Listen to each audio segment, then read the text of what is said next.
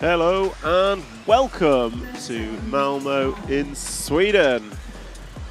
We are here for day number 4 of the 110th Electric Off-Road Buggy European Championships. And today we start with four-wheel drive practice. Your coverage this week is brought to you by our sponsors T-Works, X-Ray, Malmo Sport, Hobbywing, Schumacher, RC XX Shop and S-Works. So thank you to our brilliant sponsors for allowing you to bring us this coverage. The event hosted by the Fruland Club here in Sweden, and what a track they have and event they have put on for us so far. Hosted with Insider Sports Arena, they've laid down a first for European Championships in the form of a carpet track.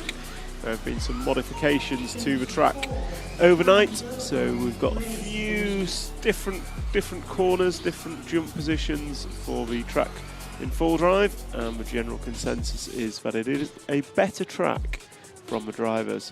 So this morning we've been going around doing some pit walks, finding out the gossip. We had a good look over Mikael Olowski's two-wheel drive from yesterday with Schumacher engineer Trish Neal, so we will bring you that video later on in the day. So we're going to take a quick break, well not break, we're going to take a quick word from some of our sponsors, and then we are going to jump into showing you some of the controlled practice. The schedule for today is free practice. So the schedule for today is free practice all day long. There are 6 rounds of free practice for the drivers to get their eye in with their full drive machines. And then tomorrow we will have 2 rounds of controlled practice in the morning, and then 3 rounds of qualifying, and then join us on Saturday for the final 2 rounds of qualifying before we head into finals. Yesterday was our two-wheel drive finals day, and we had some fantastic racing. Michael Olowski sewed up the championship win with wins in A1 and A2 for his first ever two-wheel drive European Championship, to go with his previous 2 four-wheel drive championship wins. Sounds dominant. It wasn't as dominant and easy as he had hoped, with Marcus Carrot throwing everything at it at the back end of A2 to try and take it to a title decider. Unfortunately for Marcus, he came up less than a tenth of a second short, and it was Michael who walked away. Marcus would solidify his position in A main number 3, taking home the win in that leg, followed home by Daniel Kobovic, who rounded out your podium, finishing in 3rd. Young Brit Ben Smith finished 3rd in all 3 legs to come home in 4th position, and Una Hartonen, the Finnish associated driver, would come home 5th. Bruno Coelho and David Ronnefolk were 6 and 7 in their X-Ray buggies, and then we had Dominik Fleszek, Jessica Palsson and Bartek Zaluski, who rounded out the top 10 in two-wheel drive. So we're just going to take a quick word from our sponsors, and then we will be back with some practice.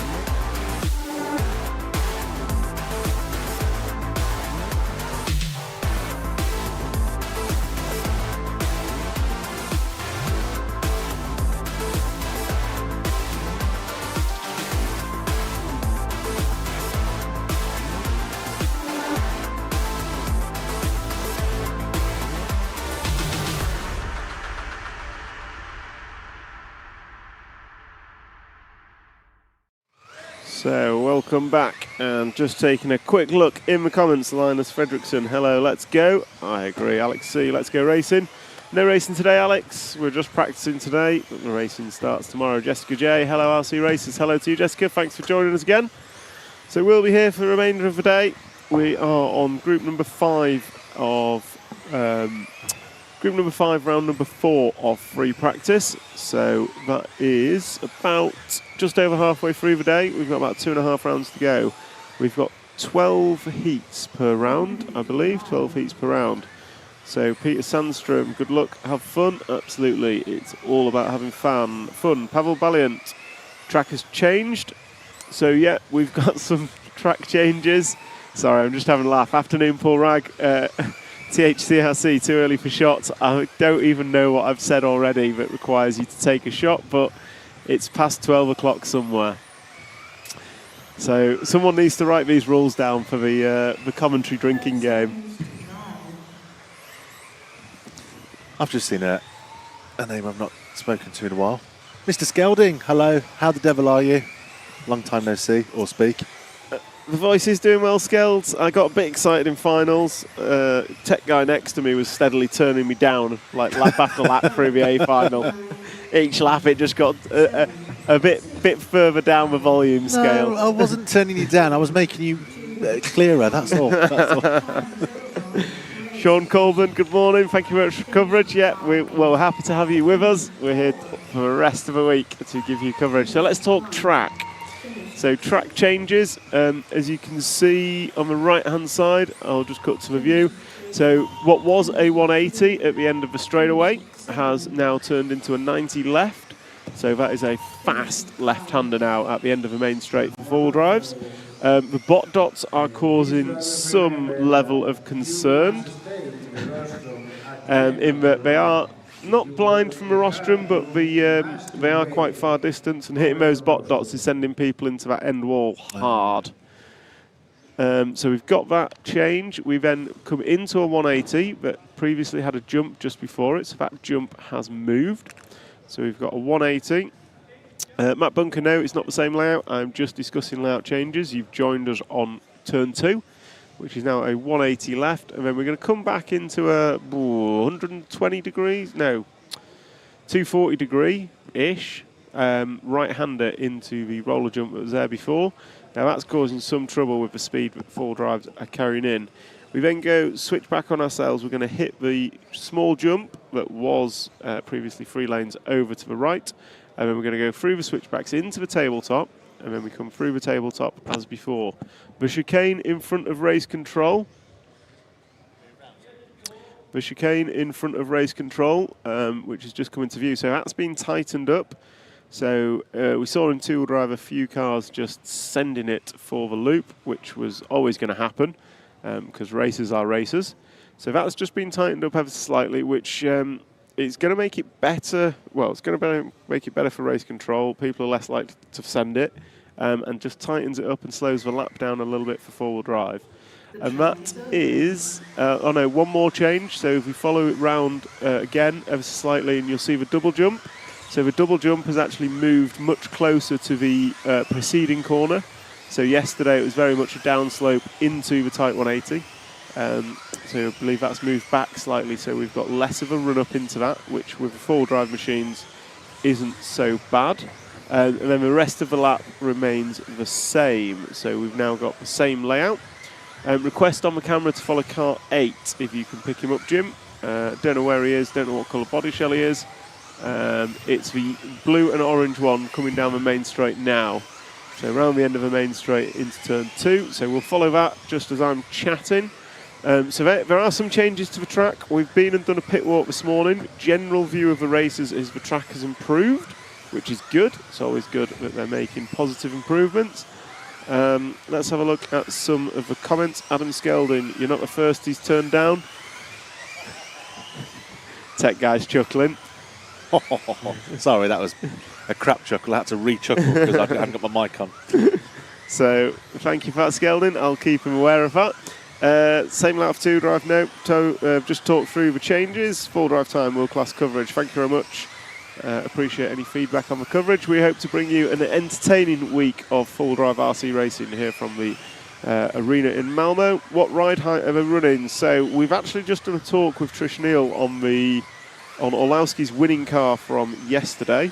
And yesterday he was running, Orlowski was running about 14 mil ride height. I say about, they know exactly what it is because they measure it incessantly, 50 times before each run. And today they're running about 11, 12 mil in the four-wheel drive, or at least they were after one round of practice. So there you go, Pavel. Jet exchange, nice track exchange, yep. We like the track, yep. Wild guess ride height is 13 to 15 mil, a little bit lower in four-wheel drive, but that was bob on for two-wheel drive. Is there a stock class by Marcus Damerman? No, there is not. The joy of the European Championships is everyone is racing together. You can run a stock motor if you wish. You can run a modified motor if you wish. So yeah, it's basically one class. It's a two-wheel drive buggy or it's a four-wheel drive buggy. We are watching four-wheel drive buggies for the rest of the week. So it is very much going to be whatever motor you want. And talking to motors, it's been quite an interesting week power-wise. So most of the top guys are preferring to use what's known as low centre of gravity batteries. So they're quite low capacity, roughly 3,700 milliamp batteries. And we're also using 4.5 turn motors. So what that means is everything's getting a bit close to the limit. Motors are getting hot, but it's quite a high power drain track. So obviously a fast flowing layout, got quite a lot of heavy braking which generates heat. And obviously from the heavy braking there's also heavy acceleration. So it's quite a tough week for the power manufacturers, so your hobby wings of the world. So there we've got Sultan Dong in attendance from Hobby Wing, who's been supporting the drivers and customers here, and we had a good chat with him earlier as well. I'm sure we'll play that out at some point. Tech guy's rapidly fiddling away with editing to make me look pretty, and then we're going to get that out for you. So yeah, real interesting around the power and power delivery that these guys are experiencing. But generally, all good. We've not seen any flames from cars, unfortunately, because flames always makes life better, right? So yeah, that's about what I know. Tyres are Schumacher tyres. They are all controlled front and rear now. So front and rear tyres and foams all have to be glued in the tyre compound. So there's no real options on tyres. They can glue sidewalls by some amount and they can chop pins off, and that's about it. Matt Pearce, good morning from USA. Looking forward to seeing Orlowski's two-wheel drive car. Cheers. Good morning, Matt. Thanks for joining us all the way from the US of A. We will get the two-wheel drive Orlowski's car overview, look over, whatever we want to call it. So it was me and Trish just talking over it. Trish knew what he was talking about and I didn't, which was great. But yeah, Trish gave us a good rundown of the car that Michael was using. Really interesting. I found it really interesting. And we'll be sure to play that for you later on. Raceway 1, well done coverage. Now hard is get content gathered and edited trackside. At least there's 3 of you. We'll save us 2.5, Will, because I'm not much use. I can hold a microphone and talk, sometimes at the same time. Luckily, I've got a tech guy and a camera guy who know what they're doing and keep me on the straight and narrow. Yeah, but you do it so well. Oh, thank you very much, James. That half is like many of the people's 1.5. Tom. So I'm somewhere between half a person and 1.5 of a person. And I've got to give a shout out to the Farulan Club. The hospitality here has been phenomenal. So 12 o'clock every day, we get a little message that says lunch is served. Today we've been told that Tony Evdoka's waving something at me. He says, text me when he wants me to come up. I'm going to say never. We don't want Tony up here, do we? Yeah, 12 o'clock every day, we get a little message from the club that says lunch is served. And today we had lasagna and salad. Yeah, vegetable lasagna. Yeah, vegetable lasagna and salad. I think how good was that the salad dressing? Oh, the salmon. The salmon was. So my favourite has got to be the day 2 salmon, which was salmon, new potatoes and green beans. Trackside is unheard of. Well, we've had the chicken curry and rice twice already, so I'm hoping the salmon tomorrow it'll come back round. That would be good. But yeah, no, massive shout out to the club. Tech guy tells me the internet's good, which is really It's important. insane. Don't know why Sweden have such good internet. but they do. Adam Skelding, most important question, how much is a pint?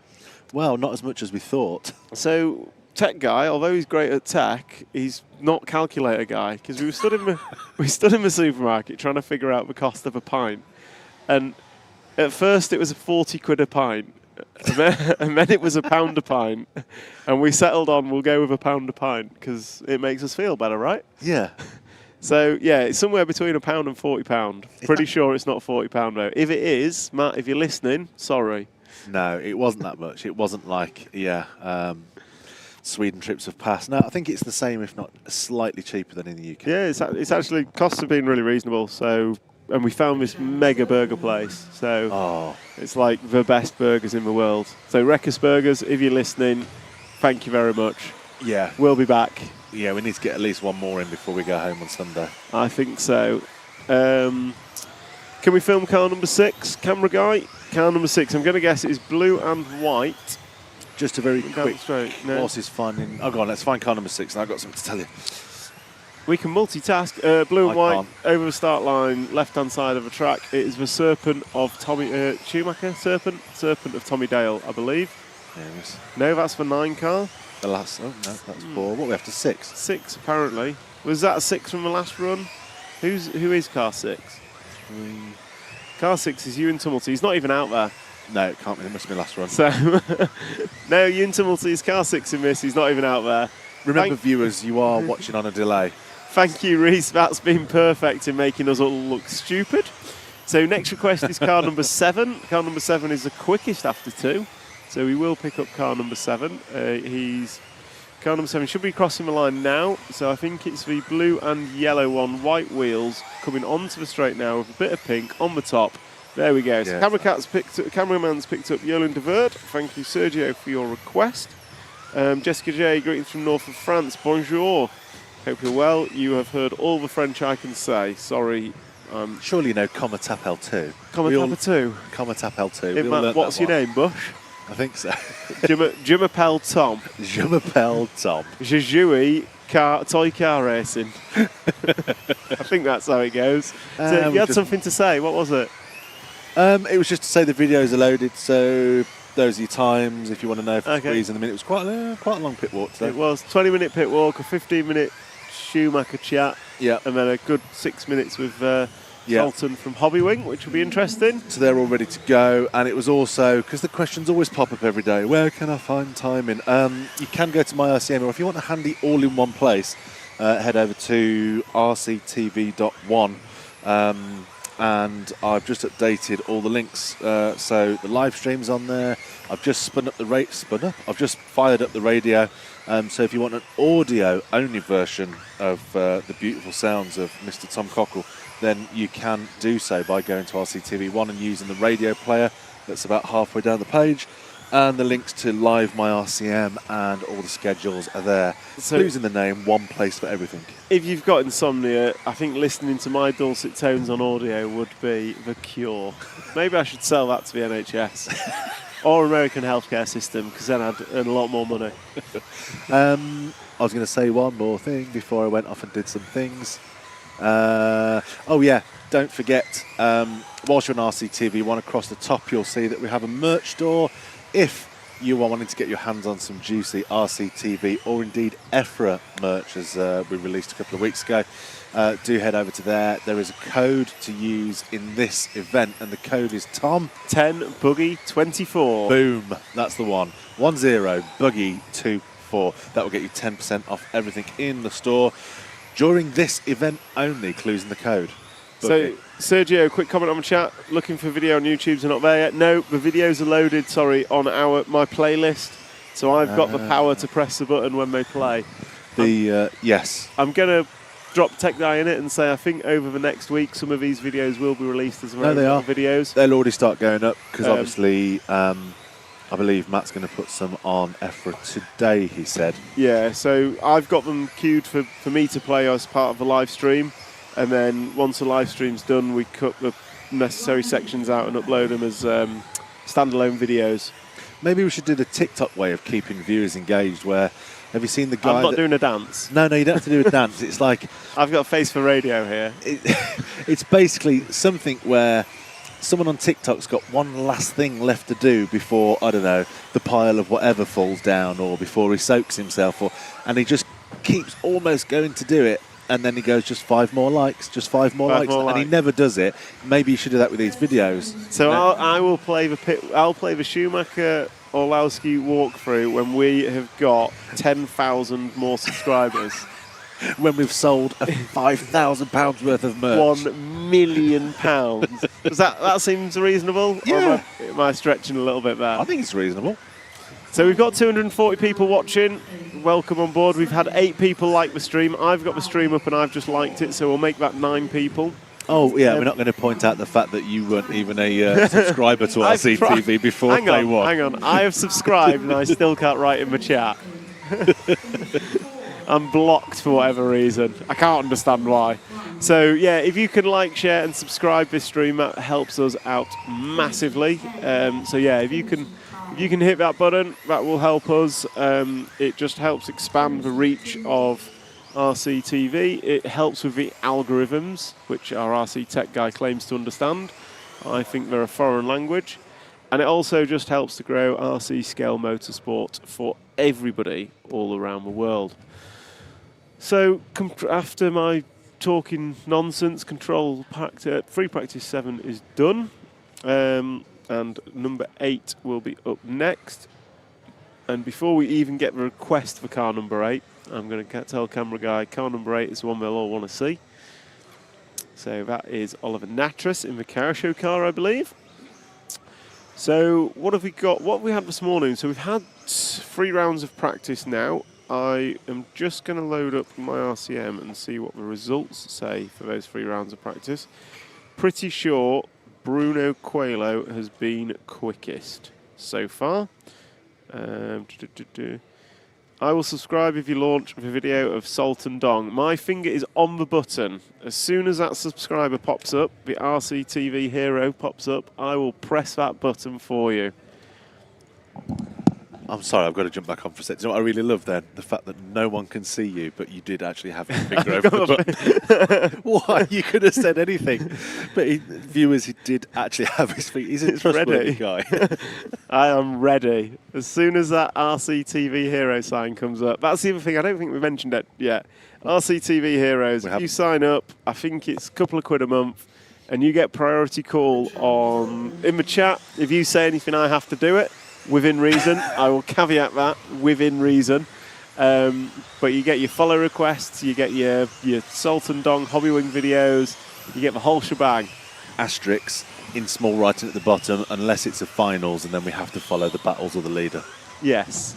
It's priority follows up to finals. Up to finals. There we go. So, button or bottom? Button. Always the button. My finger is on the button. I think there's a song about that somewhere in life. So, yeah, quick look at RCTV Heroes. Now, you've got to actually subscribe, join as a hero. You can't just type RCTV Heroes. There's all sorts of... I was just typing RCTV Heroes because I said when that pops up, we'll press go. No. You can't just type it. There's terms and conditions around this. Sorry. On the YouTubes, on our YouTube, it has to be. If you're watching on EFRA, Facebook or YouTube, or you're watching on our Facebook, this way, you've got to go to our YouTube. And underneath the video, on the left-hand side, next to where it says RC Racing TV, you click join. When you click that and you subscribe, then you become an RCTV hero. It puts a massive banner up on the chat to inform us that that's just happened. RC Pick joined us. Teabag McPick joined us yesterday. He did. And then got his follow request adhered to. And we also give you a massive shout out live on air. Make a big hullabaloo about it. You become a hero, and then you also get the RCTV logo next to your name in the chat, and your name goes green. I mean, what more do you want than your name in green? The Hobbywing Sultan Dong interview. Well, it might come if we can get a hit. What was the? What did you just say that you wanted to play that video? I don't want to change the rules now. I know someone said they would join if I played it. Well, so I said, as soon as you pop up in green, I am there. Who was that person? It was Sergio Prodi. Right, Sergio. If we see you crop up as an RCTV hero then hobby wing. I'm going to widen it and say any new joiner to the RCTV Hero. Yeah, trade. I didn't want to change the rules without your authorization. that's fair. But yeah, I think that's fair. If we get one RCTV Hero, God, I feel like a TikToker or YouTube now. If we could just get one subscriber. So I'm letting Mr. Camera Guy do his thing, and he is picking up a few people to follow. We've got a request for Patrick Bremsteller in the 7 car, which is the all-orange car around the end of the straight. Unfortunately, is running yellow rear wheels and white front wheels, which is a bit of a no-no in the world of RC. Well, certainly in my view, but my view is meaningless. So anyway, what's actually been happening this morning? Louis XVI, why was there no streaming this morning? We've been around the pits, finding out the gossip, doing some filming. We've got some VTs lined up to play. They will be with us shortly. But there has been practice all morning. So we're on round 4. The first 3 rounds of practice, Bruno Coelho was quickest by about 0.3 of a second over 3 laps from Bartek Zalewski and Marcus Krupp. Then you had Mikael Olowski, you had Una Hattinen, you had Alexander Landon, you had Danny Kobovic, David Ronnefolk, Pekko Ivanen and Martin Beyer were your 10 quickest. And they were separated by about a second over 3 laps, taking off Coelho's lead of 0.3. It's about half a second between 9 cars over the top 10 over 3 laps. It is just 3 laps in practice. That's what we'll rank people on. We'll see what happens later in the day in terms of 5-minute pace. Sergio, Tom used to race at our club in GP in Campenhout. My favourite race of all time is the Belgian Grand Prix at Campenhout. One of the best tracks, just best events ever. I will be back one day, hopefully next year. Superb event, and I love it. John Walton XB425s, no idea. We'll find out later. I don't know the difference between the 24 and the 25 to look at, but I will certainly call Martin Beyer and ask him. Good morning, RCTV from California, Daniel Liu. Good morning, buddy. And thank you for joining us. Can we film Hovgaard? Yes, so we want the yellow car. I think it's yellow. The other orange car coming off the front side table and across the line now, if we can. So this orange car has 2 pairs of yellow wheels, which is good. It's more acceptable, but not as good as white wheels. So there's Hovgaard, Wonax.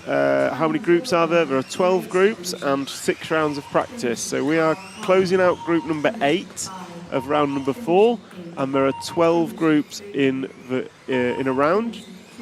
So we'll be on to top group scene. Let's go Course Tech.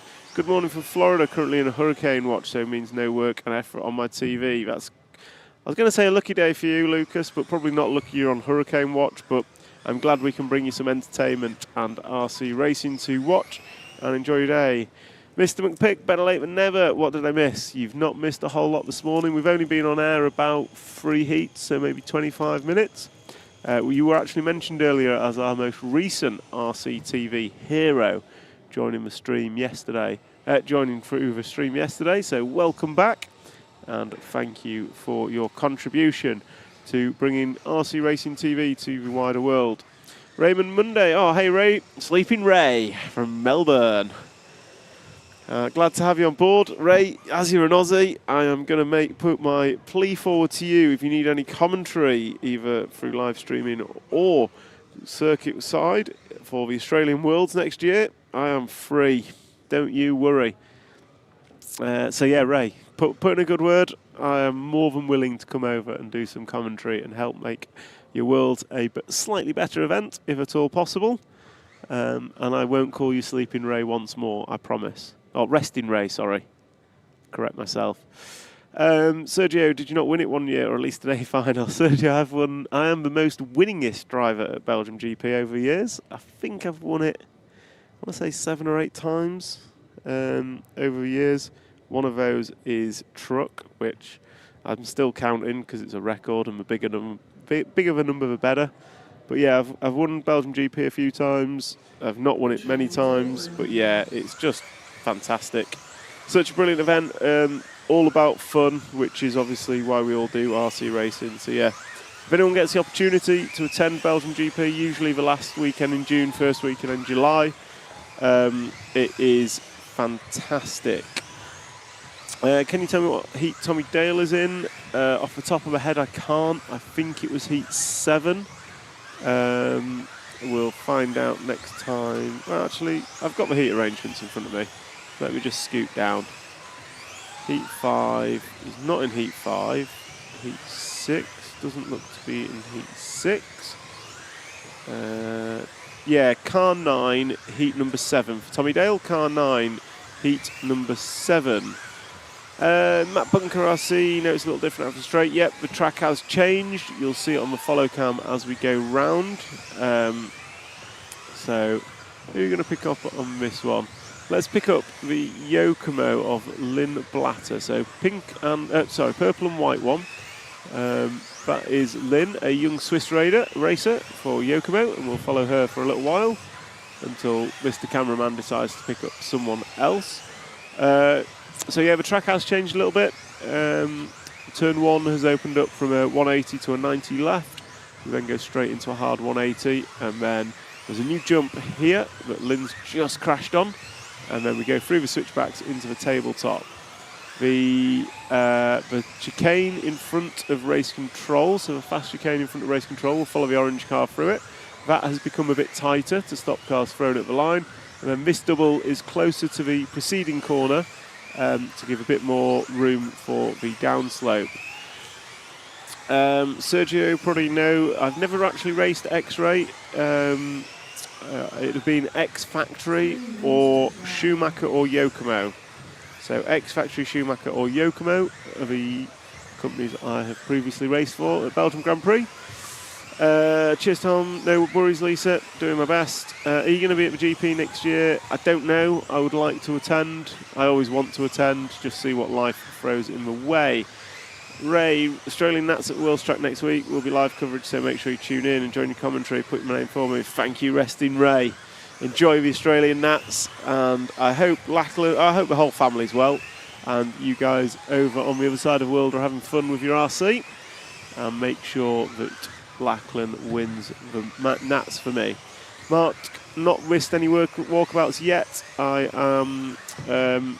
I'm ready to press the button. If we get a RC TV hero sign up, I'm going straight into the Hobby Wing chat. We also have a 20-minute pit walk to go through, and I've got a 15-minute chat with Trish Neal with Michael Orlowski's two-wheel drive from yesterday. They will be played at some point, I'm not sure when, probably after the top heats or in the middle of the next round. RCTV camping out GP next year. I'd be fun. I think that'd be good. I think some things happen at the camping out GP that probably shouldn't be live streamed. But yeah, I would love to have RCTV there because it is just one of the best events ever. Were we able to do anything about the shock oil spilled? Not really. So because we're in a sports hall, they don't really want to put solvents down, and solvents are generally good for cleaning oil. So it's just kind of been a bit of a, it happens, and as the cars go around, they generally clean it up. But no, there's no real way of cleaning it out the carpet, unfortunately. Not many jumps compared to America. No, it's a relatively flat track. There are some jumps. There could be more. That's just how the Swedish race. We're in Sweden. They've designed the track, and that's what they've decided is appropriate. Still a very good track. It's been a really good track. Gave us some great racing yesterday. Some of Marcus Carup's driving, chasing down Orlowski in the A2 yesterday was phenomenal. Really, really exciting A finals yesterday. So go back and watch them. Sergio probably do not understand the RCTV Heroes things, don't know what it is and where to subscribe. So if you look under the live stream, there should be, if you're watching this stream on the RC Racing TV YouTube, underneath the stream there should be a button that says join. So if you hit join, it's a couple of £1 a month, and yeah, it's a couple of £1 a month, helps RCTV get the stream out. You get priority calls on who we follow. You get a big banner next to your name. It tells us you've joined. And I think you get some free stickers as well. Tom, it's in the park and there's no internet. That's why there's never been live stream. That's a good enough answer as to why we can't live stream. Kind of need internet for a live stream, don't we? Tech Guy's not here, but I'm pretty sure he'd be nodding his head. Tech Guy was also very excited that we've got fast internet of a track here. I think it's like gigasecond. Yeah, Tech Guy was loving his gigasecond. So yeah, internet is necessary for a live stream. Who's my guess for the win? Oh, tough question. Bruno Coelho's the obvious one. I'm going to go out there a little bit and say David Ronnefalk. I've said it. Yep, if you're asking me for one name, I'm going with Ronnefalk. However, there's a whole lot more that can be said on who I think will win. But you've asked me one person, and I'm saying Ronnefalk. In Sweden, most tracks in Sweden, both in and outside, usually have lots of jumps. No, don't know why Furlands don't have more. I don't know why they've not got more. I think they didn't want a track that was dictated by can you jump. They wanted a track that was dictated by can you drive. And we've got that. I think there could have been a bit of a better balance between flat sections and jump sections. But ultimately, we've got a decent track, thankfully. How many heats of four-wheel drive, I'm assuming, is what it is. There's 12 heats. I think the bottom 5 heats only have 9 cars. So I think we've got 115 drivers here for this week. I'd subscribe as a hero if there's a way to join without going through YouTube. I can't help you with that one. I am only speaking guy, and tech guy isn't here to tell us how to do that, and camera guy is shaking his head with his head in his hands. So I'm guessing that's a no. Soon. Oh, soon. Hold that thought. Fairy Liquid cleans up oil just small amounts. I would have thought Fairy Liquid was slippier than oil, but I don't know. Never knew that one. Ricky Ekenlo, that's not how Swedish people race, it's how people down here in Denmark race booking doors. I'm guessing that's a comment about how close Malmo is to Denmark. Just 20 minutes across a bridge and you are in Denmark. Starlink is your go-to for internet and camper now. That would work. Request to follow Ludwig Alberts. Pretty sure he had an orange car yesterday, so maybe we'll try and start with an orange one, but it's number 6. He's going to be crossing the line shortly. If I'm not mistaken, it is the orange car that's just crossed the line. I'll see as the numbers come in front of me. Yes, it is. So we pick up the orange number 6 of Ludwig Alberts. He is down the straight. Orlowski is the obvious answer, I think. I'm assuming that's the winner. Go on, guys and girls in the chat. If you can just throw in the chat who you think is going to win, that would be great. Give us an idea. You predicted yesterday that predicted on Monday that Orlowski would win, and your prediction was correct. Car number 9, please. So we're going to jump to Hupo Honegel. Not right now. We'll just follow Ludwig for a little bit longer, and then assuming Hupo doesn't snap his car, we will jump to Hupo in just a moment. I'm just going to take a quick... Oh, what's faster, a painted wing or yellow tyres? I assume we mean yellow wheels, and yellow wheels are never fast, so painted wing has to be faster. And we discovered yesterday with Una Hattonen that no cap is quicker than cap, but we don't know whether forward cap or back cap is quicker, but no cap was the setup for Una. Orlowski Q1 and win. Schumacher family from Peter Sandstrom. Black wheels. Black wheels look good, but black wheels on a buggy are really hard to drive. So you probably don't realise it, but when you're driving, your brain is almost just picking up on the wheels as the extremities of your car. So when you go and put black wheels on it, you'll find that the extremities of colour become the body shell, which is shorter, and you tend to just drive into things. I know this because Schumacher once released black wheels and we tried it, and I crashed a lot, and I blame the wheels. So either I sound really intelligent and I'm making it up, or there's something there. But yeah, black wheels look cool, but generally not fast on a buggy. Right, I'm going to take a quick break because I've got a little chocolate thing in front of me, and I'm a bit of a chocoholic, and I'll be back in a minute or so.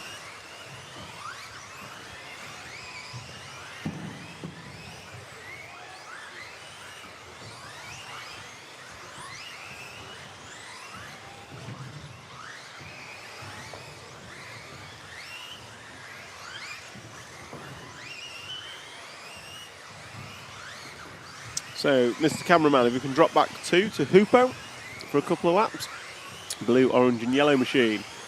Stalwart of 10th Off-Road European Championships. I think this is his 24th or 26th in a row. Takes him all the way back to 98, 99. 99 was... I think 98 was Teesside in the UK. Was Euros. I remember attending as a little boy. Oh, he's out of the ballpark. That was Jamil Gabrielsen sending it out of the ballpark. Let's see if I got that on replay. Possibly not. Nah, I was way too slow. Yeah, you can see the marshal just running off to pick him up. So yeah, I think Hoopo's first Euros then must have been 98 in Teesside. I'm sure some of the guys might be able to correct me on that. We'll see. And then if we can just find the 9 car of Mika Vidmeyer. It's not the 9 car, it's the 2 car. So green and red one in front of the rostrum now, coming across the line as Jamil takes a corner off his car. He was trying hard to do that. So there we go, we'll close out with Mika and I'll come back to your comments in just a moment.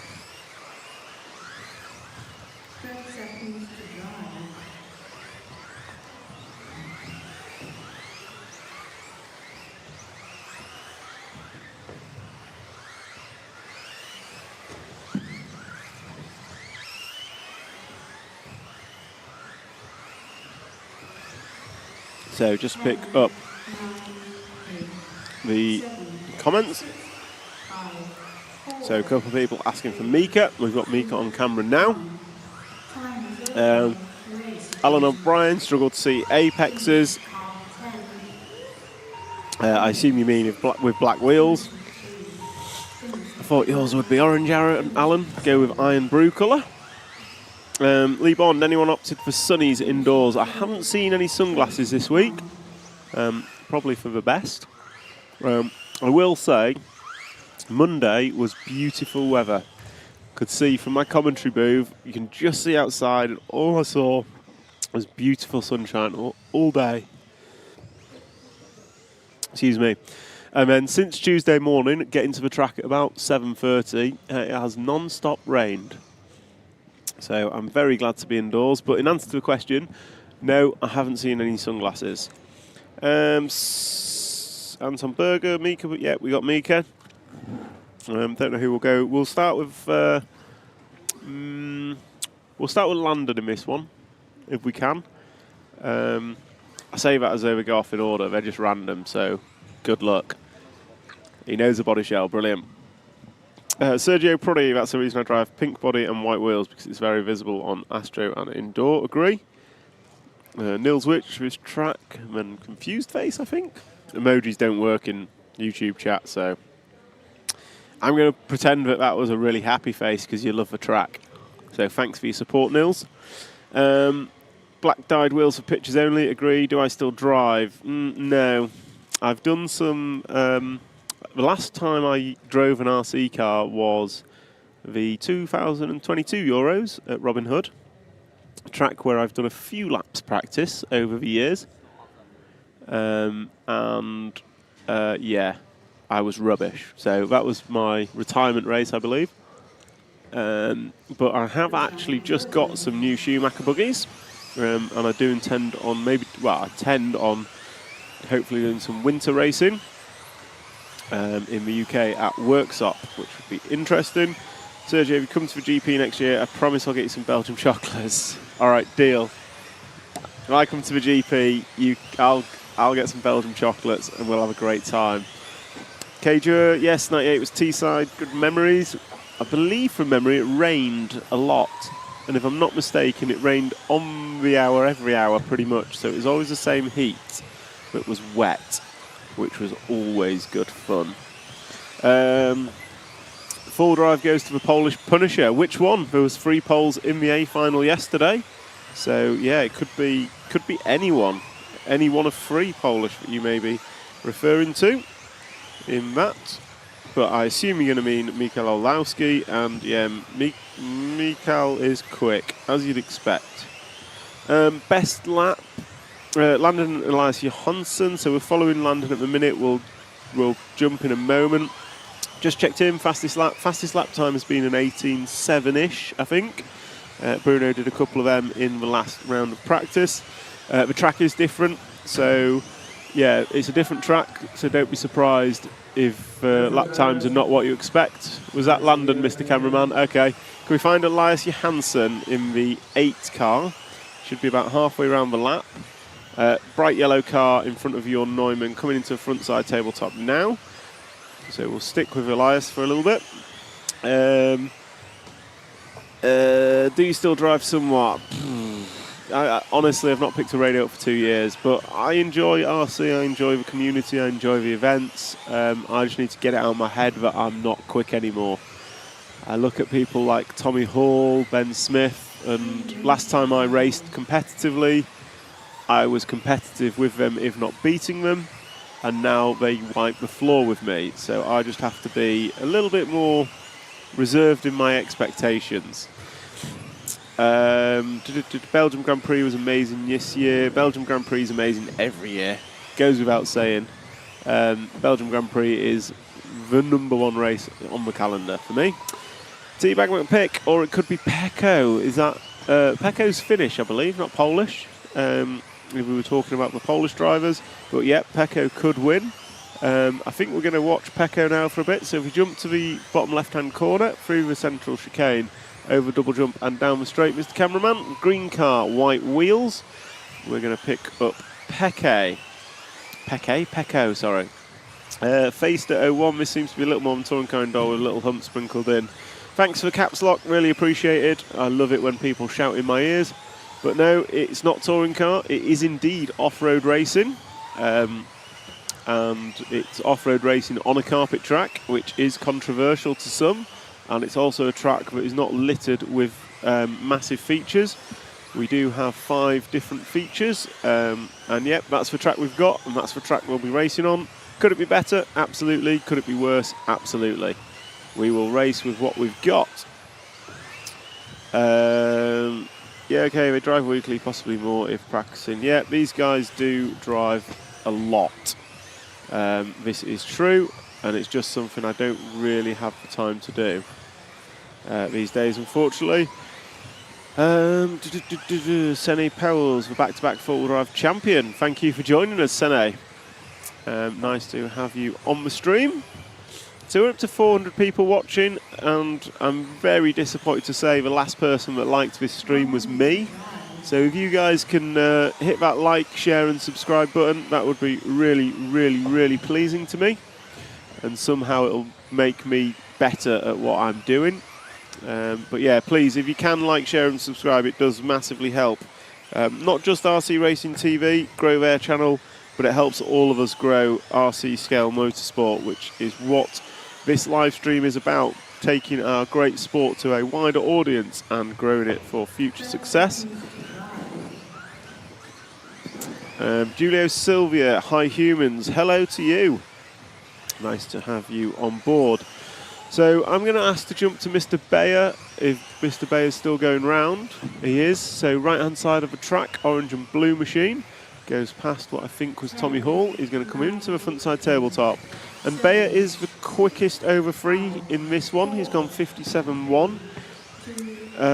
Tom, you'd have to watch the first final in full drive of the Belgium Grand Prix. That's Sergio Prodi. I picked up Bayer for you. Great minds think alike. Yes, I will make a note. I'm going to get my pen that you all moaned at me for clicking yesterday, so I can write some notes down. And one of those notes is to watch the Belgium Grand Prix full drive A-Main #1, because Sene says it's brilliant.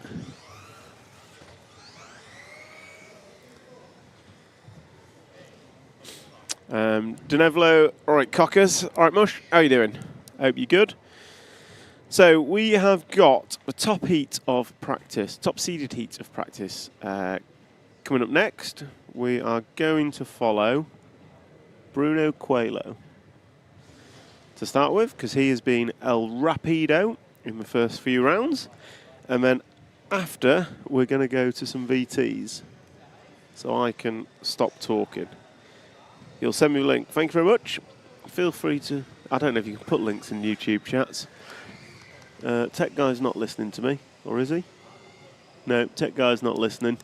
He's editing video as we speak. I'm just looking over his shoulder as he's watching all the drivers congratulate Mikael Olowski on his win in A2 yesterday.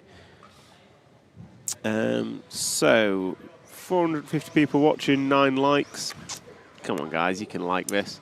Mike Hansen, good work on the commentary, just home from work, right on time for top 8. Perfect timing, my friend. Don't know where you are in the world to be finishing work at 1 p.m, but good on you.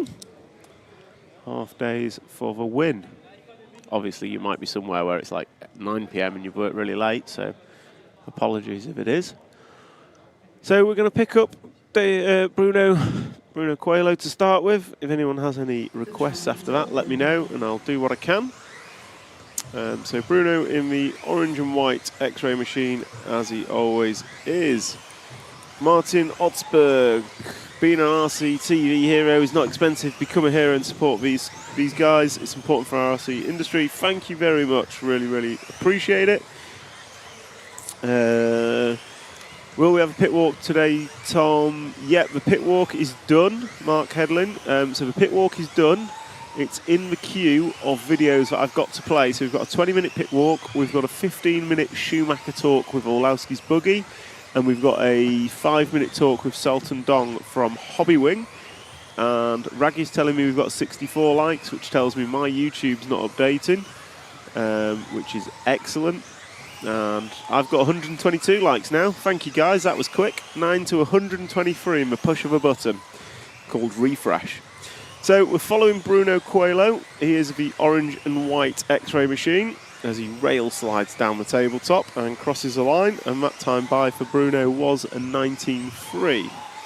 Quickest lap in this session is Orlowski with an 18.7. I've not really been following lap times this morning. I know Bruno's done a couple of 18.7s, so yeah, not really sure if that's quickest or not, but I will go with the fact that an 18.7 is the quickest. That'll do.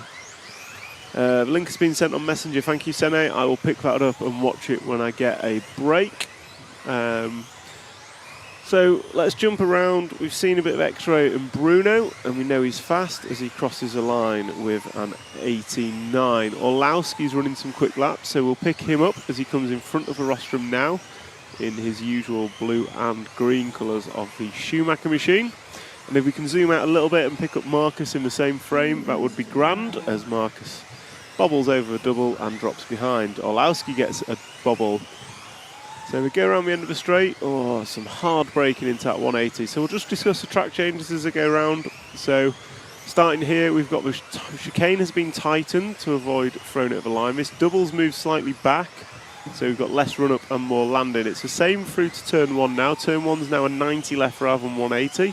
We brake hard into the 180. We've then got a new jump here coming into the switchbacks into the tabletop. So a few little changes just to make the track A different, B slightly slower in terms of lap time, and C more improved for the drivers. So actually most of the drivers this morning saying they prefer this layout. They think it runs a bit better than what we had in two-wheel drive. Still a very fast layout, especially the end of the straight is a very fast option. So we're following Orlowski and K-Rup. They were your two fastest yesterday, but Bruno Coelho is fastest over 3 by 0.02 of a second to Michael Orlowski. Una Hatanen is a 1/10 of a second behind that, and then Bartek Zalewski is 3/1000 of a second behind that. So all very, very close. Just have a look at the chat. Alex C, just a few changes. Track looks like it flows better. What do the drivers think? Corner that had oil on was the one just after the start-finish line yesterday, but the track also just seemed to lose grip a lot. If we drop back on camera, we'll pick up K-Rup and Ronnefolk if we can, so watch that pair for a while. So yeah, the oil seems to have gone, but the track yesterday lost grip for the finals. Not just there was grip lost kind of like on the whole track. Made finals interesting for sure. Tech Guy, we've got a request. Can the RCTV upload the most accessible motorsport in the world filler video? Can RCTV upload the most accessible motorsport in the world filler video? Where's that? We keep playing it. It's one of our VTs. Most accessible. Yeah, it's the RC is my motorsport video, I believe. Can we upload that to YouTube? It should already be there. I will double check. We'll do something about it, Mr. Helliwell. We'll find out what, but we'll do something. Tech guy's on it now. Sorry for interrupting that. Coelho's flying, please show him. We showed Coelho at the beginning. Hola Benitades from Cabero Saladero. That video's on the EFRA YouTube page, apparently, Mr. Helliwell, and we like this layout a lot better. Two-wheel drive seems odd. I'd say two-wheel drive was pretty decent. We've just improved. I say we, the royal we.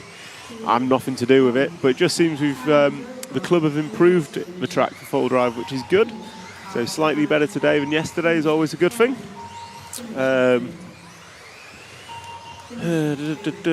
Video on for YouTube. Andy Gordon, what cars do people race? Last I raced it was Cats and Optum Mids and Yokomos. So Andy Gordon, your top cars will be team associated. There are Yokomos still around. Schumacher Cat is still around. Team associated, a company called S-Works and X-Ray. X-Ray being a big one. So Bruno Coelho going to take the top spot for that practice. Not the quickest lap. The absolute best lap was an 18.6 from Bruno Coelho. Sorry, I'm just reading it wrong. So he had Bruno Coelho, Una Hattonen, Danny Kobovic, Marcus Krupp. It's all jumped round. Bruno Coelho, Bartosz Salewski, Marcus Krupp, Mikael Olowski. Keeps jumping round. Sorry, guys. One screen shows Una at the top. I'll read what I can see in front of me. Una Hattonen, Bruno Coelho, Bartosz Salewski, and that's gone as well. My screens keep jumping around. So we've got about a 20-minute break. There's no race action. So I am going to jump into VTs. We're going to start with Hobby Wing, and then we're going to go into a pit walk. So that'll be about 25 minutes. And if we have time, we'll jump into Olowski's talk with Trish about Olowski's car, but we'll see where we get to. We might cut that one and jump back. Links just popped up in the chat, Mr. Helliwell, for the YouTube video of the RC is my motorsport filler that we play. If it's not that one, let me know and I will get Tech Guy on it. So we're going to jump to a Hobby Wing chat with Sultan Dong. We're going to go through a pit walk, and then, depending on time, we may be back or we may go into a Schumacher Orlowski chat. All right, guys, speak to you soon. Okay, so we are here in the pits here in Malmo, Sweden, and I am joined by Sultan Dong from Hobby Wing. Welcome, Sultan. Thank you. So I believe this is your first trip to the Off-Road European Championships. Yes, exactly. And are you here just supporting the team drivers, or is the... Yeah, actually, most of the customer and also our international and European team drivers, I take care of them. Excellent. So the event in two-wheel drive, I think, went very well for you. Mikael Olowski taking the win for Hobby Wing. Yes. So how was your week through two-wheel drive? Has it been difficult? Has it been quite challenging?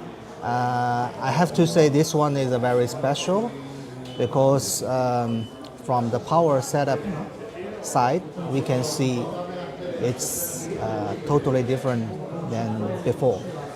This is the first time indoor, and also it's quite a big size. And we found a new trend for the power setting. This time, almost all the fastest driver, they use 4.5 motor. That's more like touring car. Drive, yeah. And with lots of boost and the turbo. This is, we cannot find it before. So it's very special.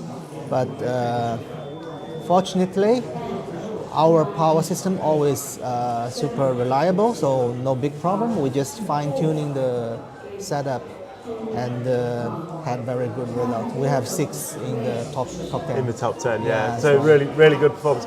So one of the things that was happening yesterday was people were actually running out of power, so batteries were dumping in two-wheel drive, Yes. which is unheard of for me. So were you working with the guys on how to get the most power efficiently to stop that happening? Actually, we did quite a lot fine-tuning because, you know, even you can finish the race, but you may already damage your battery. Yeah. So we don't want to this happen. So for our drivers, some are used 4.5, but also we have 5.0. Yeah. Different driving style also need different setup. So we have some fine tuning for every driver. Actually, their setting are not exactly same. And do you tune off the kind of the motor? So do you change the rotor and the timing on the motor, or is it most of the tuning done on the speed controller? I have to say all. Some rotor, also check the motor and bell timing, but for sure the ESC setting is the main part. Okay, excellent. Yeah. And moving into four-wheel drive now, I think we've had maybe one round of practice. Do you think it's going to be challenging to get the power that they require now that we've got four-wheel drive? Honestly, yesterday I started to think about this.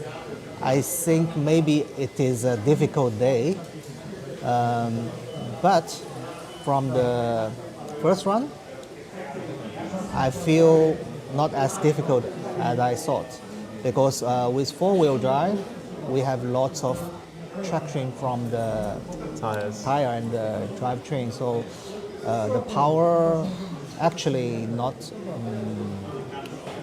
bad. I have to say, even with a 5.0, just now Bruno used a 5.0 motor for the first run, also quite good. So the only big problem is the battery capacity. Yeah. Yeah. So we will find out how to fine tuning the setup. And I think some of the battery capacities, the drivers prefer a lower battery, which is smaller. So it's the drivers are choosing a smaller battery rather than the big battery they could use. They all love the low center of gravity the low one, center, lighter. But at the meantime, they will have the risk. Yeah. So will Hobbywing ever produce batteries? Maybe. Maybe. Why not? But, then you have the whole power system. Yeah, until now, we don't have a plan. So excellent. And have you got any new products this week, or is it the same products that everyone can buy that the team drivers are using? This time, all the team almost keep on the current products, but we already did some tests for our new products, which will be released soon, maybe. New Speedo. The only thing I can say is we have a new Speedo. Always testing. We hope it can be used in the Worlds. The touring car Worlds, yes, November. Okay, so lots of testing going on ahead of that event. Yes. Okay, and anything else that's interesting within the Hobbywing world here at the European Championships, or is it just everything's running well and it's quite a relaxed week? Yes, I'm very happy that I can travel again to Europe, and my plan actually is to have more time to come to support the races, not only the big events but also some very popular local big races to help more player also. So yeah, we will have more support to all the events, to the organizers. That's excellent. It helps grow our hobby and sport. Yes. Excellent. Well, thank you very much for your time. So there we have Sultan from Hobbywing. So interesting that 4.5 in two-wheel drive and the same in four-wheel drive. But yeah, good luck for the rest of the week, and I'm sure we'll catch up soon. Thank you. Thank you. So, good morning and welcome to day 4 of the 1/10th Electric Off-Road European Championships here in Malmo, Sweden. It is practice day for the four-wheel drive buggies, so we're just going to do a quick pit walk, run through the pits, get speaking with some of the drivers and see how they're dealing with some of the track changes and the changeover to four-wheel drive. First, we'll take a look at the winning car from yesterday's two-wheel drive finals. So you can see the trophies of Michael Olowski and Daniel Kolowick here. And that is Michael's car. As I'm going to say not as it finished because his front tyre's been cut open, but certainly as it came off the track. Not sure why that's happened. We'll ask Trish about that in a moment, but some big silverware for the Schumacher team to be taken home. So we're going to start with the Danish team because they're first in the pits as we walk through. So Jesper, got a minute? Yep. Excellent. So transition over to four-wheel drive. How are you finding the transition to four-wheel drive? Well, the car was quite okay. Not perfect. Moving a little more, way too much to the front when you brake, but I think there's small changes and the car will be fine. And then the chicane before the loop is like really hard now because they have moved the pipe from two-wheel. But the rest of the track, the change is quite good. So you think the track's a bit more of an improvement over two-wheel drive?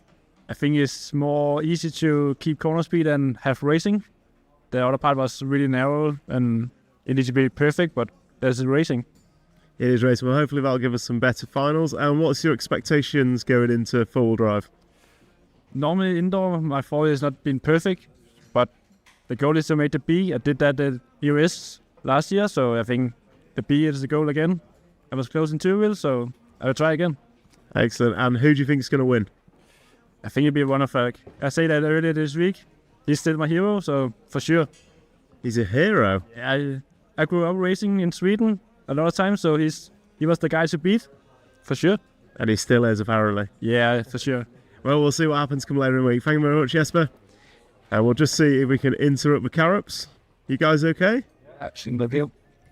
So, Marcus, two-wheel drive, you came good at the end, but just fell short by, well, 0 point nothing in leg 2 to take it decider. What's your plan of attack going into four-wheel drive? First of all, seating high, so I can put pressure on the top guy. And then, putting all the pressure in the qualifiers, trying to force some mistakes on the other guys, and just try to get up on there, the grid, so I can fight for the win. Excellent. And how do you find the transition from two-wheel drive to four-wheel drive? Is your car working well? I know we're only like one or maybe two practices in so far. I mean, for me, my car was amazing. It's just I need to just try some stuff, seeing if we can improve anything. But the first practice here was amazing for me. I mean, I'm feeling really confident going into this. Excellent. Always nice to start practice well. Jonas, chief mechanic, are you going to make the car faster for four-wheel drive than it was for two-wheel drive? I hope so, yeah, and hopefully from the beginning instead of waiting until the last couple of qualifiers to get him up the grid so he won't have people to overtake.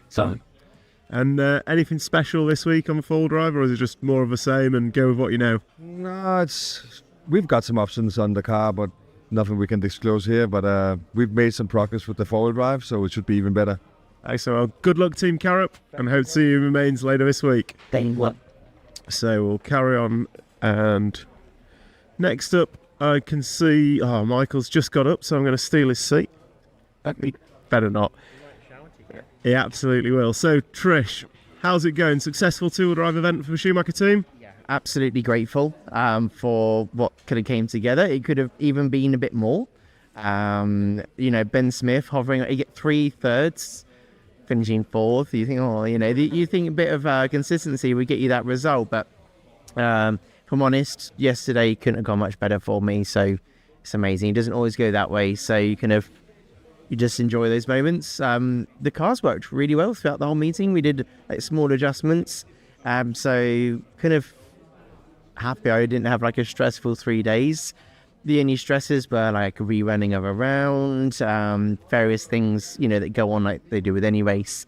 But really it was good. The facility is great that's here, so it's been nice to be here. Obviously there's been talk of the track and what could be more from it. But at the end of the day, it's a track that's really well presented.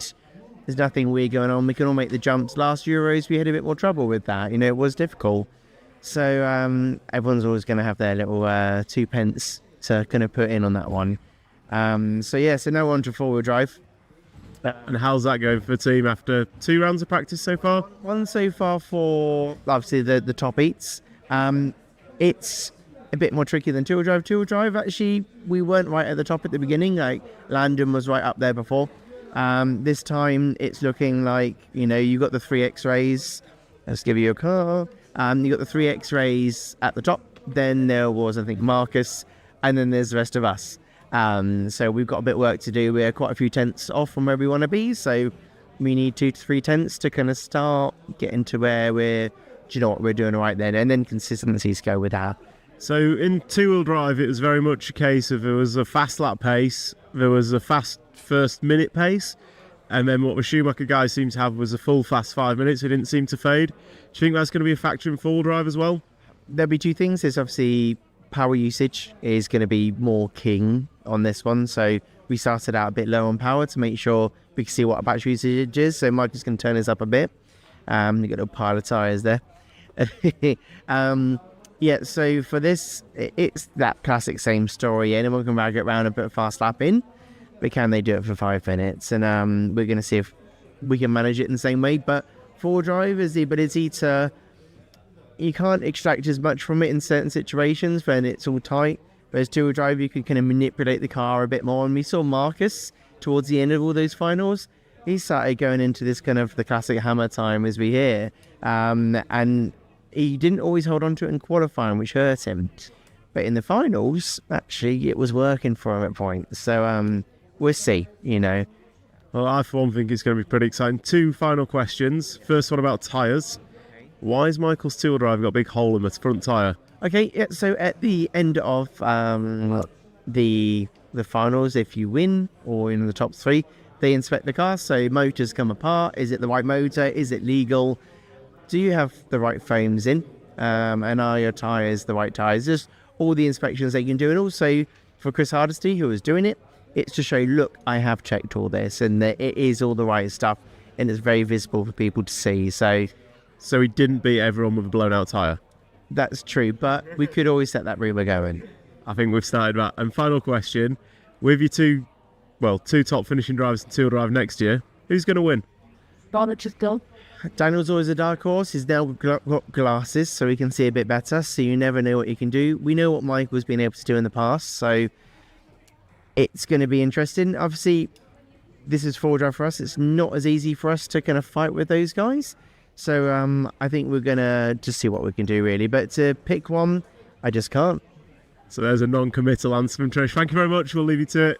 We'll leave Daniel and Mikhail to it as they're working away. Practice is usually the hardest time for as a driver because every run you're changing stuff. So try not interrupt the drivers too much. So we're going to continue through the pits. I have been given some names to try and find. I will see who I can find. Jürgen looks busy, so I'm not going to interrupt Jürgen at this time. It's great. Who can we have? Let's come in here and see if we can get a quick chat. How's it going? I'm not driving, so all is fine. Well, you sat here working with a car, so whose car is it? Elias Jordan, my son. And how's it going for him? I think a little bit better than two-wheel drive. So, yeah, I think we stay it cool and make less mistakes. Is that going to be easier or harder for him on the new track? You have to ask the driver, but I think, for the layout changes, for all is the same. I think at the beginning it's a little harder, but I hope it will be great. I'm going to jump around and speak to Elias, see what he thinks of all this, and find out how Kim's going to give him a quicker car. So, Elias, how was two-wheel drive for you? I think two-wheel drive was a little bit hard for me because I didn't have the practice for two-wheel drive. And how do you think four-wheel drive is going to go? I think four-wheel drive is going a little bit better because I have more driving practice with it. What's your expectations? Where do you think you're going to end up? I mean, top 50, it would be cool, but I think realistic is top 60 or something like that. Okay, and how's the mechanic going to give you a better car? I don't know. I mean, he tells me what I have to do and I try to do it.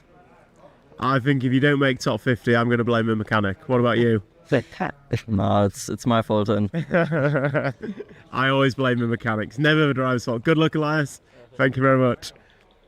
And now, as Zacharias is here, I'm going to jump in with Zacharias. Camera's coming behind you. So, Zacharias, how's it going? Two-wheel drive was not so good. It was, I haven't driven 10 scale since the Worlds 19, and the last time on carpet was 17. So it was a big struggle. And a new car. I was driving the Mugen car. So it was hard two-wheel drive. Have you got the Mugen car with you? I've never actually seen one. We'll try and get some pictures of that. So, how many how long have you been doing the Euros? Because I remember you from many years ago. I raced the first Euros actually in 1990, so it's long before you started. But I had a big break, so the first time I saw you was maybe 2007 or 8 or something like that. Yeah. And then I raced all the Euros until COVID, basically. Now last 5 years I haven't been racing anything, and I had a baby, so life gets in the way. Yeah. But now my baby is getting bigger, so it's easier to travel. So this year I've been doing most in like 8 scale races, nationals. We went to the plus 40 Euros, which was really, really fun, and been having a lot of fun. Excellent. Can we just take a quick look at the Mugen car? So, never actually seen one. So, what's special about this so I've been out of this for a few years now. What the thing is, I've been not. I'm not. So why the Mugen? Why the Mugen? Because I raced a Mugen in 8 scale, so it was easy. Modelix has it, so it was easy choice really.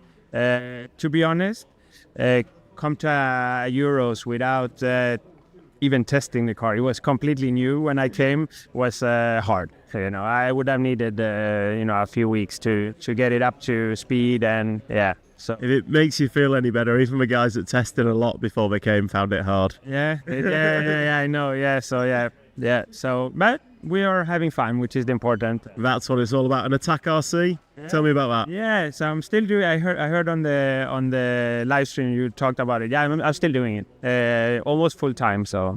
So when did you start that? Because I remember you painting body shells years ago, but I thought it was just the odd one. No, I started maybe around 2000. Well, I actually painted my bodies when I was 11 years old. With spray cans and stuff like that. But I actually bought like an airbrush and a good.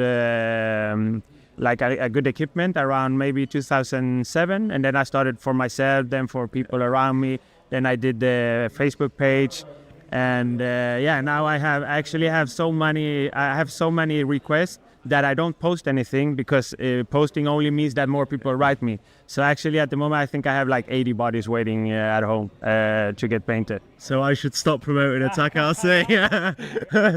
Everyone message Zacharias, he'll do you a shell in a week. That's I'm actually really happy that it's almost only returning customers at the moment, which means that they're happy with my work. So must mean you're good at something. Well, thank you very much, Zacharias. Good luck, and we'll catch you later in the week. Thank you. Cheers. So who else can we find? Mr. Holdsworth, I think. Nah, we won't speak to Holdsworth. We'll speak to Reese Ward, youngster in the corner. I can just squeeze through. That's right. Mr. Reese. What heck? If we just turn around. Oh no, he's going to go there. So, how's it going? Good. Are you enjoying the week? Yeah, it's been good. First Euros. This is your first Euros you've ever done? Yeah. And what do you think of the track? No, really. It's good. I'd like more jumps though. I think everyone would like more jumps. And we've had 2-wheel drive. It seemed to go pretty good for you. How's 4-wheel drive practice gone so far? First one was good. Second one, my speedo overheated. I think mechanic needs to do a bit more work. What do we reckon? Yeah. So we're blaming the mechanic if it doesn't work. I think that's fair, isn't it? Yeah. Excellent. Well, thank you very much for your time, and good luck this week. Hope you enjoy it. Yeah. So that's Reese Ward, one of the young British drivers of the X-ray machine. And as we continue down, Jamie Hall's just going out for practice, which would suggest the top heats are starting soon. I'm going to see who else we can find on the way. Bruno looks busy. David doesn't look busy. David, you got a minute? Sure. So 2-wheel drive, I think probably you were unlucky at times, could have been higher on the grid, would have made a difference in the finals. How did you find it overall in the end? Well, obviously I wasn't pleased with the result considering the speed we had early on in qualifying. But like I said, a couple of bad luck moments there. I had almost a DNF, let's say, in Q1 where I faded on the last lap, so I didn't make it over the loop. That was a top 3 run. Had a third in the second run, then second in the third run, which then was cancelled. So, yeah, then had a good run going in the new Q3, let's say, and then unfortunately our gearbox failed. So, yeah, another DNF. And then I did the first mistake actually in Q4. That was on me, but that meant like going into Q5, I needed a run to even be in the main. So then you can't risk anything. So I just kept it on the wheels. It was good enough for 5th on the grid. But from 5th on the grid on the carpet racing, you can't really, expect to do anything. So, I was just trying to, be there for when something would happen. In the first one, I was very close with Daniel and Bruno. He made a small mistake and I got caught in his car, so that was unfortunate. But a 4th was still decent from the A1, and then A2 and A3, I just had a bit mistake on my own, which I'm disappointed about because, there was stuff happening there towards the end of A3. So if I was just there, I could have maybe had a chance on making the podium still, but in the end, finished 7th. So a bit disappointing for sure. Lots of bad luck there in qualifying. So hopefully we can turn things around here before drive and do a little bit better. Practice 1 was looking good for the team. I think it was 1, 2, 3, if I'm not mistaken. Yeah, I think 1, 2, 3, and then Martin was 5th. So yeah, very very good. Our cars are always good on the carpet. So we feel very strong, but yeah, still need to keep on working on small details here and there, not to let the competition get too close. It will be close in qualifying no matter what, but so far it was a good start, and hopefully we can keep it going. So, probably $1 million question. 2-wheel drive, you obviously gridded up Brian Bruno. Is it easier or harder to race with a teammate than, say, someone from a different brand? I mean, of course, the last thing I wanted to do there in the main was to ruin both our races. So with Bruno in front of me in the 2 dry mains, I take a bit of margins on the braking spots around the track. And it's very difficult because the drivers have different driving styles, and some brake a little bit earlier, some brake later. So you need to have that margin, and especially as Bruno is my teammate, I made sure to keep a bit of margin not to ruin both of our races. So if it was a different guy in front, maybe I would have been a bit more aggressive. I would have preferred to be a little bit further up on the grid, but that's how it goes sometimes, and hopefully we can do that in 4 drive instead. Well, good luck. Thanks for your time, and good luck in qualifying, and rest of practice. Thank you very much. So we're going to continue down. I'm looking at Tech Guy to see how long I've got. 2 minutes. Did you say 2 minutes left? So we're going to have one more, and I am going to jump in with Sven. He's going to close his laptop, close all the secret designs down. Don't know what that was. It looked like a new associated 3-wheel drive buggy. So Sven, how's it going? Yeah, good. How did you find 2-wheel drive? Easier than 4-wheel drive. So 4-wheel drive's a struggle this morning? A little bit, yeah. Just getting used to driving modified again, because I usually only drive stock class in Germany. So everything is a bit quick compared to what I usually drive, yeah. And how have you found the changes to the track layout? It's better than 2-wheel drive. Still very difficult and maybe missing some jumps, but a small step into the right direction. Perfect. Well, it's good that it's improved rather than got worse. And last question, who's your hot tip? Who's going to win 4-wheel drive? Marcus Kerup. Perfect. Thank you very much, Sen, and good luck. So I'm going to wrap up pit walk number 1 there. I think we're about 20 minutes in, and we're going to go and probably call some races. Got some interviews set up for later in the day, which we're going to do, and bring you those VTs through the day. Thank you very much, and we'll catch you soon. Okay, we are back with practice. So just a quick check in the comments. James Helliwell, no worries. I won't take any thanks or credit because it's Tech Guy that did it. Mitch on the mic, Svensson the smiling assassin. We always like a smiling assassin in the background. Yeah, anyone got any comments? Hope you enjoyed the pit walk. If there's anyone you want me to go and see, I've got my clicky pen and I will get stuff written down. We're going to go and do some more later on. Yeah, comments, feedback, get it in the chat. Let me know, and we will do what we can. I think it was a good chat with Sultan, really interesting around the not challenges, just the fact that it's the balance of motor and speedo and battery this week is actually something that we didn't really expect. But yeah, running a 4.5 in two-wheel drive and dumping them is unusual to say the least. So what do we have on track? We have heat group number 1 of practice. So there was a 20-minute break in the schedule for some reason. Not quite sure why, but we had a 20 minutes break in the schedule, so which was perfect for those two VTs. And we are now starting round number 5 of practice. We have 2 more rounds of practice to go, this one and one more. And that will conclude our track action today. There's no opening ceremony today, so that will be us, I say packing up. We literally turn the camera off and go home. So yeah, we will be doing... we will be leaving after the end of practice, and then we will be back tomorrow for 2 rounds of controlled practice. There will be a reseed, so the free practice, in fact it's this round, so the free practice round number 5 and 6, so this round and the next round will determine the heat seeding for qualification heats tomorrow. So yeah, these rounds actually mean something, so the drivers need to get their best 3 consecutive laps in for heat seeding. What questions in the chat? Thanks for pit walk. How much racing are you doing yourself lately? Last time I picked up a radio was the 2022 Euros, and I think I was in the D final. And I had done a lot of laps practice at Robin Hood over the years. So yeah, I don't do much I don't do any racing. I've not picked a radio up for 2 years. I've got some new cars from Schumacher this week. So with the intent of doing some winter series at Worksop, but yeah, it'll be participating rather than racing. I think my days of being in A finals are behind me. Just tuned in from Indiana. Thanks for coverage. Thanks for joining us, Jason. Good to have you back. I think 3 days on the trot for yourself, so nice to have you. Don't forget, guys, hit that like, share and subscribe button. The more you can like, share and subscribe this, get the good word out of RC Scale Motorsport, the more we can grow this hobby or sport that we all love and enjoy. Neil Parrott, why was Orlowski's front tyre cut? So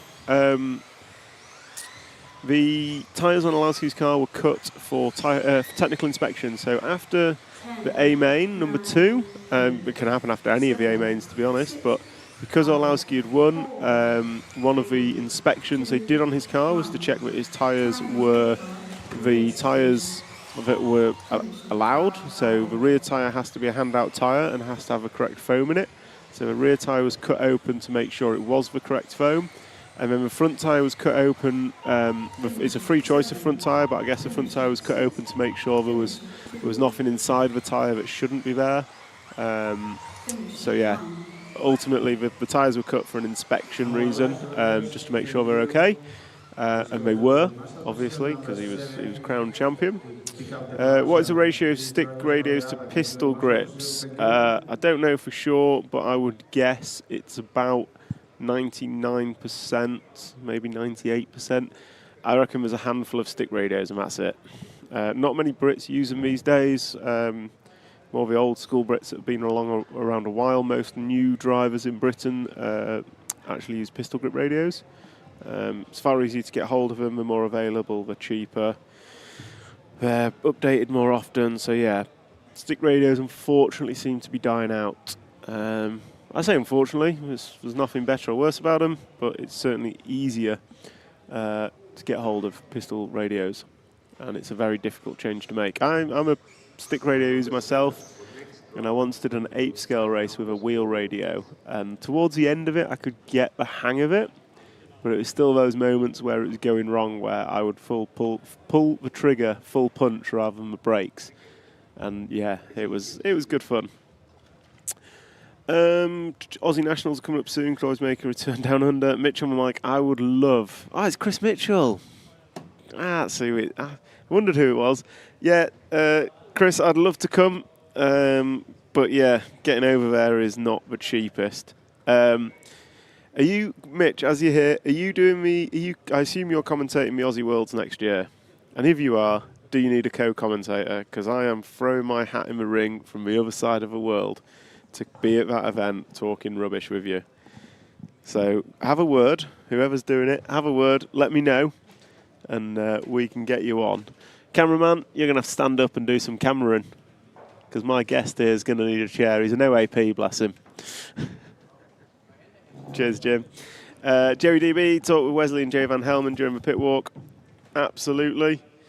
What could be on the inside of the fronts that is not allowed? I don't actually know that, but I'm going to ask the man that's about to sit down next to me, because he will probably know or have some ideas. I think I've seen some sidewall stiffeners that J Concepts sell. Not sure if they're allowed or not. There could be glue that's not allowed. I have no idea.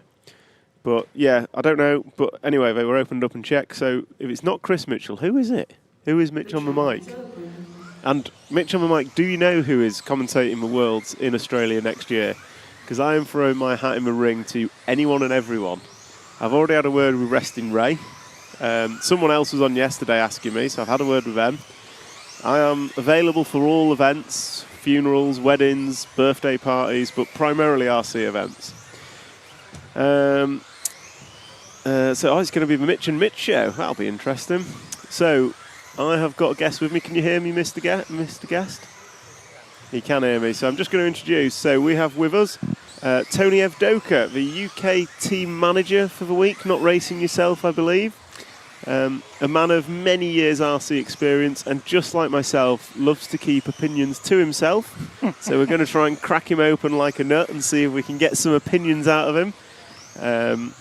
So yeah, welcome Tony, how are you? Hi Tom, what a lovely viewpoint you got from up here. My goodness me. I got to say, the Farulan Club have looked after us this week. Tony asked me before he popped up if he could get us a drink from the cafe. And I sent him a picture of the stock that we have, and his response was, "You've got more stock than the cafe." Have you seen the food room, Tony?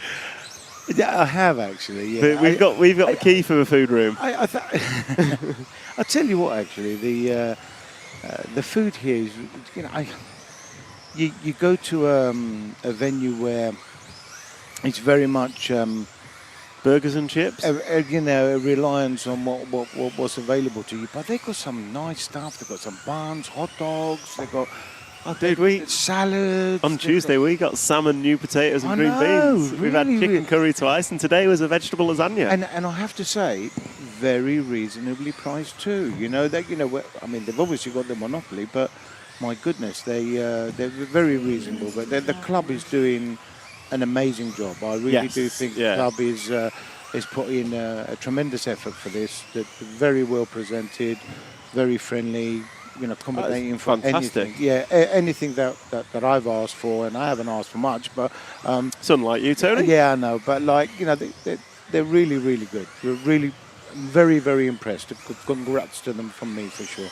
Well, as I say, I've been singing the praise up here. From a media side, we have a brilliant vantage point. Anything we've asked for, they've done for us. Tech guys all over the internet. Yep. The internet's really fast. He loves it. Yeah. So it's been brilliant for us. So, how have you ended up as team manager? Dare I say, one of the least diplomatic racers I know, coming from also one of the least diplomatic racers I know.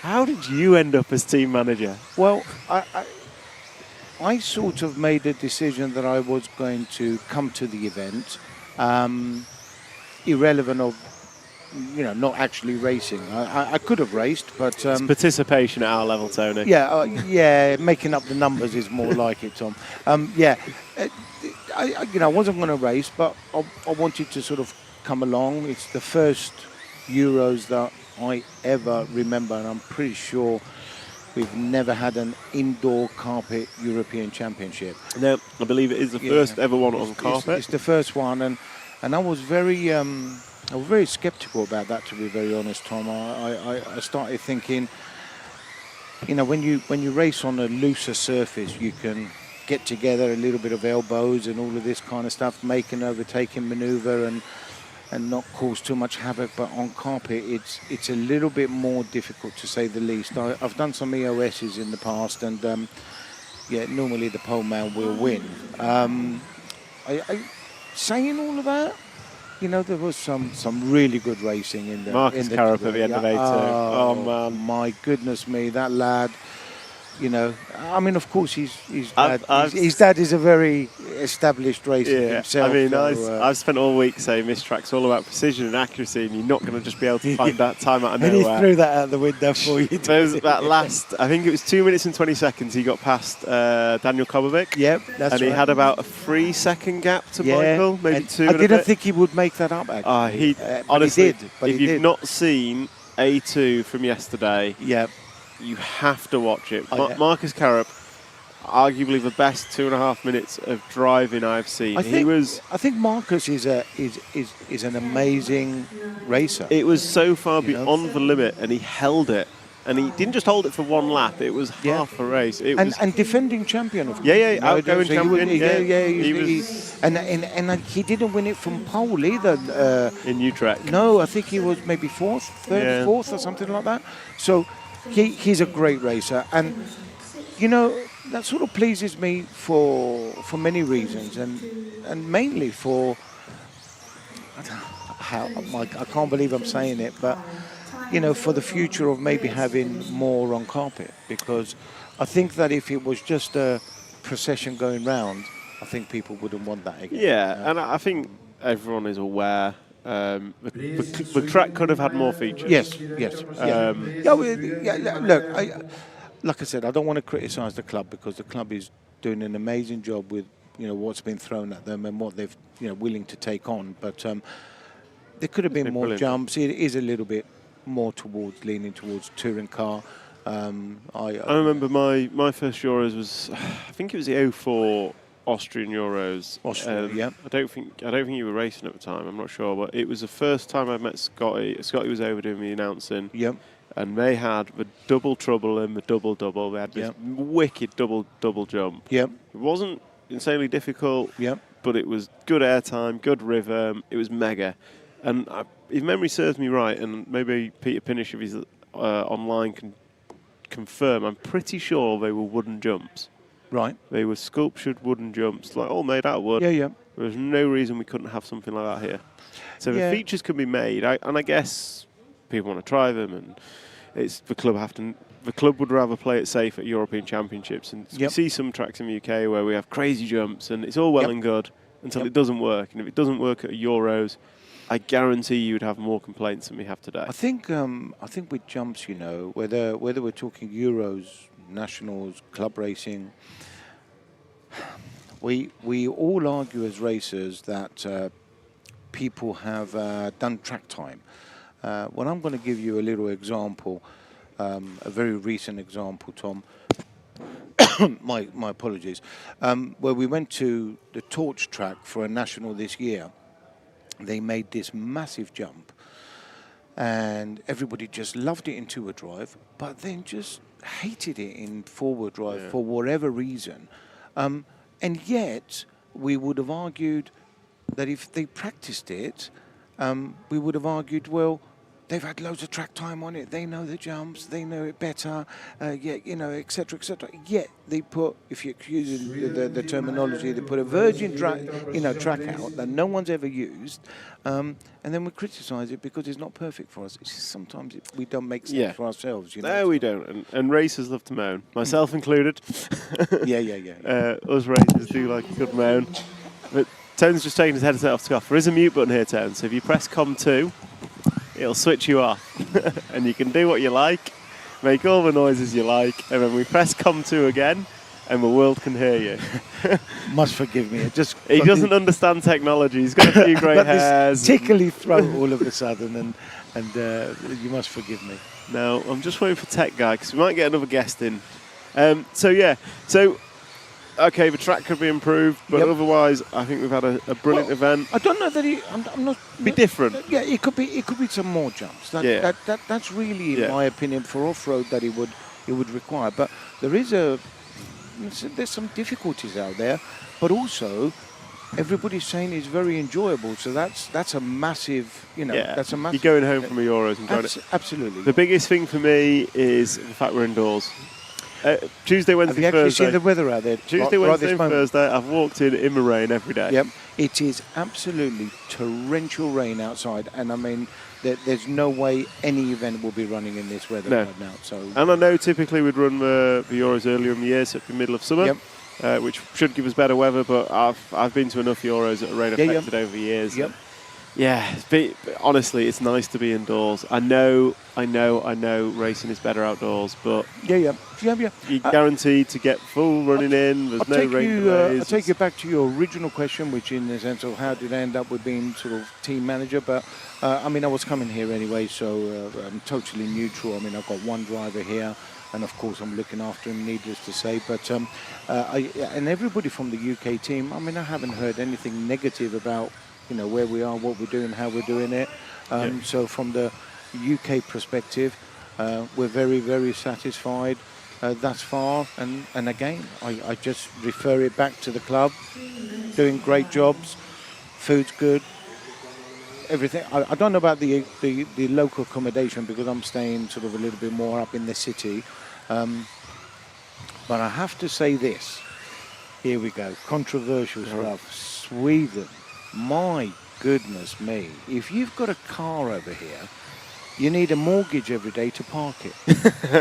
Right? What is that all about? I mean, you need a mortgage to park it at the event. You need a mortgage to park it in the hotel. The car's done no mileage at all. At the risk of upsetting your tone, we're parked 2 foot from the door. Oh, get on. And it's free all week. Don't tell me that. Oh. The joy of media duties, right? Oh my goodness me! But I don't get that. And yeah, I mean, I know that a lot of these countries, and rightly so, I suppose, like get on a bike, and I can't do any of that. I need a broom. They do electric bikes these days. I don't want an electric bike. I want air conditioning. I want electric seats. I want the goodies. Otherwise, it's a no-go for me. Got to be auto. I don't want to be pressing any extra clutches and all of that kind of stuff. Those days are over too. I'm sure. I remember you. I'm going to go back a few years here. You already know what car I'm talking about, right? Oh no. V6 was it Omega? Vauxhall Omega? Well, listen. Is that what it was? Yeah, it was. Yeah, it was. So for anyone listening, the Vauxhall Omega was basically your granddad's estate car. Hey, but Uncle Tone's was slightly different. Mine was an Irmscher. Yeah. Right? And not only that. So Uncle Tone had put a body kit and side skirts on his granddad's estate car. It had nitrous oxide. There we go. He had a 150 brake of nitrous oxide chutes on it. Right? 2 big 11-pound tankers in the boot. Yes, I was a little bit of a boy in my time. Oh my God, did you have to bring that up? Absolutely, that's what we're here for. Dear. So what do you think of the racing? Let's come back to the racing. Sure, well, racing at hand. Listen, that we're here for. I think I haven't. Honestly, I've been down by the corner there where they sort of put the cars down, tech, all that kind of stuff, and I've seen nobody moan, no moaning or groaning or anything like that. Everyone, they're concentrating in setting up their cars. The 2-wheel drive event's already done and dusted, and I've heard no complaints from anybody, from any country. And of course, there was obviously that one protest that someone put in. Well, hang on. I mean, if we're gonna talk about the protest, it wasn't. Hang on, let's finish what you're saying, and then we'll come to that. I mean, it's. I've heard no complaints from anybody, Tom. I mean, everyone's enjoying themselves, and I think that if I dare say, I can see more indoor championships happening indoors. Well, the next Euros. The next Euros is in indoors. It is indoors and it's on clay. So, it is, yes. So we'll see how that goes. And at the Hoodie Arena, which it will be. I've never been. I've never been, man. Okay, so it's not a sports hall like this, but Hoodie is as good as anywhere. I have heard that is superb, and I'm sure that if I did go, fantastic. I'm sure Martin and the other crew will give me some sort of tour. Or the Hoodie Arena is absolutely fantastic. Yeah, I have props heard to it's superb. Yeah. the Hoodie family, X-Ray, the whole group of staff there. They're just, it is fantastic. I mean, for us to have an establishment like that, let's just hypothetically speaking, in the UK, I mean, you're in the millions. You know. Oh, you wouldn't be able to staff it. You know, Okay. it's unsustainable, something like that. You know, and it's great that hoodie have got that. Yeah, You know, that it developed some time ago, of course, and growing. And I like to go there. I think that would be a great event. Do you know what? Even at my tender age, We're 40. I'd probably like to race there as well. You know. Yeah, I would recommend it. I mean, I've not I'll actually. probably do better there. I've not. This done is the- intense. Yeah, this is intense. This is intense. Just looking Plays at more it. to the older people, with slower reactions. Yeah, absolutely. Yeah, and get like- those slipper, clutch going there, ball diffs, and all of that kind of stuff. A bit of skill Well, I was going on. chatting earlier with Jürgen, and Yeah. he was saying yesterday the through two driver slipper set was actually crucial. Yes. Because obviously you don't want the front end lifting, but you Yep. need to get the power down, so you don't want the Yep. slipper slipping everywhere, but Yep. it's got to be tight enough that you can do the jumps and stuff, but not too tight that you pop Well, we just wheelies. and experienced that very thing that you've just said. We've just experienced it with Tommy Dale. As everybody knows, is one of my lads. Been with me for a very long time now. racers, I think you mean, Yeah, Ted, yeah, not one of your children. Yeah, well, Well, you never I know. class him as my boy. So right, we tightened up his slipper clutch in the last one, and basically it was a mistake. So he had to literally pull it off, bring it to us, and we had to back it off. But we wanted to try and find that limit. Yeah. You know, as you do, because ultimately any form of racing is getting A to B very quickly. So Stopwatch never lies. No, the clock never lies, Tom. Never ever lies, and that's what we go by. But on the same token, one lap might be good, and there is an argument where if you can do one, you can do all of them. But on the same token, is whether you can do them easily or Yeah, I mean, we saw it through two-wheel drive. In fact, Alexander Landon was the quickest through practice over 3. Yep. Well, Alex is their champion, so he's very quick. Very, very quick lad. Very quick lad. And in the qualifying, certainly from up here, watching it, Olowski was never the quickest out of the blocks, but everyone faded around 3 to 4 minutes, and Olowski just kept the pace going that little bit longer. Never the quickest. Well, he obviously was, but he just managed to sustain the pace longer than most, which is quite impressive. Mikhail Olowski, I don't know if he's got a nickname, but to me, he's like a machine. You know, he's just metronomic. He's just relentless. He's the same lap after lap after lap, and you know what? Apparently, that's called talent. So talent. Well, it might be called something, but he's relentless, and good on him, because you know what, right? Everybody thinks that it's easy, and you're watching far them on from easy. TV. Look, there's some people now watching some cars going around, and you think, I can do that. You know what? You really can't. He puts in a lot of hours, that lad, and a lot, like many of them do, and then you get the rewards afterwards. That's just how it is, you know. But that's my little pet hate. I don't know if people can actually see the racing when someone taps you up the backside. That's my. That's what I like to call a Reinhard pass. He keeps tapping you until you make a mistake, and then he drives through as though he's done nothing wrong. Love taps is one thing. Tapping you and taking you out is another, right? So, that is my pet hate, you know, in RC racing, in any form of racing. But yeah. So the protest. Yeah. So the British team put the protest in about Q3 and two-wheel drive. I actually didn't hear many negative comments about what happened afterwards, so I think we can now talk about it with a smile on our face. Yeah. So what's your view as team manager? Obviously, you have to put that in on behalf of your drivers. You are there to represent the drivers regardless of your own personal opinion. Correct. And everybody has to take that on board, that it's a group of people that want to do something, right? But on the same token, the team managers do have a responsibility. I feel, whether it's correct or not is another conversation, but I do also feel that you've got to know the rules and know what's going on. Now, if the meeting's running to rules that are incorrect, then you've got to bring that up. Basically, that's what happened. The format, and listen, I did a little podcast the other night and said very similar. This is not a criticism to anybody. It's a tick of a button of a box on the computer. Humans make mistakes. Yeah. I make plenty. Yeah, you know. So it's but factually, we were running the meeting wrongly. And round 3 should be going...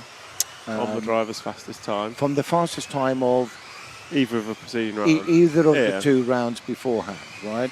And it wasn't. And it became very clear when one of, I'll call him my drivers as a UK driver, started off last when he actually had something like the 3rd or 4th fastest time at that time.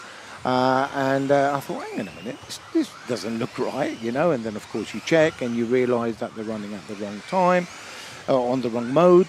I spoke to race control. Race control said, well, you know, you have to put it in writing, and of course you have to pay money. It's unlike you to get your hand in your pocket, isn't it, Tone? Yeah, to be very fair, I did an IOU. I think after 45 years of racing, I think they knew I was good for it. And even if I wasn't, I'm sure the BRCA organisation would have backed me up for €100, right? So I'm sure the drivers would have. Yeah, the drivers would have as well. So, so you put in an official protest that will cost you €100 if it fails. Yeah. And that's just to stop people putting in stupid protests. You don't want people talking a load of, you know, whatever. And you know, when we spoke to everybody at the team managers meeting, when we spoke to everybody, and they had to do an international vote. I think that's what it's called, and it was clear cut that everybody agreed. So yeah, 10-7. I snuck into that. Yeah, meeting. you did. Yeah, of course you did. You was after the chocolate, weren't you? Yeah. Yeah. Absolutely. I just Did you get the chocolate? No, I've still got no chocolate. I can't believe it. You got all that cafe stuff over there. You promised me chocolates, and the chocolates still haven't arrived. Was there a box of Lindt chocolates for every driver, or was it every team manager? Every team manager. So yeah, so talking about the hospitality, every team manager and the media team got a bag of 3 boxes of Lindt chocolates when we arrived, which already makes it the best meeting I've ever attended, because I'm a bit of a chocoholic. So are you going to ask me how many I've had? What, boxes? Yeah. I'm hoping it's only 3. If you've had more, then I'm going to be disappointed. I'm not saying anything. Well, next time you handed some out, you know where we are, Uncle Tone. Hey, look, there's a legend just about to go up. Look. A legend? Who's that? Oh, was it top 8 already? No. You're looking at me wrong end of a rostrum. No, not on the rostrum. Oh, maybe the one after this one then. Who is it? Mr. Burton? David Burton. David Burton. Yeah, one of 41 people to have ever won a national in the UK. You're not one of those 41, are you? No. Second is the best I could do. That's HRC, Hampshire Racing Centre? It is, yes. The alleged place that I did many laps. Oh, it's like me and Robin Hood. Yeah. Did you get that? Did you get? Occasionally, I was told I'd done a few laps around Robin Hood. Oh, of course I did. I think I did maybe over the years. I probably did about 20 laps practice around Robin Hood. Yeah, I'm really going to believe No, so in all honesty, I did a lot of running around Robin Hood. There was one year, so we were having trouble with. It was one of the Cat SX series cars. I can't remember which one exactly. We have trouble with. We used to have a pair of side gears, so there was a plastic gear and an aluminium gear. Okay, yeah. And we were having trouble with the plastic gear melting. Right. And it was a batch of plastic, so we'd got a couple of batches from a supplier, and they said they were all the same, and we were trying to figure it out. So we needed to test them. Okay. And we had a rig at work, and we tested them, and none of them failed. And we went racing at the weekend, and they failed. Yeah. So it's like, right, the only way we know how to test these and get to the point of failure was to put them on track and test them. Yep. So we had a bag, like the gears looked identical. Yep. Supplier says they're identical. Blah blah blah. So I ended up going to Robin Hood for 2-3 days a week. Yep. Sorry to interrupt you. Yeah. Is that first and second having from the two-wheel drive, Mikhail and Daniel having their First and cars third. teched? First and third. Yeah, the full drive cars. They're being teched right now Yeah. as we speak. Yeah. Okay. So we were trying to find out what was wrong with his gears. The only way to test them was up at Robin Hood. Mm-hmm. So I put a gear in my car. I'd go out, do a run. Either failed or didn't. We got to the point where I was that consistent round the track that it would fail within 5 meters of each other, and it was Really? at something like 3 minutes 45 seconds, within 3 to 5 meters. But all I was doing all day was just running these just gears. running with these And gears. it was so when we That all sounds tedious, though. it is tedious, but it's part of product development. Yeah, of course it is. There's the fun side of it. Yeah. There's also the really tedious and boring side of So I'll it. tell you what, So just you're gone. So we got to Robin National at the end of the year, and it was different layout. Yeah, of course it is. Yeah. But the features are still the same, and some of the sections were the same. And it was like driving with my eyes closed. Oh, like really? I'd done that many laps with a car on the same setup. Yeah. It was just like With the same gears? Hey, I put good gears in. And I actually won that year. I beat Neil because Neil's wheel fell off. I think it's leg one, his wheel fell off. And then we took a leg each. But yeah, it was one of the few four drive nationals I won. But I was there 3 days a week, 8 hours a day, just constant running for like 4 weeks. I've got a question for you. Go on. That I'm sure your viewers would like to hear an answer to. What is it like becoming British champion? Well, I was sat on a Marshall point when it happened. I didn't even drive myself. I back. know exactly when it happened, but like I just, it was for me. That was like at the time. Certainly, it was the pinnacle of my racing. You dream of it, I guess. Yeah. I'd grown up, and I'd grown what up. year was that? 2010.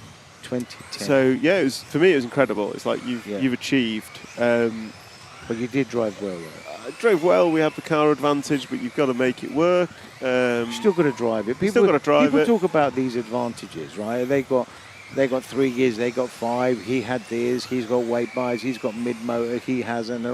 Hey, listen, right? You still got to drive it. Otherwise, Absolutely, it just don't happen. Yeah. So yeah. So yeah, it was for me. It was a brilliant year. Like it was the release year of the Cougar SV. Yep. The Cougar was better than the X Factory, I'd say. Leroy was running the rear motor still, and Neil wasn't doing 10th at the time. Yeah. So everything just kind of aligned, but ultimately you had to be there to win it. Yeah. There was certainly some lucky results through the year. Yeah. And just could argue the last one was. Yep, Stockfold was definitely lucky. Yeah. But between that and the Worlds run in Utabi, they're probably my two highlights of the. So tell us about the Worlds A final. Come on. That was interesting. Worlds A final on this type of surface. AstroTurf indoors. Controversial track. A flat track, right? Yeah. It wasn't really off-road, was so it? that one was. So basically, you did really well. So congrats on that. Worlds A final, in anybody's eyes, is a massive. And it wasn't snuck in the back door either. No. It was well deserved. That was. It was. So two-wheel drive. Obviously, the Yoko team had prepped, and we had the new belt drive YZ4. Yep. We'd gone over, and no disrespect to Shin at all, but Shin had been doing loads of practice, and he was like, "Here's a setup for two-wheel drive." Bam, go. And we struggled. We struggled all the way through. I think Lee was BQ in two-wheel drive, which Lee made an error though, if you recall. He thought it was 2 out of 5 instead of 3. But irrelevant. It was because it's 2 out of 5. Yeah. At Euros, not at World. A UK driver on AstroTurf, Yoko's home. You track, would have thought. Yeah. You shouldn't be 2 out of 3 or 3 out of 5. Yeah, should have been at the top. The whole team should have. And we were just chasing setup all week long. And we eventually reverted. I think we reverted halfway through qualifying, and basically just put a UK setup on. Just sat with them. I was like, what would we do? Robin Hood if this was the UK, what would we do? Yeah. What would and we did that, and the car, it wasn't necessarily better, but it was more comfortable. Yep. And we worked with it and felt slightly better. So we got to four-wheel drive, and I remember this in great detail. And I was just rebuilt the car. I just had the setup on, so it was a relatively new car. We'd done some testing, and I just put the setup on that I knew from the UK. Yep. And the rest of the team, there was Carson, there was Leroy, there was Shin, I think Nayato as well.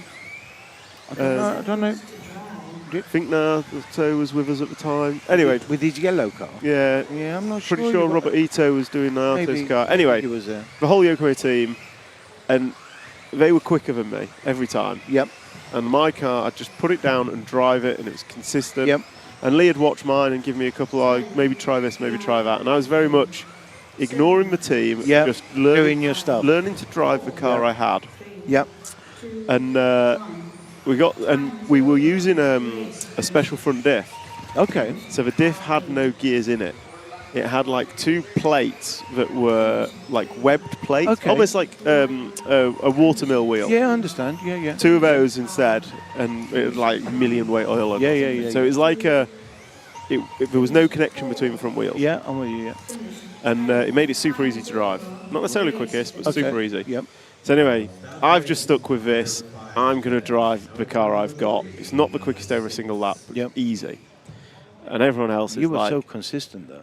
So everyone else, I remember Carson every time, he's like, what was your lap time? So I was like, I don't know, 23.7. He's like, oh, I've done a 23.1, but Bruno's done a 22.9. So he's ripping his car to pieces, putting it together. Yeah. And my YZ4 wasn't the easiest to work on.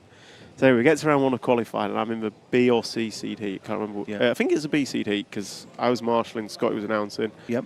And the big screen was behind me with all results on. Oh, winner. Thank you very much. I've just been delivered. I don't even... Milk and Harter. No way. They are a Norwegian chocolate, little chocolate hearts. Oh, they're the best. Why are they giving you all this stuff? Because we're media tone. I mean, I don't know your cameraman. My apologies. Jim and James. I mean... Tech and camera. Jim is like... He's shaking his head over there thinking, what is going on? So we did... like bribery or something. We did round 1 of qualifying, and I just went out and I drove... I think I was like 7th seed. No, I messed up the timing practice, so I was last off. Right. Scotty was announcing, so you don't have trouble with traffic. Scotty's telling everyone where they are, I realise. And I just did a clean run, and everyone was crashing. Yep. Did a clean run, went out to Marshall. I've got a big screen behind me. Scotty's announcing, obviously, because it's a EFRA event, you can't announce times or anything. Yeah. And Ronnefolk... That's my hate, you know. Yeah, I know. Don't get me started on that. You know, that's my hate. I think it was Ronnefolk and Orlowski were on a mega run. They were the only 2 that went clean. I can't remember which one it was. One of them had a crash. The other finished. And then Scotty announced top 10, the end result. And then he's like, I'm a top 10, Michael Orlowski TQ, Tom Cockrell second. And I was stood like... Did he say not that right? far away? And I just turned and looked at him, and he's just there nodding with a big smile on his face, and I'm like, oh, wow. What? So then, and I just didn't change my car all week. So you didn't expect it then? That's not at all. Yeah. I was clean, but I wasn't quick. So I went back to the pits, and Carson's like... So let me just sort of interrupt there. So really what you're saying is, all these, well, I mean, we change our cars so often, don't we? We go out, oh, we're now going to tweak this. Now we're going to do this. So really, you staying with your consistent, let's say, slower lap times. It worked there. Rewarded you. Everyone was crashing. Yeah. Everyone was crashing. And I remember going back and Carson was like, oh, what setup are you running? Yeah. And I was literally got the setup sheet, but I told everyone on day 1, I was like, that. That's what I'm running, yeah. And the week just went well. I mean, there was like a double in front of a rostrum, and there was a round where I crashed going into that double.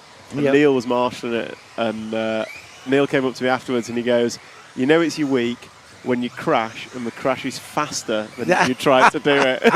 Oh, tell me, is that the tumble one? I just kind of rolled, like, I don't know what happened. I think I hit a bot dot before the double rolled, like, went over and landed on the downslope on the apex, facing the right way. And it's just like, I rode my luck. And the other cool thing about that week is I turned up with a body shell, so YZ4, there's very limited shells. Yeah. Mine had turned out pink rather than red. Like I was running with red, white and blue at the time, and it's pink. And I didn't hate it, but it wasn't the best. And I said to Shino, I was like, oh, do you have any more body shells? He's like, yeah. And I was just going to do a white one. And Mick Craddock was there painting the shelf. So I was like, oh, Mick, can you paint as a shell? He's like, yeah, sure, what do you want? I was like, I've just a bit of red and white. Yeah. And he flicked a load of paint on it and sprayed it white. And that was my body shell for a week. So. But you stayed with those colours. Not that body shell. No, but the red and white. Yeah. You did, you stayed with the red and white. And then the other one, which I don't think many people know this, so we obviously 2 years later we're in China for Worlds. Yeah. It's a massive track. I'll say it's an 8-scale dirt track. Big holes, big jump. Yep. Standard Euros track. Yeah. Big old, like, bow tie style tyres that are very good. And Mayfield's now joined the team. There's me, Mayfield, Leroy, Shin. Hara's racing with us. I don't think Carson was with us. And again, we've turned up. Shin's done all this work. Car's good, but difficult to drive. We're all struggling. And I said to Lee halfway through practice, I was like, Lee, this is not right. Like, Lee, I was like in the 30s or 40s or whatever. And Leroy was like 10s, 12, whatever. And so it's like, he's not where he should be. Yeah. Mayfield's struggling as well. Halfway through two-wheel drive practice, so a lot earlier than when we were in Japan. I just said to Leroy, I said, like, what are we doing? Like, what would we do if this was a Euros? Yeah. We've been in this situation before. And by that time, like, when Lee was at Tamiya and I was at Schumacher, we would travel to Euros warm-ups together. We'd work together. Like, I know he's competitor, but RC, you all work together. Yeah. So I sat with Lee during practice, like, what would we do if this was a Euros? Like, what setup would we run? Yep. Because we've tried all these pistons, these springs, this, like, we're just running out of ideas in a way. We're just lost. You right, Leroy? Can you hear us? I can hear you. Can you hear me? We can, yes. Perfect. I don't know if you've been listening in. I'm just talking to Uncle Tone. I was enjoying the reminiscing. And I'm just talking about the China Worlds. So I was saying, obviously, it was me, you, Mayfield, Hara, Shin, big old 8th track, and we get halfway through practice, and we're all kind of struggling. I'm rubbish because there's jumps, but you and Mayfield are struggling. And we sat down and just kind of said, okay, if this is a Euros track, what would we do? And I think you just basically, I think I did it first, and we just built a set of shocks that we would run, set my car to a Euros setup, and I was still rubbish, but it looked a bit better. And then you went and tried it, and it was just like you jumped from 12th to 2nd, and it was like, bingo. And it comes back to just doing what you know. Like, it's that ability to, you know how your car works, you know what you know, and sometimes you come to these big events and you lose your head with new parts or new setups or do something different. And that was a real example where Leroy took it, did really well, then Mayfield took it and went and won. Yeah, I mean, that was our biggest problem. We should have kept that one a secret. Exactly. If we didn't tell Ryan, I might have been sat here as the world champion from that race. But yeah, I heard you talking about the Itabi one too, and I think you're definitely right. It's like we had something great and won the warm-up, and then in the days following just went for perfection, and then when it came back to the Worlds, perfection was not what we needed, and we just needed something we were comfortable with. Yeah. And we got lost in trying to find the tenths of a second a lap at the substitute of not being able to drive it very well. And then someone put some stupid rubber strips in the track, but there you go. Yeah, we've got Scotty just joined the chat as well, saying what a good memory. So I'll always remember that one, Scotty. So yeah, it's just I guess those are my like highlights of RC memory. So what about you, Tony? You've been around. You said 45 years. Yeah. Looks maybe more, but a lot of memory. What's your memory of RC? I'll tell you a little memory. First and foremost, hi Lee, we miss you, man. We really do. Hey mate. Yeah. I wish I was there. Yeah. Sorry for what's happened, Leroy. Thoughts are with you and Liz and all the family. Thanks, guys. Yeah. I'll tell you what, actually, since Lee's talking, I'll bring you a little memory back.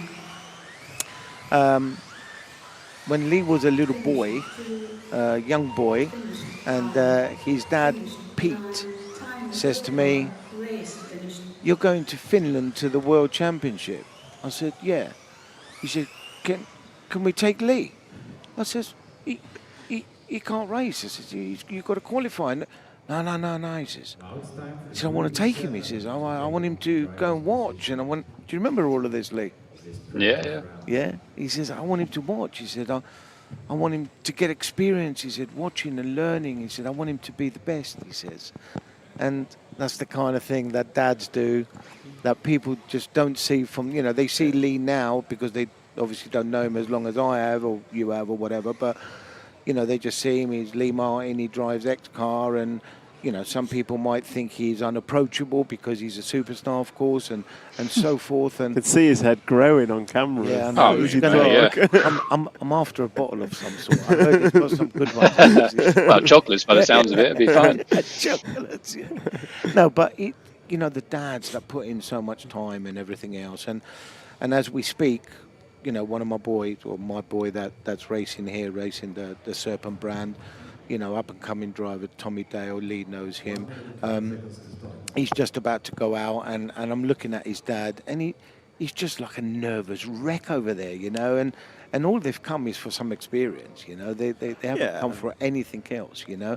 And look, he's shaking it, but the race hasn't even started yet, and it's only seeding practice. It's this is all the effort, the years you don't see that actually make for great drivers. Of course, you obviously saw Lee growing up. I remember one of my early EOSs where Michael Olowski and his dad. And well, I've seen a lot of I've seen a lot of families over the years. I mean, I can name, for example, maybe let's say I don't know, Darren Bloomfield with Tony, his dad, and of course, you know, our good friend Neil Cragg, and we've recently lost Nick, great. You know, but I, you know, again, only because Lee's with us and talking. I remember Pete, he just wanted just the very best for his boy. It didn't matter. It wasn't nothing, whether he had the money or whether he didn't.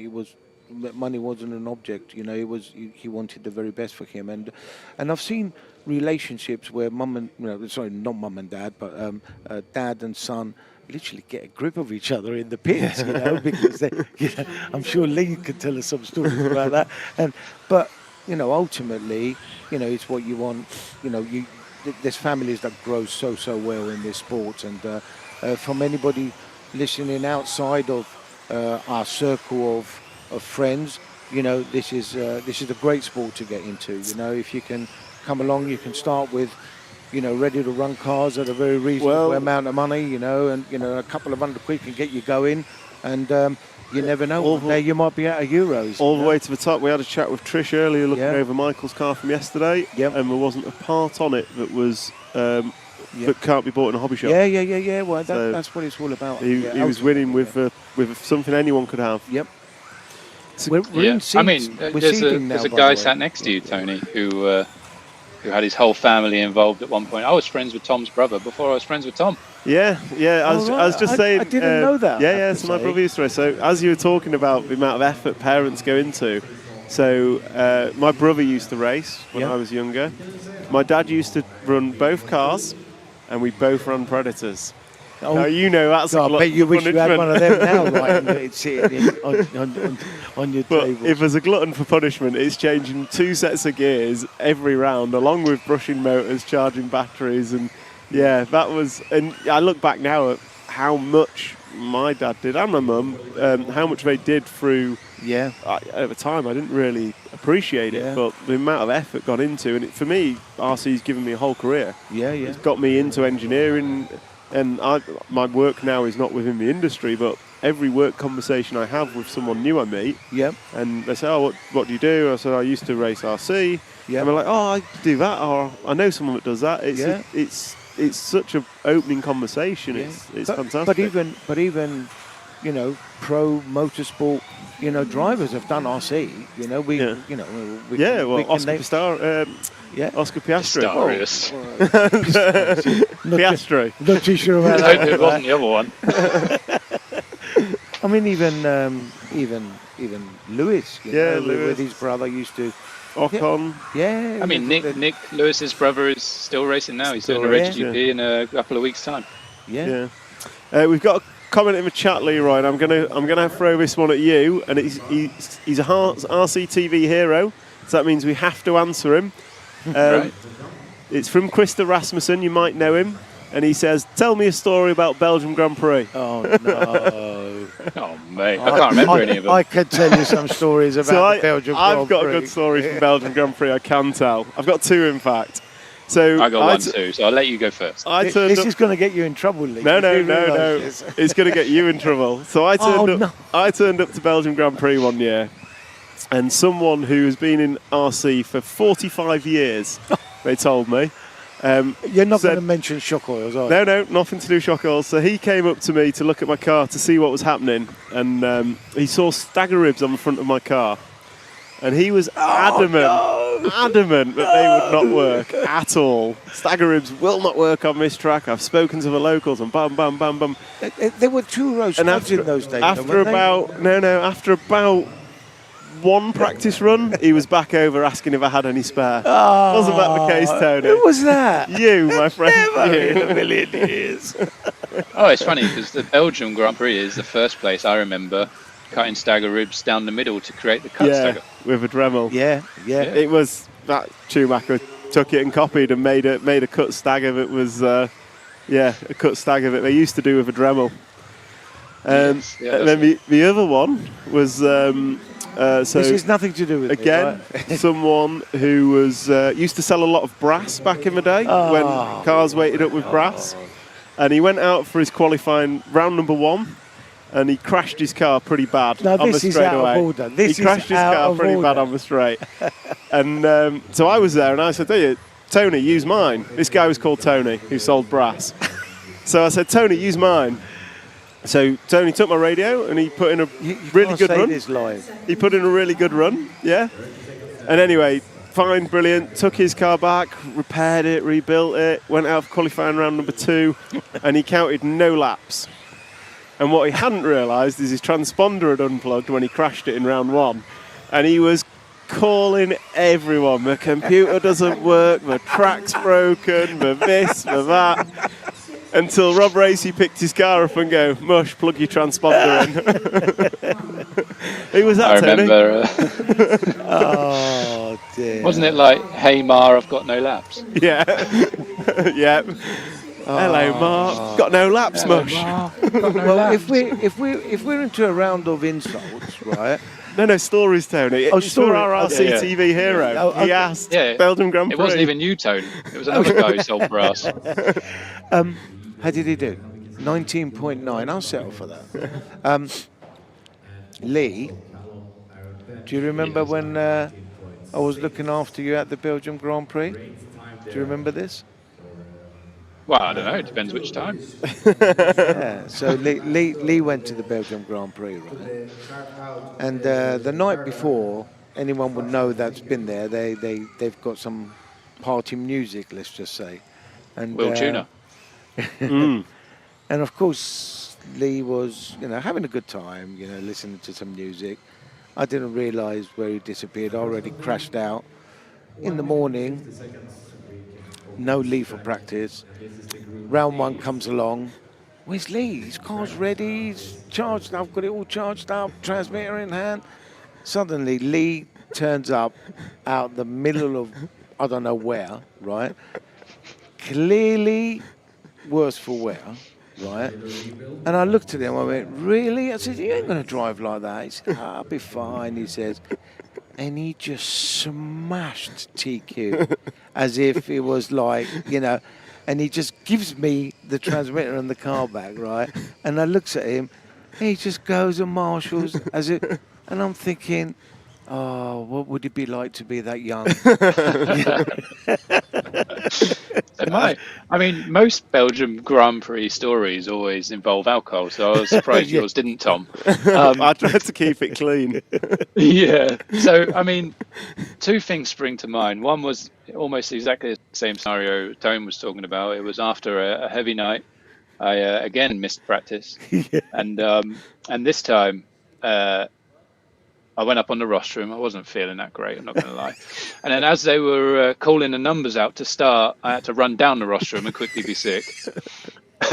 Got back up to just about start my time, and then still got a top 3 in round even then. So that was pretty good. And then the other one, which I'm not going to elaborate on, but Tom will know, there was a specific type of Danish fellas that had a tent, a very special tent. It was a bit like the Top Gear fastest lap. Tommy's in stitches here, by the way, right? I'm glad Chris is listening to this. So, I mean, to be honest, the Belgian Grand Prix was about racing, but it was more about all the good times you have. And if you won, brilliant. But if you didn't, well, we all left with some memories. I've got a racing scenario about the Belgium Grand Prix, actually. So I don't know if we went together, actually. We were there 1 year together. Yeah, we went together. Tom and I went together one year. And we're pitting together and everything else. And Tom was quite handy in those days. And he's out there with his Schumacher car, right? And he comes back, and I said, Jesus, Tom. I said, you've got no oil in the back of the shocks, man. What is going on? And he's laughing, right? So I said, but literally, I mean, he had nothing, right? I said, what weight oil are you running? And I don't know. I'm just going to, so everybody understands what I'm talking about. It felt like 10 weight, right? He had literally as if there was no oil in the shocks whatsoever, right? And somehow he's miraculously TQ'd around, right? And then, out of the blue, this was like round one. Oh, here comes the late Phil. Right, so Phil, they would come home on the way home from the 2010 Touring Car World. That's in, I think it was in the Netherlands. Yep. So Phil, that we recently sadly lost, comes along with Christine. Who at the time was my boss. Well, his boss, the Schumacher designer, and everything else to boot. And he says, Tom, he says, you got no oil in the back of your shocks, right? I said, Phil, I've been telling him. I said, he doesn't listen, right? What does Tom do? Totally ignores him and TQs and wins the meeting with no rear shock oil. Now, I know people are going to find this hard to believe, but this is true, isn't it? It is entirely true, and it was Lee that I beat at that meeting. And oh, did you? The reason I didn't know that. The reason I didn't put any shock oil in is because I was a little worse for wear and couldn't actually bear to do anything to my car. So the dream comes into it again, Lee. Did you? Luckily, I was slightly less worse for wear than my competition. Okay. Right. That's all you need to do at that race. You actually win on the Saturday and Friday night. That's why Jon always used to come and win. There were great days. Who asked the question? Oh, we've had a few questions. So we've had a question. What's your favourite race in the States? I think this is probably a good one for Lee, actually. So Lee, you've done more States racing than I've ever done. Oh, that's obvious what he's going to say. Oh, well, I don't know. What's no, it's obvious. Been your favourite race? Oh, I know what his favourite race is. So of all time, my favourite race series was always the Cactus Classic. Oh. That surprised me. Tony just mouthed something to me that wasn't the Cactus Classic. What was he going to say? Reedy race. Yeah, I thought it might be the Reedy race. You did so well at Reedy races. I was never that bothered by the Reedy. Like, the Reedy was awesome to watch, and I love watching it, and I love being a part of it. It was actually quite annoying to race unless you did really well. Because if you just had like some bad runs, it was just frustrating. You imagine having like 6 crap finals in a day. Yeah. You didn't ever win that though, did you? I didn't ever win. No. I was winning four-wheel drive after the four-wheel drive portion once. I was in the lead. Was that the Tamiya days? As close as I got. That was Yokomo days actually. Okay. If I recall from recent days, Lee, you normally lead up until about round 6 or 7, and then just all falls apart. Yeah, so nothing's changed. But no, Cactus was my first proper race I did in the States, where like my dad was still around and my family, when we went to Cactus, that was 06, and it was at that point it was the Belgian Grand Prix of America. And I went and I'd meet up with all the Aussies because they all went. So like Paney and Moley and Matt Griffin, all these characters from Australia would turn up, and it was just an amazing fun time. I mean, I never did very well, but I got better towards the end when it became more serious. But then I had less fun, shall we say? Yeah. Josh Payne is a legend of RC. There's a lot of American races that are brilliant, though, aren't they? I mean, I was talking to David Burton only yesterday about some American races. He used to love going to the ranch pit stop, you know. And back in those days, I'm pretty sure Lee might remember this. I'm pretty sure he does. He was basically associated on one side and Losi on the other side, you know. And the competition, my goodness me, I mean, it was fierce. I mean, really fierce, you know, publicly fierce, you know, associated on one side, Losi on the other. Not a lot, if anything, in between, you know. Of course, it's not like that these days, of course, but Yeah, no, I was never part of it, but I do remember hearing stories of it. It was huge rivalry. Oh my goodness, mate. Yeah, I mean, even just walking by, each other's pit area was a problem, So, yeah. No. And they weren't afraid to bang wheels back then with the opposing team to get a result either. Definitely Is that in higher cars or on a track, Lee? Oh, both. Even on a Friday or Saturday night, as we know. Yeah. If you want to talk about hire cars, we don't want to talk about hire cars live on air. If you want to talk about hire cars, you need to get Craig Drescher up, right, and ask him about Finland. That's what you want to do, right? And he'll to be honest, Craig had a really good one at Cactus Classic one year as well. Well, let's hear it. We'll remind him later of it. Well, this one, I mean, it was just stupid, honestly. But so we went to the Cactus, and it was while I was still with Associated, and we were driving to a different track called Competition Hobbies to do some testing. And on the way, we had to stop for gas, fuel, and it had rained recently. But then, obviously, it's the desert, so the sun come out, and basically there was this dirt track road. And Craig looked at it while I was putting fuel in the car, and just thought, "Mate, that looks awesome in his little minivan, little soccer mum car." So he set off. The problem was he got about 6 foot into it and sunk about 6 foot. No. So basically, because it had rained, it was soft. But then when the sun came out, it crisped the top, so it looked dry. And then he was just in basically quicksand.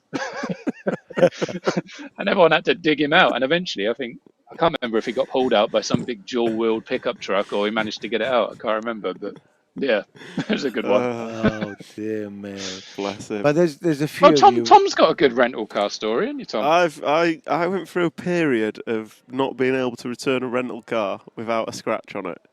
And, I think there was one that you did in a multi-story car park when you were a little worse for wear.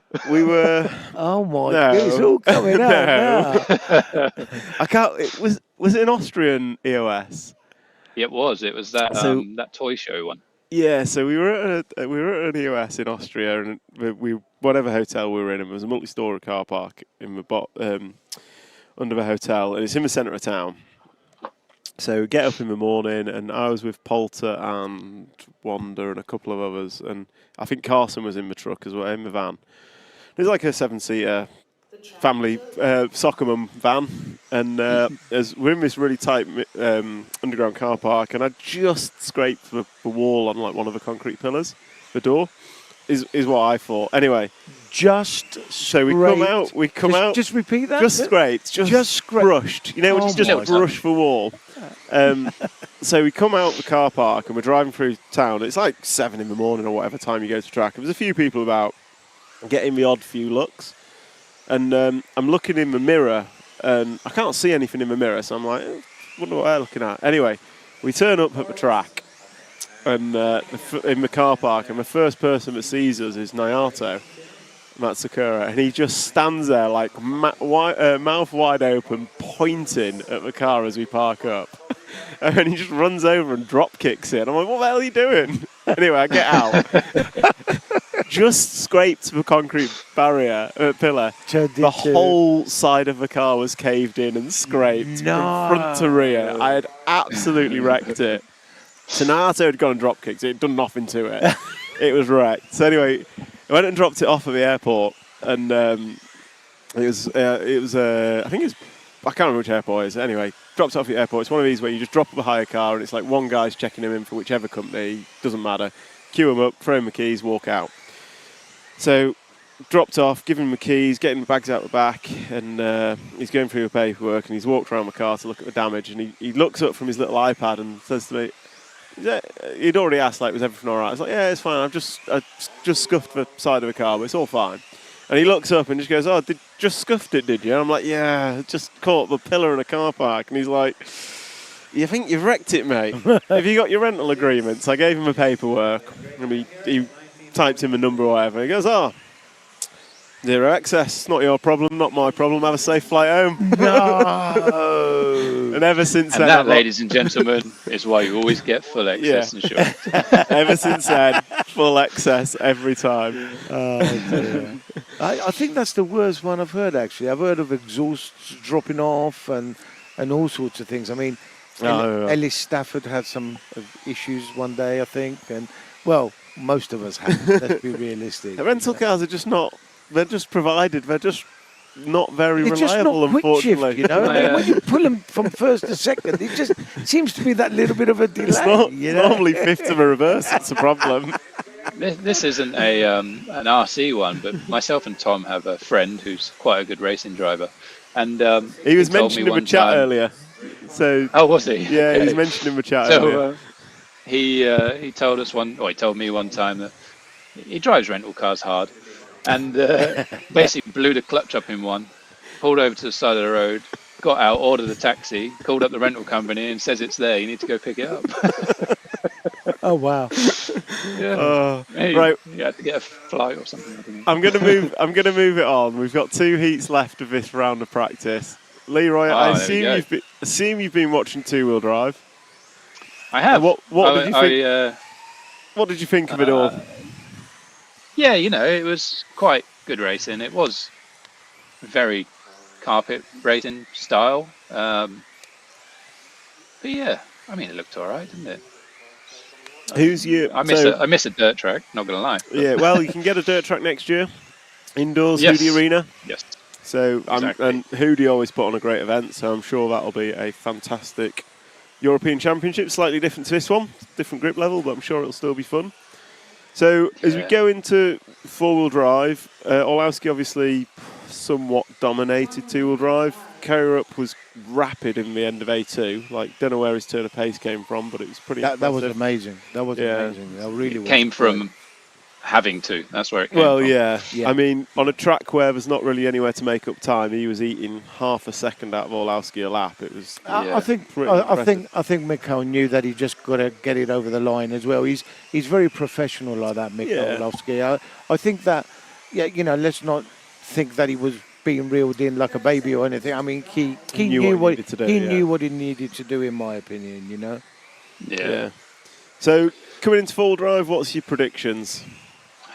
Yeah, I think it's going to be hard to beat Bruno. Looking at the track and the style, I think if it was a little bit more open and a bit more like curvy lines, then the belt drive cars would be amazing. But the quick stops and fast acceleration at the hairpin, maybe that will just lead a little bit into X-Ray being slightly on top. But then you can never count out Mikhail, because he's just, like you said, he's a machine, and he will keep going around that track as fast as he can until he wins something or dies trying. Yeah, I think if you remember, we had a conversation before the meeting of the two-wheel drive, and I sort of tipped Mikhail for a double as such, but Bruno does look super quick, as do some others, to be very fair, and these next two seeding practice runs may give us a little bit more of an inclination what's going to happen, but I think it might be closer in four-wheel drive than it was in two-wheel drive. But I think Mikhail's got this desire that he just wants. How many has he won now? 5 or 6? No, that was his third. That's his off-road. fourth. That was his fourth Yesterday. Euros. One, Third. two, three. Yeah, third. Sorry. Third yesterday in off-road. He had 2015 He's got to catch up, in innit? Robin Hood, 22 in Robin Hood, and 23 in Utrecht, and then yesterday. Wait a minute, Lee. How many you got? 7, Lee? 6? I got 6. So 6 for Lee. How many's Neil got? 9 for Neil. Neil has, maybe has 9. Yeah, 9. I think 9 for Neil and 11 for Craig Drescher. Yeah. So There's one point I thought I was going to catch Craig, and then it just didn't happen. Lost a few unlucky ones like Sweden and stuff like that. So yeah. So and then COVID hit. COVID took away a few for me and Neil. I'm sure of it. Neil stole one from Bradders as well. Don't forget. Yeah. Well, yeah. Took him out basically, but yeah. Bradders, my God, I haven't seen him for a while. He's doing well. Do you speak to him, Lee? Yeah, I actually talked to him yesterday or the day before. Is he well? Family good? I think he's doing well. Yeah. We normally just talk to each other when we're discussing something completely non-related to anything. Yeah. Probably some funny video we've sent each other, but yeah. So some of the top heats are coming up. Yeah. Now, So this will be. What about the associated guys, Leroy? So I know Neil always struggles in the UK with the full drive on carpet. Carpet's not really Neil's thing, but Una was quickest in the last round of practice. Yeah, I think they're going to be good. Again, I think that deceleration, acceleration from a shaft drive might be helping them here at this particular layout because it is fast stop, fast stop. So I think they'll be fine. I think the new AE is quite an improvement on what it was before, and we all know Neil doesn't even set the car up for carpet half the time. So Yeah. So I think they'll be all right, mate. I think Carrick will have a good chance. I hope has a good go. He's that guy that's just shown all the promise and just needs that title to establish himself fully, I think. I mean, it was 10 years ago at the Swedish Euros where Una made his first day. Una, Michael and Daniel all that week. It is 10 years. 10 years ago. It was a dirt track about half the size of this and the grip of ice, basically. It was the one I should have won. Yeah. Lee, I can think of quite a few you should have won. You would have had a lot more than 6, you know. So, yeah, but that one, a marshal decided to kick me. So you know, they're running down to 10, 11 mil. Yeah, right, running about 10 mil. 11 mil. I mean, that's I'm surprised they're that high, honestly. I mean, what is actually working at that ride height? I mean, not a lot, is it really? Especially with the shocks upside down. Hey, now, to be honest, when you there go was a bit controversy lower than about 10. that. You know that? Really? No, I've not heard about that. Oh, let's hear it, Uncle Tone. Oh, here he goes.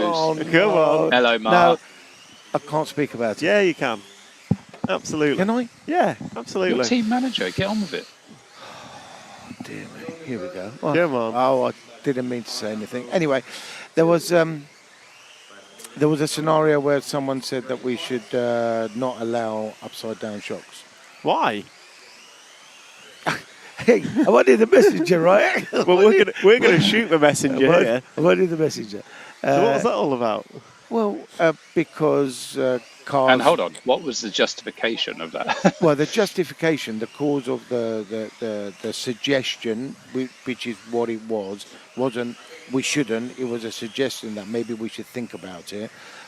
Is because yesterday there was, I think, 2, maybe 3 cars that broke and shed oil around part of the circuit, and they felt that because it was a weaker kind of scenario on the car when the shocks are upside down, they could easily break easier. Okay, don't think it changes anything. So there was a suggestion of that. I think that's. I can understand why it's probably easy to break a shock cap off if it's at the bottom, but I don't think that's.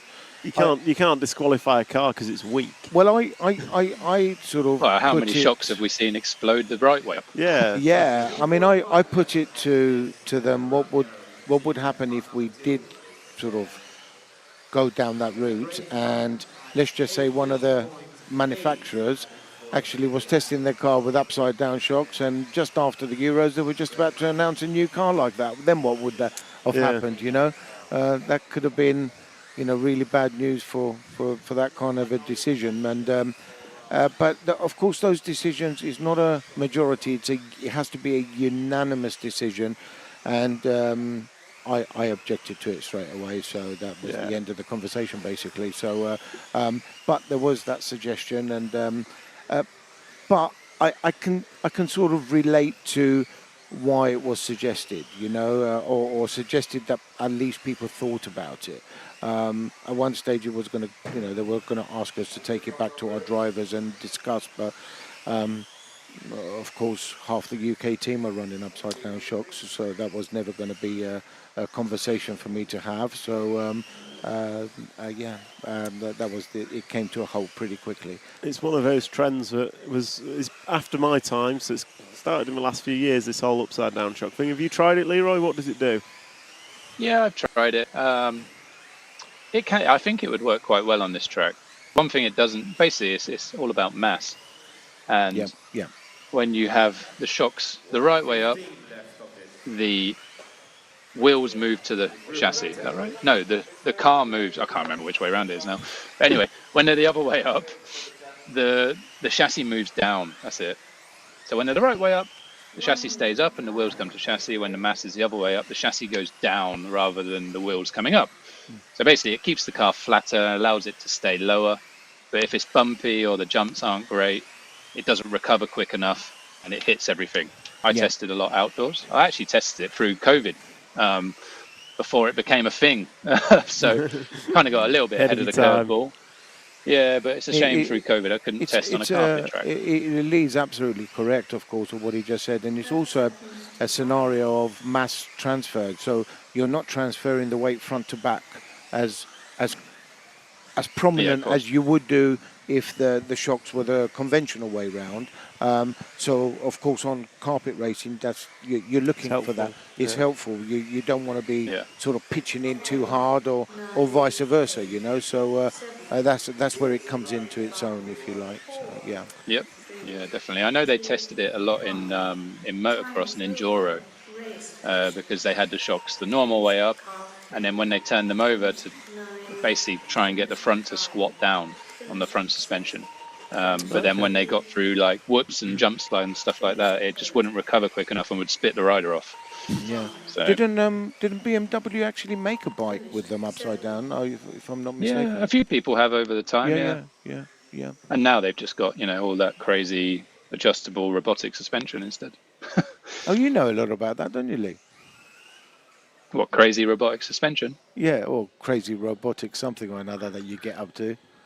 Yeah, definitely crazy robotic film vehicles. Yeah, film vehicles, that's the ones. Yeah.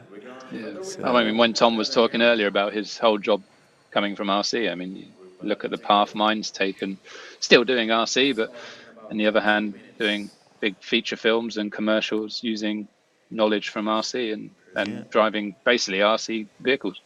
Big old RC cars with cameras attached. If I can just interrupt that, there's some very fast drivers coming up in this one. Of course, we've got the Hall brothers, and obviously Tommy Hall being British champion. We've got Martin Bayer, the X-ray designer. He's running in this one, and of course, Jorn Neumann. I don't know how many times European champion. How many times has Jorn won the Euros? He must be. He's got one more than me, I think. He's on 7. He's got seven-time European champion. We've got Holdsworth and so forth. There's some real fast drivers coming up. Is this 11 or 12? This is 11 of 12. This is 11 This of 12. one and the next one for top 8. So this and I'm gonna have to leave because I'll go pick my child up from school in a second. Oh yeah, I forgot. Lee, again, our condolences to everyone, and hope the family is holding up quite strong there. Thanks, guys. I will. Go on, Leroy. No, go on. I was going to say I will come back later to grab some of the later runs. Hey, no more gossip. I'm not coming up here again. God knows what's going to happen to me when I get down in the pits area. I think I invited Tony under false pretenses here. Yeah. No, it's been great having you on, Leroy. Condolences to family, and I hope to see you at Hoodie next year for a clay. Well, hopefully I'll see you before Tom. Well, yeah, but racing at the Euros. Yes, I hope so. All right, cheers, Leroy. All right, guys. I'll see you in a bit. Thank you. So, Bye-bye. Sorry to the guys and girls in the chat. We got a bit off field there, but no, always nice to reminisce and show what actually there's another side to RC racing, which is the friends and family you meet along the way, which is a brilliant part of what we do, I guess. And yeah, of course it is. Yeah, I always say it's why we do it, isn't it? Surely? I It's how we yeah. begin to do it, anyway. I always say that you could drop me in any city in the world, and within half an hour, I'd probably find a friend through RC, and I think that's a big part of what we do. That's nice. But yes, we're going to turn our attention back to actually toy car racing that's going on the track, and this is round number 5, group number 11. So round 5 of qualifying is a seeding practice. Yep. Three in a row. Your best 3 consecutive laps is taken, and you'll be ranked on your best 3 consecutive laps between rounds 5 and 6, and then that will set your heat seeding for qualifying. All 5 rounds of qualifying. So we're following the 1 car of Alexander Landon. So he was your BQ man yesterday. He was quickest in practice for 2-wheel drive. So yeah, Alexander Landon, quickest in 2-wheel drive practice, didn't have the luck in qualifying, just couldn't pull 5 minutes together, unfortunately. I spoke to him, and he felt it was just the odd little bobble, really. He didn't really make a significant error that cost him, the main A final. It was just a bobble. It was just as simple as that, really. And the problem is with this track, because it's so fast, it is a mistake is a bobble. Yes. It's a bobble is you've missed an apex and you've lost 3/4 tenths of a second. Yep. And it doesn't just carry through one corner. You carry that missed line for maybe 2-3 corners, and it's and of course if you have a bobble, it could be in between your best 3 laps, so that means you've got to start all over again. Yeah, you know, so you've got to especially get in into practice. that. So as a clarification of what obviously Tom and a lot of people do know, but some people that may be listening that don't know, is that it is 3 consecutive laps at any point of the 5-minute practice session, and you get 2 goes at that. So this is this is practice 6. This is practice 5. We've got practice 6 to go again. And it's any 3 laps out of those 2 5-minute runs. So we could just jump to Hampersburg. He's on the left-hand side of a track crossing the line now. Green and white machine just crossed the line and comes over a double and crashes. That is what you call a commentator's curse. Yeah, you really done him in there. So Hampus was quickest after 3. So interestingly, Tony, during practice for two-wheel drive, commentator's curse was reversed. Every time we put a camera on someone, they would lay down the fastest lap. No. Yeah. And then now it's back to normal. Now it's back to normal. That's probably because I'm up here. But Hampus was unfortunate yesterday. So Hampus was actually... So I was doing a lot, obviously, the grid issue. Meant that the ranking system was put onto TQ qualifying, which meant no one really knew the points. So I was rapidly up here doing points yesterday. Clicking my pen, which annoyed everyone online. They could hear that. They could hear my pen clicking. Can they hear you when you're eating the chocolate? I put myself on mute for that.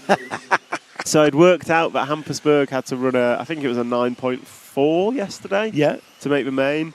He needed a 19.33 average lap, and he opened up with a trio of 19.1s. Oh wow! And then he just got caught through the switchback. And that's what that's what we're talking about. Disaster. And then he needed to average 19.1, and he was like 19.2, 19.2, 19.2, 19.1, and then he had another mistake, and that was the end of his A final hopes. But he was quick yesterday. Well, when you were talking about Alexander Landon, I mean, he's running second at the moment on best 3 consecutive laps, and he's going quite well. As is, Martin Bay is running well, and Tommy Hall from the UK, the current British champion, and of course past European champion. Of course, let's not forget that he was. Yeah, he won the two-wheel drive at the 2022 Robin Hood Euros. Yep. Me being with my ego leading my talent, I went into that thinking, I could beat Tommy Hall last time I raced him, should be no problem, and showed just how far RC's actually moved in the last 4 years. Very, very good. He's sort of being overtaken by some of the experts. Look, Martin Bay are running second at the moment. Yeah, Martin's... And I mean, I'm sure Martin wouldn't mind me saying so. He's not exactly a spring chicken. No, that car is... Martin's a multiple European champion across classes. Yes. Well, he's the designer of the X-Ray cars, of course. And, he clearly gets running time because he has to. But he's actually very, very good, very tidy. You never see his cars get drastically upset or anything like that. It's actually a great vantage point, this, Tom, because I'm just looking as they go towards the transponder loop. My goodness me, some people are really taking some risks through that sort of chicane area that's been sort of, if you like, closed up a little bit since yesterday's two-wheel drive. It's very tight through there. They thought they were going to slow them down. If anything, my goodness, these four-wheel drives are just rapid. I think the intent of changing the chicane was to stop the throwing it at the loop. Yeah, the desire to launch it across the line, because we saw in the round that wasn't the round, Marcus Carup hit the barrier and ended up crossing the line, didn't count. The marshal threw the car the wrong way down the track. It just caused... So they wanted to change the track to just discourage us from doing that. I think a shout out to Martin. I think he's done wonderful things at X-Ray. For sure. The cars were good, always been good, but when Martin joined, he kind of brought the whole program along a level, which I think has been he's very very methodical by the way that he works, and it's a credit to him, to be fair, because absolutely. I think the X-Ray cars are very good cars, and a lot, if not all, is down to his ideas. So that's fantastic. Top Heat just about to go on, so of course Mikhail Orlovsky would lead them off, and Daniel Kobovic will sort of try and hunt him down, as will Marcus, Bruno, David Ronnefalk. He had a great Worlds, didn't he, in 8th. I don't know where he actually finished, but he looked on it right through qualifying in the 8th over in Spain. He looked fantastic, and of course we've got Una and Jessica Parson. I mean, I don't know how much you've spoken about Jessica, but it's her club that is running the. It is the club, yeah. So her mum is. I don't know the ins and outs of it all. I think the Furland club is more of an 8-scale club. Correct. Yeah. But because of how Swedish politics work, and I'm getting into a realm that I don't understand, so I apologise now for making up things that are wrong. But they have this sports year, and it kind of dots around cities, and they wanted to do. Malmo is the host this year of Sports Year. Oh, right. So the city has given out. The city's kind of helping support events and coming to the city. So the Furland club knew about this and wanted to bring an event to Malmo, and the event is for the 10th Electric Off-Road Worlds. So Furland club are ones that have hosted the event as such. Okay. And that's Jessica's mum, Jenny, who is looking after us. Yeah. She's brilliant. I had a long conversation with her yesterday. Lovely lady. So yeah, that's part and parcel of how we've ended up in a sports centre in the middle of Malmo for this year's Euros. Yeah. So we're going to start with Una Hattunen, because I think he was quickest last time. So the number 7 green and grey car on the second lane of traffic. And on a different note, did you know that Malmo is playing Rangers tonight? I did not. Here? Oh. When I say here, I'm talking about... it's about 100 metres away. Not even 100 metres. What are you Yeah. talking? You could throw stone at the stadium. Not with your old man out, you couldn't tone. And just so you know, they're shutting the doors at 6 o'clock. So, These doors? Yeah, they're shutting our doors at 6 o'clock, yeah. So how do we get out? Well, you can get out, but you won't be. If you go out, you can't get in. You can't get back in again. Yeah. So, but I mean, it's sold out. 30,000 people. So the Scots are coming to town. Excellent. Yeah, I know. I'll feel half at home. I wonder if one of my guys, Mike Carberry, great guy, Mike Carberry from Scotland. I wonder if he's coming.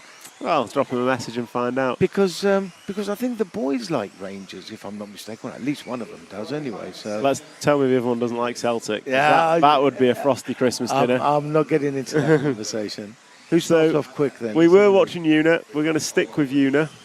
So Una is the green and grey car down the straightaway, and he is chasing down Jessica Palsson. He's just had an error. 18.6 we saw last time by from Bruno. Not last time by, last round by Bruno Coelho. Okay, yeah. Best we've seen so far is an 18.8 from Mikael Olowski. Obviously, this is only practice. And it is they do have to put the fastest 3 together for a seeded position. And full drive is that fast and frantic. It would not surprise me if there are a few people that don't pull together 3 laps, unfortunately. Marcus looks absolutely rapid here, Tom. Look at Marcus Carroll coming down the straight. Marcus Carroll is the third in the queue behind Una Hattunen. Yeah, he is absolutely on it here.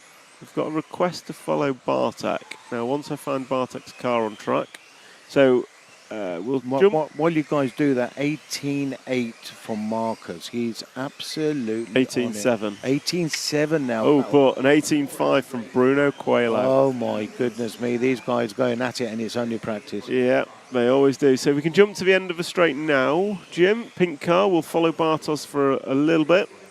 So Bruno Coelho backs up. So he's now got a 3 lap time of a 56.1. So 56.1 for Bruno Coelho. So that's averaging an 18.7.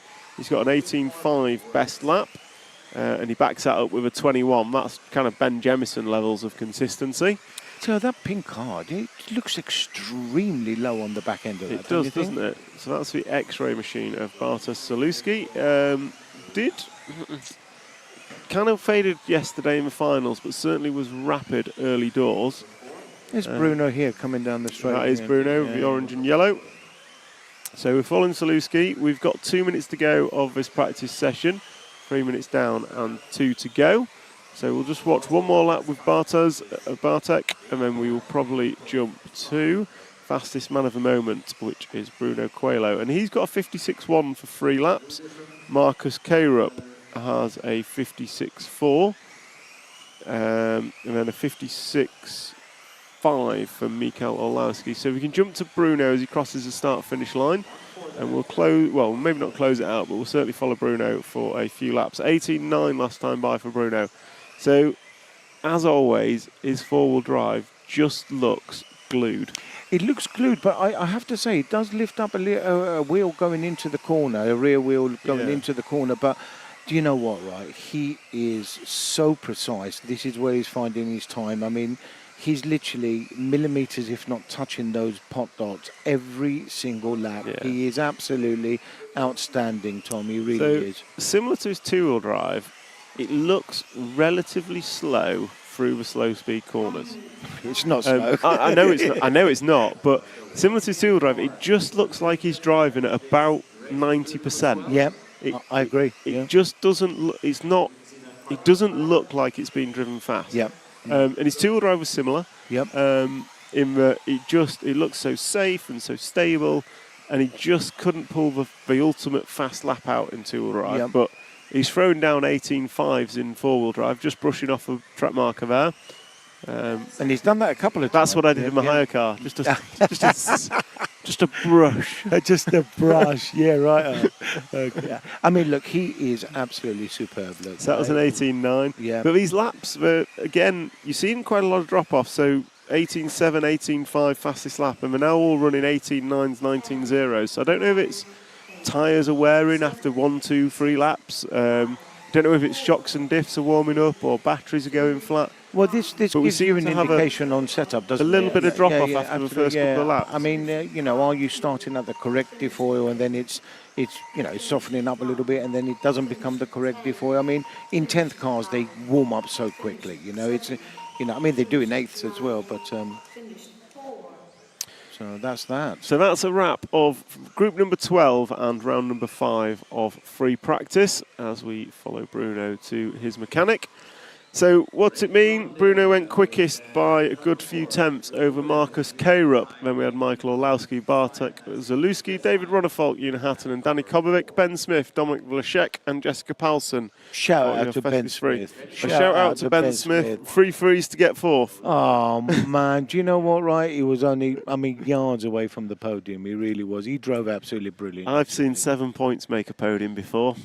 And he had 3, 3 and a 3 from 6 on the grid, and on a carpet track to overtake. It's very. Yeah, he did well. Yeah. Right, I'm going to thank you very much, Tony. I'll let you go. Thank you very much for joining us. No probs. Wishing everyone. It was all lovely the best. to reminisce with you. Yeah, it might not be the always. commentary of what's on track, but it keeps entertained. Regards to everyone back home. Yeah, thank you, Tony.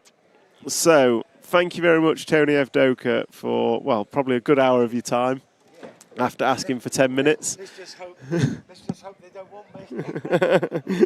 So I'm going to just give Mr. Cameraman his chair back because he's giving me evils. And I'm just going to run through some of the comments and see what we've got. I appreciate some of you didn't really enjoy us chatting, but that's all right. Predictions for four-wheel drive TQ. I've already put my stake in the ground for David Ronnefalk. That's my stake in the ground. Favourite race in the States was Cactus for Leroy. Mine, I've not done much in the States. I've done what did I do in the States? 2008 Miami Clash. J Concepts Clash in Miami was fantastic. And I've done Motorama, which is always good. Worlds in Chico was fantastic. But I'd probably say the Clash in 2008 was my favourite States race. Landon's fast but inconsistent in two-wheel drive. We discussed. Convo better off mic, possibly. Apologies for getting a bit off topic. Sorry, a few old guys with many years racing. That's where we tend to head. Paul Ragg, it's only practice. Yeah, but we're here to bring you all the coverage from the week. So we'll keep on with this. Ben Elliott listened about hire cars. Jamie Booth. Jamie Booth's got many stories, I'm sure. So the pen's gone away, don't worry. Followed Bartek, followed Bruno. Motors in full drive, so somewhere between a 4.5 and a 5.0 was what I saw. So when we spoke with Sultan Dong earlier of Hobbywing, he was saying 4.5s. We had quick chat with Jürgen. He was saying 5.0. They are running slim batteries. All right, Craig. Craig Drescher's just joined me in the booth. Do you want a headset? Oh, fantastic. If we've got Jonas coming up, how do we do that? Can we do a third headset, Mr. Tech Guy?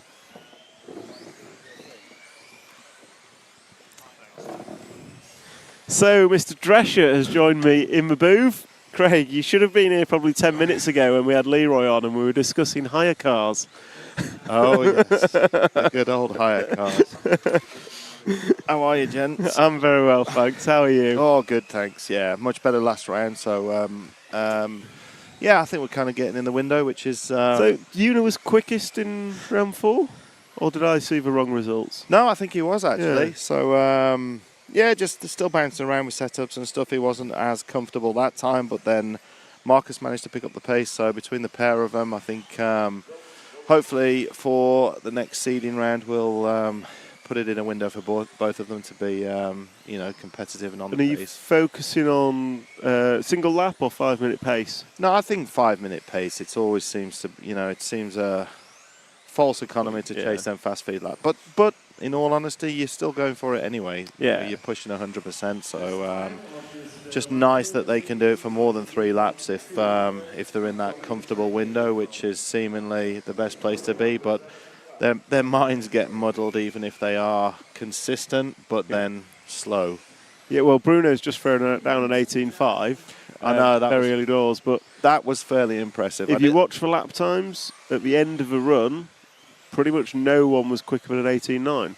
So it seems like we're getting drop off almost immediately after the first minute. The cars are dropping off on terms of lap times. And when you watch them down trackside, they definitely look crisper out the blocks for the first, like you say, first minute or two. And we had a similar thing in two-wheel drive, yeah. And I think the cars are getting so heavily abused. The equipment's, just ramping up with the heat and just everything's warming up and generating heat, and it just kind of slows things down. I think the tyres get warmer and probably get a little bit squidgier on track as well. So you've got tyres, diffs, motors all heating up, batteries going. Yep, and tyre wear, and there's been people dumping, people shutting down. There's the forward drives are a lot more kind of brutal with the equipment. I mean, I was watching some of the races yesterday from the two-wheel drive finals whilst we had dinner, and watching from up this side, they look like 12 scales going around. Yeah, they are so fast.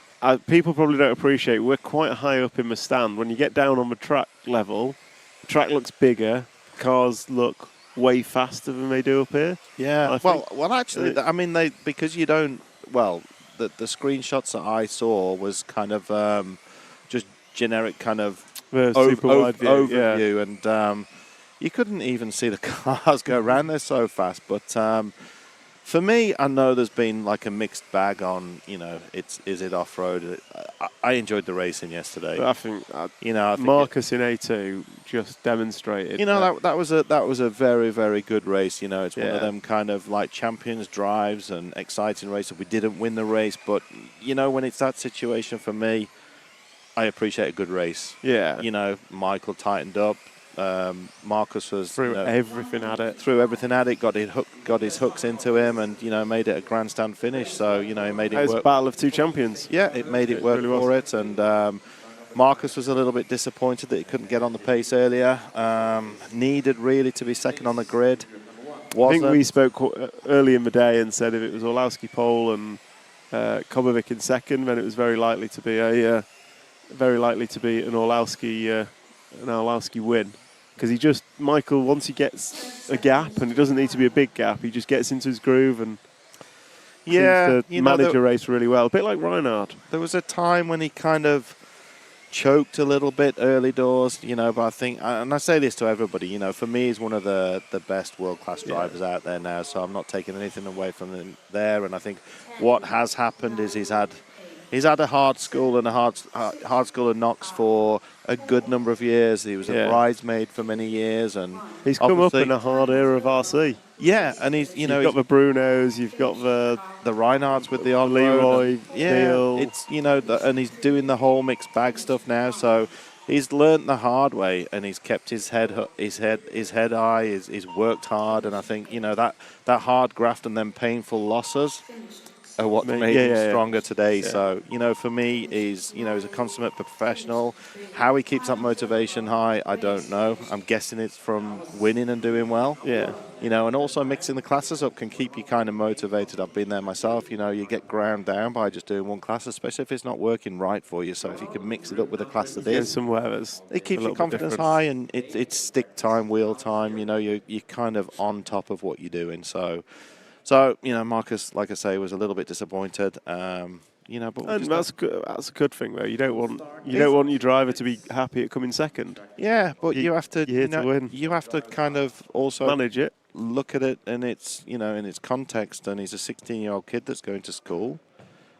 These are the guys who've already been there. Yeah, he's not a professional RC racer. So for what he's achieving, it's fantastic. Yeah, and all credit to him. So he's a controversial racer at times because he's aggressive, but I think in his short stint as being at the top, he's already learnt, and he's starting to give some respect back now to the drivers, and I think they've all been through it. Bruno's been through it, where he's kind of like, I think everyone's fiery been through, hasn't it? and wants to win, and he's kind of gone the hard way about passing people and taking people. We've all been there, and Michael's been through the same thing as well. So I think if you look at all the champions, they've all been through that phase at some point. It's part and parcel of maturing as a racer. And it's the new era of the style of racing that they do. It's very attack style and attack-minded racing.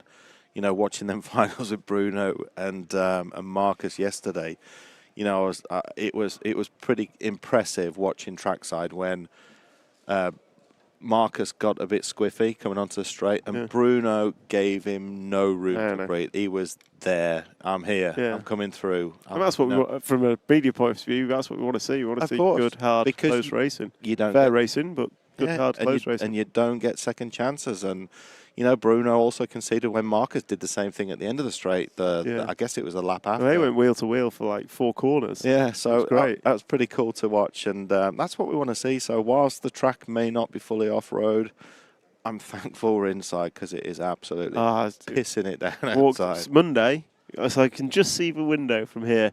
Monday, beautiful sunshine all day. Yeah. Every day since we've turned up in the rain and we've gone home in the rain. Yeah. So for everyone that's criticising an indoor Euros, we wouldn't have one. Yeah. If we were outside.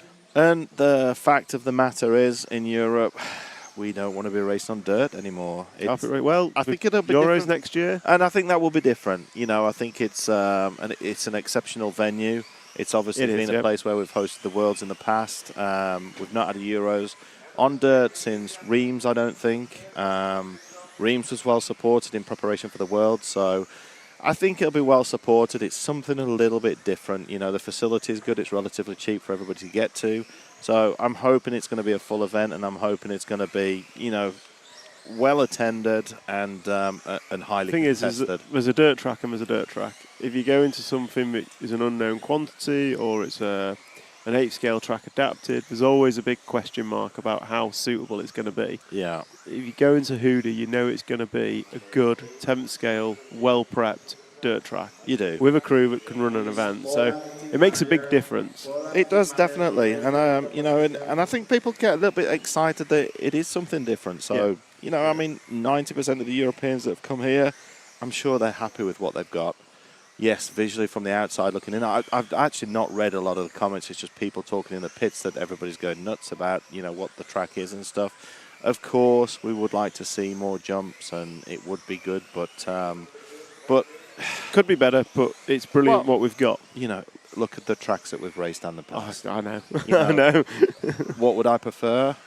I think I prefer this. Yeah. It's hard. The guys are having to work so hard out there to get these things around the track at this pace. The electronics guys, so speaking with Sultan from Hobbywing and Jürgen from LRP, they're having to work hard. Yeah. They're doing more adjustments on the motors and speedos than they've ever done before. So actually the performance is coming from tuning the equipment we've got rather than beating a track that's random or difficult or bigger holes and gearing needs to be thought about. Everything, and temperatures, and I made a comment to Jürgen earlier. I said, hey, what's going on? He said, what do you mean? I said, look at your table. I said, it's like the old days. Like the brush days, I yeah. said, I'm going to start calling you Mike Reedy.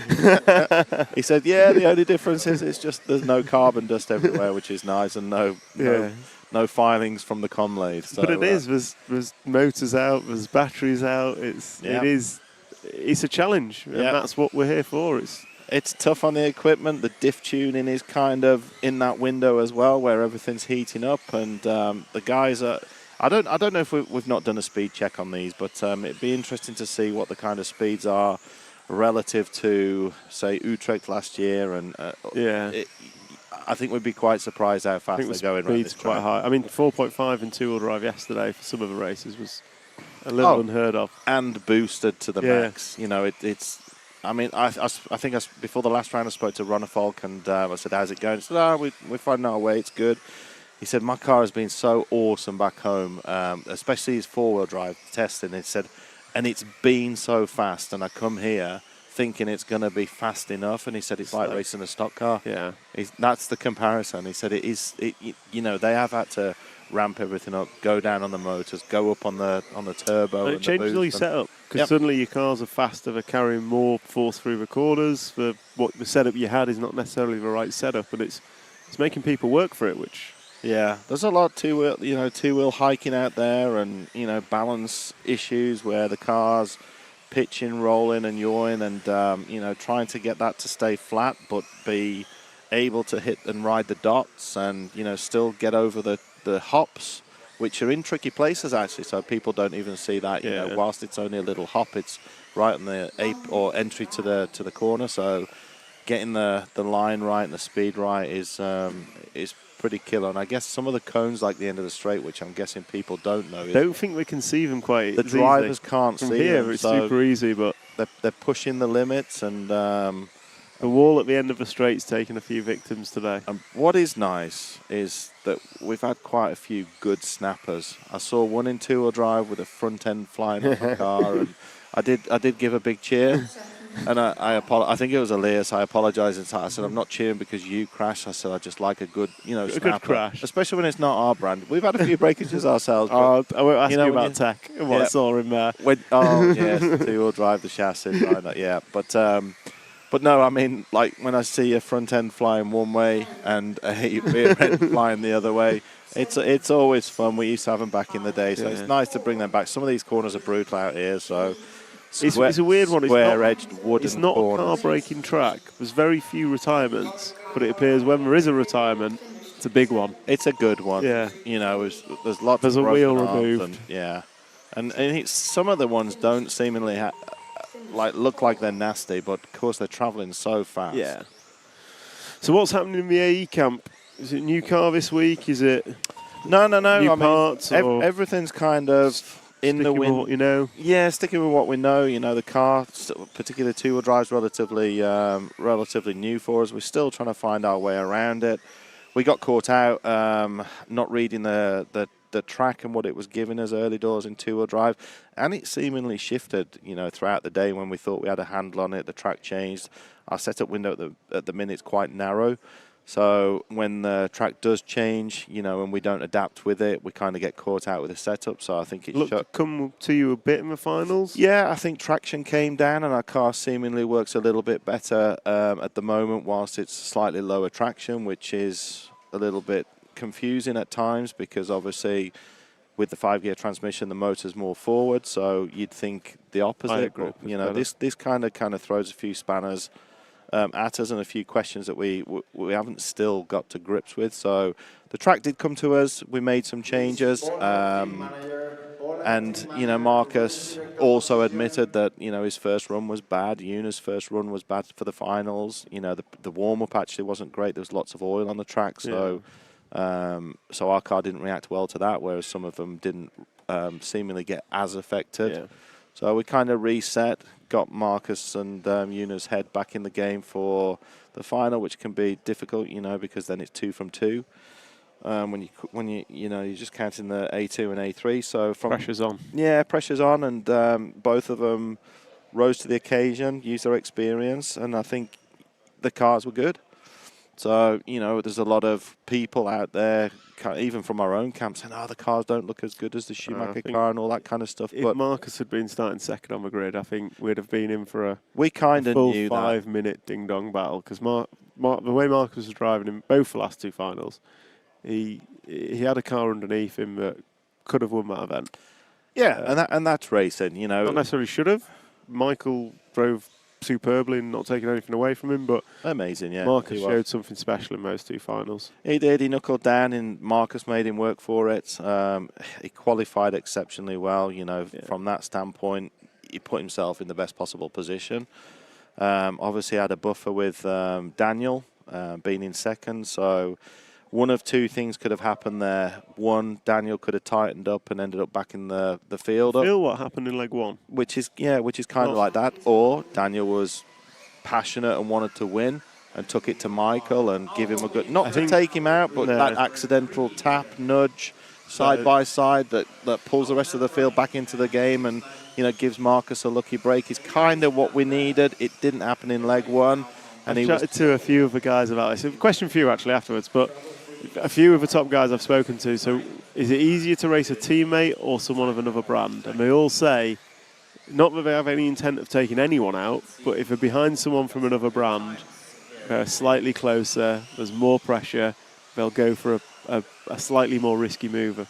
And would you agree? Yeah, and I would do. There's more passion and desire to want to pass them. It's like get up there. So, it's actually really hard to race against your teammate and race against them close. And what usually happens is you end up taking them out unintentionally. But I think, at this level, we all go ooh and ah when there's a takeout. Honestly speaking, I don't think any of them mean it. They're racing so hard and so close. And so quick.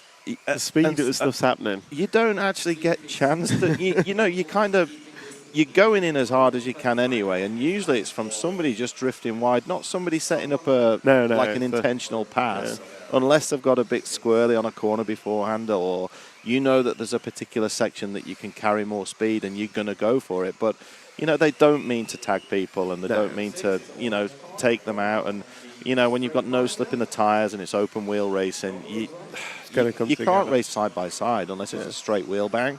Otherwise, one car's off. Yeah. So, the passing opportunities are very limited. So you've got to take them when they happen. And then when it's teammates racing each other, the tendency is to give an extra 5% space gap. Yeah, but what marks these guys out, and I'll use Marcus as an example here, is, that ability to raise your game when it's needed. Yeah. To chase somebody down and pull them extra tenths out when you've not done a lap time like that all weekend, and then you do 4 or 5 of them on the bounce. On a track that slowed. Yeah, on a track that had slowed lost the down. second a lap, and he just found... The frustration coming for Marcus from leg one, because he said he wasn't patient enough, and I just said, I'm glad you said that, because for me, second or third would have been better than 10th. Yeah. It puts you in a stronger position, going into leg 2 and 3, but, he reset, regrouped, and was quite mature about it. So it's, credit to him for doing what he did. And, also pulled it out the bag. Both of our guys moved up in the positions from qualifying, so that's always a bonus, or even staying where you are. Yeah, where you are at that level. So it would have been nice to have a couple more in the final. I was really disheartened. Alex was unlucky. Yeah, upset for Alex, because he was so fast in practice. And qualifying. He was never slow. He just didn't get the rub of the green. And I've said to him, of course you can't, take it away from somebody being depressed and upset that their results didn't reflect what their performance was. And he is obviously very upset about that. But had it been round one and had he tagged onto the back of Michael... Well, he crashed in corner 2 or 3. Exactly. So, and I say it's strange to say that one crash can set the tone, but as you say, if he'd got a clean first lap and tagged on to Michael, got the toe and got the confidence, not even caught him. Yeah, even finished second or third in round. He'd have had a 2 or 3 in round, and that sets your tone. Instead, he crashed on lap 1. He was last off the grid, and he ended up out of sequence for the rest of the week. And it sounds weird to say that one one crash can dictate it, but it's that recovering from that one error it sets a chain of events. It does set the chain of events and sets the stall out for the actual event. So breaking that cycle, and then of course he had I can't remember what happened in Ryan 2 now, but he had a very similar thing where he was kind of running top 5 in the run and had a little mistake, a silly mistake. Every double bounce he double bounced the wrong way. Onto his roof, yeah, or facing nice. You see some of them, they'll double bounce and end up on the apex the right way, and he didn't have the rubber for green. And it just snowballed from there, and then of course he questioned his setup. Is it that? And then of course the track changed slightly, so his pace actually did disappear for a while, and so then he had to dig in and work back. He was unlucky in round 3 when that was cancelled. Yeah. He was then brave enough to kind of make some changes and still get a 5th in the rerun round. So he was no negative loss there. But then he had a few, I think, like unfortunate hold-ups in the 5th round, which actually cost him probably a second, maybe more. But that, even if it had cost him 5/10, that 5/10 on a 10 split was probably something like 4 places, or 5 places, yeah, which would have put him back up into the 5th and would have put him into the A final, would have put him actually, in a really good starting position. A similar thing for Una actually in the last round, where I think Una had a slipper come undone in one round. He then got, I didn't realise, but he did get disqualified in one run. Also, yeah. I think you mentioned it to me, and I said, no, his slipper was loose. So I was speaking to Mika about that, and I think it was miscommunication. Well, it was referee faux pas. Yeah, I guess I guess miscommunication. Yes, I'd say referee faux pas because I think it was involving Daniel Kobovic, and Daniel said, "I knew you needed a good run." He'd messed up, so he was actually trying to get out of Una's way, and even so, Una. I think Daniel crashed coming off this jump. He was under the jump and then tried to get out of the way, and then Una kind of went round him, and then Una came back onto the racing line. He bashed wheels with Daniel. Yeah, but Daniel had also said he'd run wide to let him go, so he'd had a double kind of like go. And I think, did Daniel land on him accidentally or something? And it was something like that. They had it coming together, and I think fans had seen the coming together, and I think both guys agreed that it no was harm, no foul, crack on. Yeah, because they were trying to actually help each other. So and then to get a penalty on top of that, so Una ended up 7th. Could have potentially been 4th on the grid, and then of course the complex of the race is totally different again. Then he might have had a little bit more breathing space to attack if Una could have held station and held off the X-ray guys a little bit more, just to the ebb and flow of the race. I don't. It's amazing how these little tiny innocuous things change the whole outcome. Complex of the potentially change. Nothing's to say that Marcus could have started second and Orlowski could have run away with it still. I think we'd all like to be in the position where we TQ and we can dictate the race from the front, to know that we've kind of not got the cushion of our teammate behind us, but Michael's got a strong mind, and I think he knows what he's doing, and I think also they all know what they're doing. Let's be honest, they're all quick, and put them at the front. They've all got their own way of leading a race. So we did need to split them Schumacher guys up front, and it's difficult with the setup side of things, and then the mental game as well. It's all fun in the pits when these kind of things happen. Providing you're in the mix, it's kind of nice. So. Dare I say the same challenge in full drive with splitting the X-rays at the front? Yeah, I think forward drive at this moment in time seems to be a lot closer. So I think it's going to be, it's going to be a mix of any one or any one of the brands that can do well. Michael's always strong. Bruno's exceptionally good in four-wheel drive. I think Marcus really likes four-wheel drive. I think Alex can also do well in four-wheel drive if he can get over the mistakes. And Una's shown good pace. David's quick. Una's a builder. He kind of like. I like the fact that Una kind of never really gives in. Always just gets his head down and works. Does his own thing. Believes in what he knows from his experience in the past, and kind of works things out. And his pace looks pretty good. He seems fairly confident. He's still trying a few different things. So for me, He's going to be more in the mix in four-wheel drive than he actually was in two-wheel drive, I think. But it's he was there or thereabouts in two-wheel. And it's also tight. The margins are closer, I think, also Yeah. four-wheel drive, if that's even possible. It's so fast. So it's you're going to be. Well, we'll see. But four-wheel drive is going to be. I'm looking forward to it. Yeah. And I tell you what, sitting behind a microphone is far more enjoyable than sitting behind a radio. There's a lot less pressure. Oh, yeah. And there's some deadly corners out there, so there's going to be some make or break moves that go on, and probably some make or break parts and cars. The landings into the corners, the full drives don't land quite as nicely as two-wheel drive. No, with front wheels. And Matt, the chicane front race control now looks a bit awkward. If you over push on the first one, you're just losing time, so much time. So where's the passing area in four-wheel? End of the straight? End of the straight is going to be some. I think both of these single rollers on the right-hand side of the track and coming onto the straight. Yeah, hitting it too fast and kind of just jumping slightly wide or getting the nice nose line, bounce. The nice line is to come wide and you've got more rotation on the car before you land. Yep. Obviously, if someone gets up the inside of you and parks it, then you've got to go around them. Use the face of the upslope to scrub the speed. And they look actually quite tricky to get right. I've seen quite a few people struggling with these two rollers in the 180s. Yeah, so no, it's all good fun. I for one, am looking forward to getting racing with them. Yeah.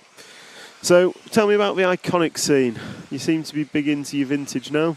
Yeah, well, I am a vintage kind of person myself, so loved it. I kind of went to meet some old friends, Jamie and the gang, and went to one of the iconic revivals and didn't race, just went to meet up with people and spent a couple of days up there probably 3 years ago and got to see lots and lots of the people that I've grown up with and spent time with when I was younger, and guys that actually got me into racing, and absolutely loved it. So they did offer me a drive there, and I said it wasn't fair because I'd literally just come down to kind of spend some time and take some gifts and stuff for the raffle. It's for Parkinson's. Reedy died of Parkinson's and had Parkinson's, so it's kind of like, it was hitting many chords with me. So loved the event, and obviously started to get a car and stuff ready. Actually, Lee got me a car ready. I lie. I didn't get a car ready at all. Lee got all my cars ready for me to race, and went and raced the following year. Absolutely loved it. Did both of the iconic events. Loved both of them. And it was just kick-started it. So I'm still not doing a lot of that racing. I've done 2 events this year. I will do more. It's tough because you still want to be competitive when you're on the racetrack, and you never lose that spirit, do you? You don't, But the good thing about the iconic stuff is, the pit side of things is very social. The racing is only 40 or 50% of the actual event. The social side is, big part is a huge part of it. A lot of people camping and doing the usual stuff, and it is very much like it used to be. There's not too much you can change on the cars. You're kind of restricted, so once you've got your setup kind of nailed down in the practice, it is what it is. I'll tell you what is scary. Going into a qualifying run when it's a brand new track with 1 lap warm-up, that gets your heart racing. It's more fun. Yeah, it definitely gets you on your toes, and I like it. I think it's it's another dimension. Is that what should we do at the Euros? Scrap all the practice and just straight into qualifying. I don't think them guys would appreciate that at all. It'd be good fun to watch. But I think like the BRCA Championship kind of lends itself to that style of racing. We are on a fresh track. We get 6 minutes practice, 2 3-minute runs, and you're into your first qualifier. And it's so you have to. I think that's always me. I always think, looking at Euros and stuff, the Brits are always quick out the block. Yes, exactly. Because we're very adaptable. But that tuning the car to the perfect 10th degree, we sometimes fall out. Back out. We do fall short. We just go into racing and it's like, right, we're racing. Yeah. We don't have time to change everything. We've got to get it there or thereabouts and go. Yeah, nailing down them details is kind of, and I see that. So I've seen that so much in the past with like Neil and the EOSs when he dropped in to do the EOSs for a couple of seasons. He'd always be, one of the fastest guys, first or second round of practice, and he got into the habit of being a little bit scared to change the car because it was good then, and I was like, people are catching you, people are closing the gap. Yeah. I think he had one at Dawn where he TQ'd, And I said, your car doesn't look like a good race car. It's kind of on the nose. It's point and squirt. It's great, fast. You've got to be more precise than everybody else. And then come at the finals, he had people swamping him, and it was hard for him to hold on to. Yeah. And, you know, he hadn't adapted, or, you know, it's what he's used to. Yeah. So, you know, he always preferred the shorter events and always kind of got bogged down in the details with the longer events. So, you know, he was a racer, not a tuner and practicer. So, whereas I think somebody like Lee was always a little bit more into the details. I wouldn't say less ability, but, you know, he needed that car. He couldn't hustle as much as Neil, but he could dial a car better than Neil. So, you know, it's like the old Kinwald and Pavida days as well. Yeah, you always see it. Yeah, so, you know, it's it's fun these days to see these guys going at it, but the attention to detail now and the level of practice that these people do is just, it's pretty extreme, to be honest. I mean, I was one of those when I was working with Schumacher. The amount of running I did was a lot. But even now, they've taken it. I feel like I took it on a step in the UK. Yeah. I feel like they've taken it on a further step. And I'd agree with that. You know, it's difficult for these guys to compete, and if you've got the facilities and stuff to do it, then you're at a huge advantage. And why wouldn't you? If you've got the facilities, and more power to you. Yeah. So I guess, like, you know, guys like Marcus and stuff struggle with that. They've not really got many places to go and practice. They've not really got many opportunities to do that. They don't also have the volume and depth of races that we have, you know, in mainland Europe. So so they struggle. Well, I say they struggle to compete. They compete exceptionally well, considering what they've got and where they're at. So, you know, Marcus is probably another one that's probably got more raw talent than, like, setup ability. Yeah, you know, they bounce around a lot with the setups. It's not really a kind of regimented process. It's a little bit of, well, this is what we did last time, and the car was good, even though it's a different venue. So they do have their book of setups and kind of go, let's go for this setup. Let's try MKGP setup. Yeah. So until they get somewhere close, nail it down, and then, you know, once they get comfortable, but it can be a bit tricky to get to that comfort zone. Yeah. So who's your money on for four-wheel? I've nailed my flag to the pole for David Ronnefolk. Oh, really? Yeah. Who's going to win it from your side? Who does Craig Drescher think's going to win? And I know it's unfair because you've got 2-3 guys that could win it. Yeah. And you can't say Associated. No. I'll be honest with my appraisal of who I think can win. I got two-wheel drive right. You did. It's a really tough guess that was. I think it's almost impossible to look past Bruno. Yeah, I was just trying not to go for the obvious. Yeah, that's why I went Ronnefolk. So yeah, Ronnefolk, you know, he's due a win, isn't he? He's actually won 3 Euros. I know, but he's due one. Yeah. It's been a while since he's won one. Yeah. When was the last time? Reims, 2019. maybe? So that was that Reims? I think it was. So 2019, he got the double as well, didn't he? Yeah.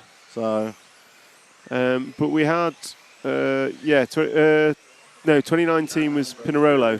Davide took two-wheel drive. David took four-wheel drive. Year before was Reims when David did the double. Okay, so there's his 3 in off-road. Yeah. So I think, I don't know, if you look at it realistically, you've got David, you've got Bruno from X-Ray, you've got Michael and Daniel from Schumacher. Yep. You've got your 3 guys, Nuno, Marcus, and Alec. I don't think you can discount Alexander if he hooks it up and he's got the pace. He's got the 1-lap pace, so I don't think you can discount him. So for me, there's 7 names there.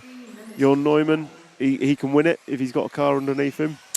As a driver, you know he can win a Euros. I'm not sure about the S-Works car. I've not seen his name pop up in the practicing yet. Yeah. But you've got at least 7 there that have a car underneath them and the speed to win it. Yeah, I agree.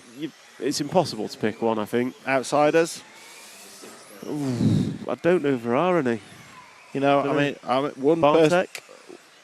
Maybe, yeah. Go on, who's your outsider? I don't know. I just, I love what I saw from Ben Smith. Yeah. It was so nice to see. Yeah. The little man do well in 2-wheel, and actually I thought his car looked the best of all of them in the final. I got to be honest. I don't know if he's got 4-drive dialed in enough. But possibly. Yeah, maybe. We'll see. Again, I think the track will change. Yeah. I think the ebb and flow of the event, if someone picks up at the right time and rides the wave, then it's about being there at the end of it. Yeah, I think, so I haven't said who my pick would be, No. but yeah, let me have another 5 minutes. You're going Ben Smith. No, I think like Ben probably not for four-wheel drive as not a win, but a good performer. Yeah. But no, I loved seeing what I saw in Ben. Yeah, no, it's great to see him do well. Shame 3 thirds put him fourth. A podium would have been a cherry on top. But to be honest, when he's got that many pitmen with him, I mean, you would expect a guy to do well, wouldn't you? You know, one gluing his tyres, one putting his battery in. Hey, I've seen Neil have just as many. Yeah. BRCA chairman's here to represent. You've got Eugene, the timekeeper, here representing Ben. Has he got any more people here? Trish is here as well. Oh, Trish is here, working for Ben. So it's and his dad. Who's that? Big Si's here, isn't he? No. Big Si's not here. I think that's why he's got. I'd have made the podium if Big Si was here. Well, of course. Well, he did one. We missed Simon, so it's yeah. But the boy did good, which was great to see. Did do good. He did do good. So it's So go on, who's going to win? I don't know, but answer me this question: why are the Brits struggling so much at European events these days? I don't know. Genuinely don't know. Is it the quality or the depth of field? Is it the tracks that we're racing on? I just think Europe's got better. Yeah.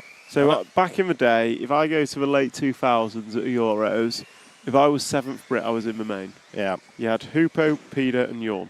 Yeah. And you had 7 places for a Brit.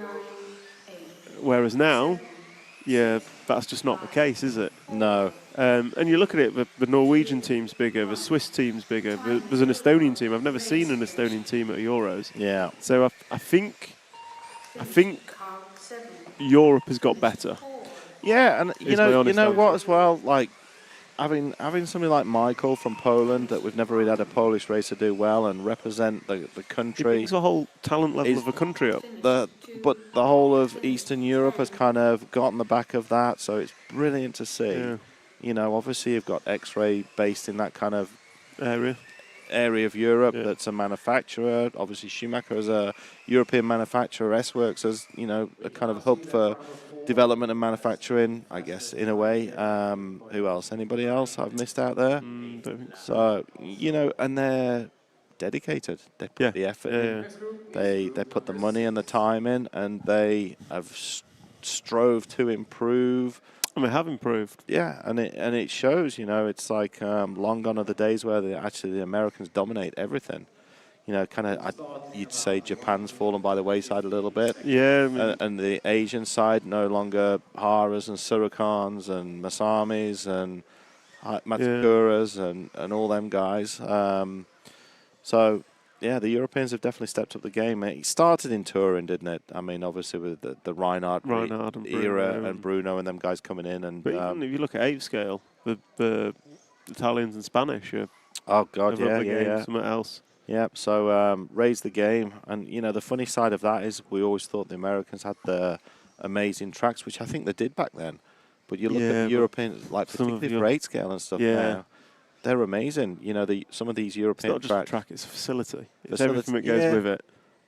So you the Americans have a little bit more of the traditional blown out tracks now, don't they? Yeah. Which change and... you need to be adaptive, and I do quite like that. Not when it's too blown out, but when there's a little bit more thinking involved in it. But a little more battling the track rather than battling the car. Yeah, I think I guess the Americans. I haven't seen online stuff, but I guess the Americans moaned about the world's track because it's so different to what they used to. But it's never any different to when Europeans went to America and it's a play track. It's completely different. And But I think for me, the talent level in the Europe's risen, and that in itself brings everything else up. Yeah. Like, I remember being a youngster, and the talent level at the UK national scene was, I thought, unreal. Yeah. Like, you had Craggs, yourself, Kenningley's, all these people who were go to Euros and were at the top of the Euros, and it's like, you are racing Europe's best. I remember doing Northeast regionals, and you've got Crag, Bradders, Kenningley, and it's like these three have just come back from the A final of the Euros, and they're the ones you're racing at a regional race. So yeah, and now the likes of that, Michael will go home and he's a European champion, and the guys are all racing him and learning from him. And yeah, exactly. And I guess similar with Marcus in Denmark, it pulls the whole level up.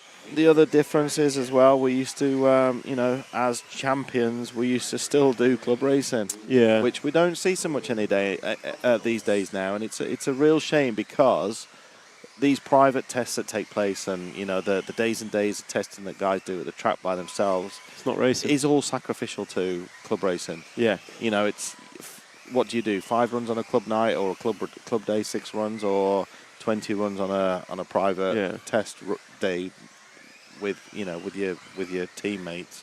So it's all kind of detrimental, and of course, like you say, we were schooled on actual racing. Yeah.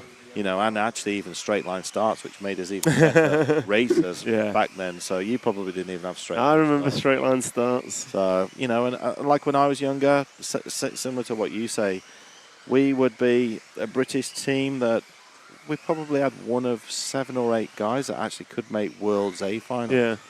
So it was tough, and it was hard. You can only race against what you've got, can't you? Absolutely, yeah. So I just do question why our guys are struggling a little bit compared to what we used to, and how we can kind of get that back in the window. Is it because we don't have as many international races where everybody's getting together, because there are so many races going on? They only get together once a year, twice a year. I don't know. It feels like there's a lot of races, but there's a lot of races going on, but it's at the talent level at those races, and I think one of the things when I was a youngster, the variety of tracks made you adaptable. Yes. You were going into, we know how to adapt to something, and we know how to make it work. We've got a whole logbook of experience that you could use. Yeah. Whereas I think if we go to, like, most of our winter series are all the same carpet, the same sort of track, doing the same sort of thing. There's not a lot of variety. Not a lot of variety. So you learn how to do one thing really well, but when you go to Europe and it's not that one thing, like this track's much bigger and faster, okay, well, we don't actually know how to work on a fast track. Possibly. I don't know. Yeah, I think you're right. And, there's probably some of these guys that have never driven on anything but carpet or Astro. Yeah. Probably some of them that's never even driven on Astro. They literally are carpet racers. Yeah, because, obviously, it's all they've got. The Northern Hemisphere and the Scandi countries, they have such division in the classes. 8 no 10 scale through the summer, all 8 scale, and all 10 scale through the winter on carpet indoors. So it's they can only race where they can race with what's offered in their country. So it's a very clear divide because of the weather. Yeah. As to the classes at the race, so it's a funny one. So I guess. So who's going to win? You're not avoiding the question. I'm not avoiding it. My brain's not working today. I'm so tired. All right, I'm gonna back my horse. I'm gonna go Marcus. All right, he got second in 2-wheel. It's time for him and Michael to swap again. Yeah. There we go. I'd say that'd be fair enough. Well, I did say to Marcus at dinner last night. I said, you know what? I said, Michael deserves that because he gave. Gave you on at Utrecht. Yeah, he gave you the win at Utrecht. So you deserve to give him one back. So. Yeah, I think these two are going to do battle for a good few years. Many years, yeah. I would have liked to actually seen Kobovic get one. I like the kid. I talent spotted him when he was younger. Of course, he switched brands, which you don't like, but still kind of hold it against them. No, you still hold a little flame in your heart for them guys, and wish them all the best. So. He's done well. They're a nice family, and I would have liked to have seen him win. Yeah, I think a new winner is always liked. Yeah, Whenever it is, definitely, or Landon or Una. And a young one as well. Having a young one. It'd be good to see Una take a I said that to his dad. So that I was heartbroken when the LCQ didn't work out for him, and his dad said, "Yeah, me too." He said, but his dad said, "I felt it coming 2 laps before that. I could see him slow down and tighten up." But that's what happens in them finals. They're nerve janglers. It's watching. That's them. why we love them. It is as a crowd. That's why we love them. As a neutral, you do, but it's so. But seeing Davide take third worlds was, I think, as much as I say I want a new winner, seeing him do that was impressive. I mean, I think it's. I don't think you can underestimate how not lucky, but how prepared you need to be for a car to finish an hour main. Never mind 3 of them in a row at world level at the front. Yeah, and he is a consummate professional. I mean, what gets me with Davide is his mind. I spoke to him. He was on a walk, and I spoke to him after the race, and just wanted to catch up with him and stuff. So I had a good long chat with him whilst he was chilled out, on a walk out in the countryside in Italy and stuff. And he, kind of downloaded everything and stuff. And he's just like, just very, very aware of the situation that's around him and what others are doing and what's being said and his preparation and all that kind of stuff. It's just. It's real kind of dedication to the cause. It's real professionalism and strength of mind as well to execute what you've been working towards in that way. I mean, I wouldn't say it was an easy win, but it was a much easier win than the previous one. But of course, he had to really graft it through qualifying. But for him getting second in qualifiers and being behind Kenneth and all that kind of stuff is like for others. And he even said it to me. He said, listening to them guys and watching the way that they were, they kind of had him written off after qualifying because he wasn't the favourite going into the finals because he hadn't won a qualifying run. And he said, I could see it, I could hear him talking. Yeah. And he said, but his end game's always the final. He knew his end game. He knew he had good tyres for the final. He knew what he was doing for the final, the small details that takes. And I'm sure the others do the same, but it's just the fact that he knew that he'd gone 1 lap longer and kind of the fuel strategy he was on for the finals would be risky, coming into the second stop, and it actually happened. But that obviously gave him the cushion that he needed. Again, lap 1 set the tone, didn't it? Yeah, very early on set the tone. Lap 1 of Q1 for Alex yesterday.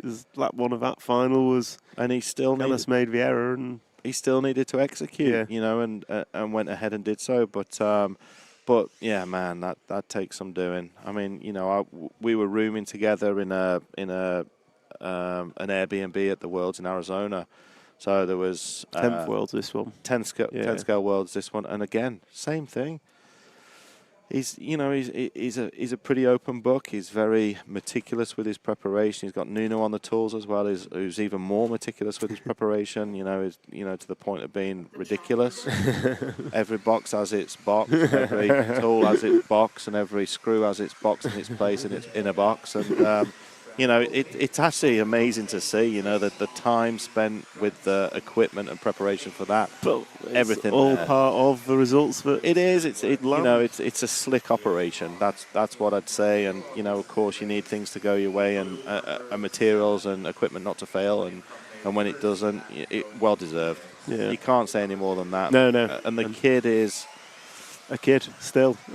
Well, he's still a kid, of course, but he's pretty chilled in his approach to it as well, which is nice. And 10 scale for him's a kind of little bonus, and he enjoys doing it. He was given a platform that worked well for him. He then tuned it more so for himself. I wish a little bonus was winning a Worlds for me. That'd be something.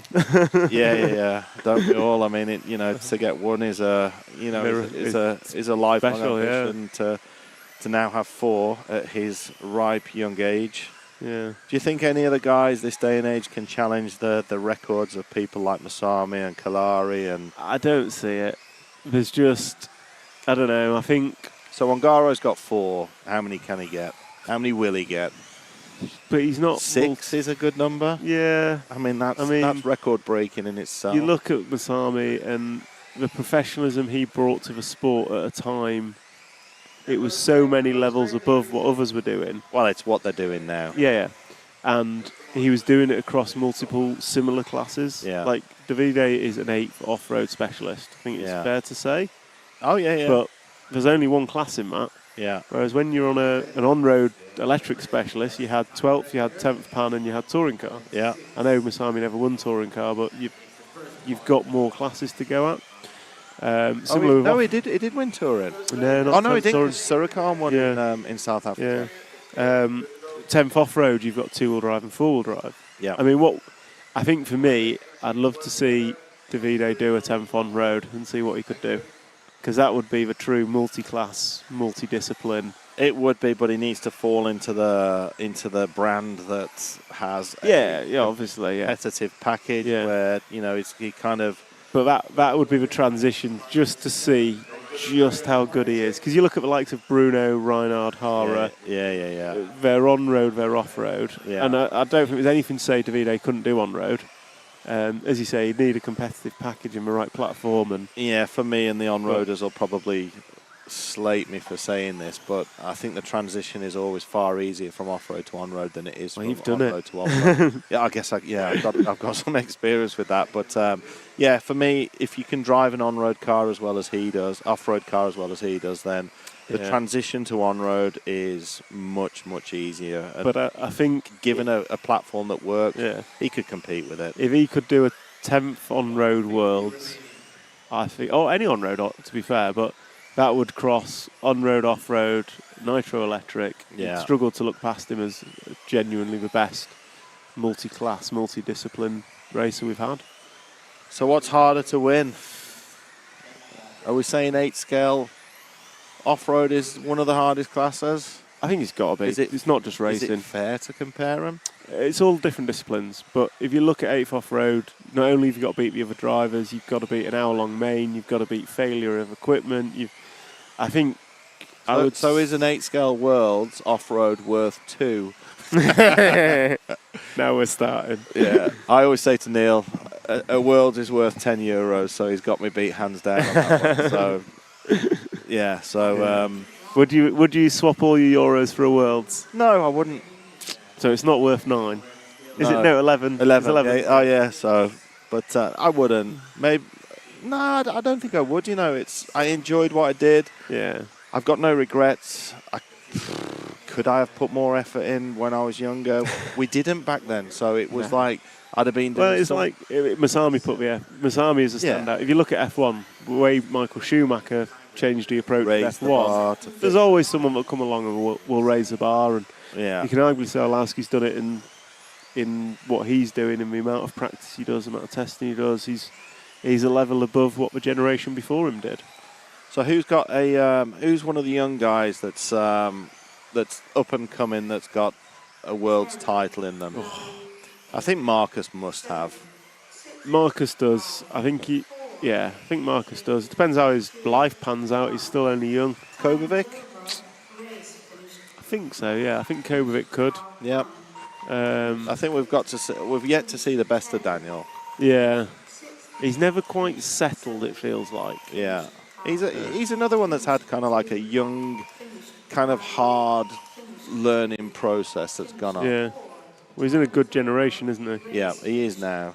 And he's sat with one of the best out there to kind of learn and suck all that knowledge in. And, I think Trish is good for them guys as well. Yeah. Is this, what's happening? This is 7's finished, 8's going up. I'm going to have to nip down, have a quick break. Okay. So, you staying on? No, I'm going to go and see what your team's doing. I'm going to come with you. It's the last run of today. We've got team photo, and then we're out of here, and I'm going to watch Malmo against Rangers. Have you got tickets? Yeah. Sell-out crowd, apparently. Yep. So we're sat in with all the Malmo supporters. Oh, fantastic. So I'm going to be cheering on Rangers. Put your Scottish accent on. Yeah. So. All right. Well, thanks for joining us, Craig. It's been a pleasure. You, Tom. Thank you, everybody. And I'll be back in just a moment. Okay. Thanks, for guys. the rest of practice. Cheers, Craig. Thank you very much. Ciao.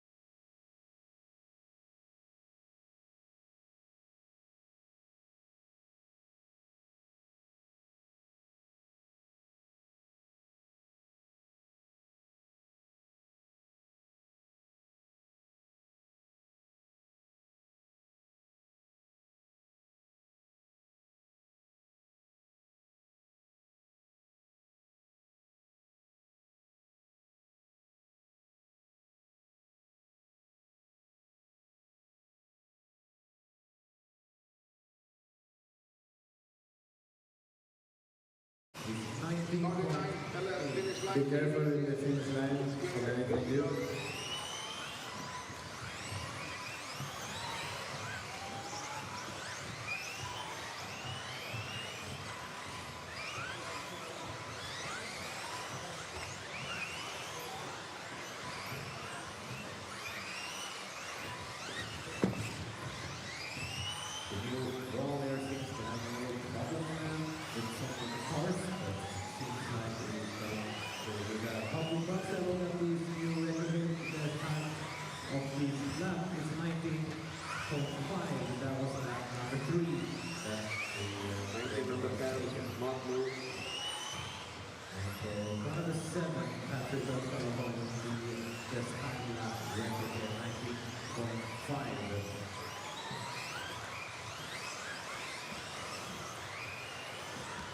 We still got 3:15 left. 3:15 seconds. Anything can happen here.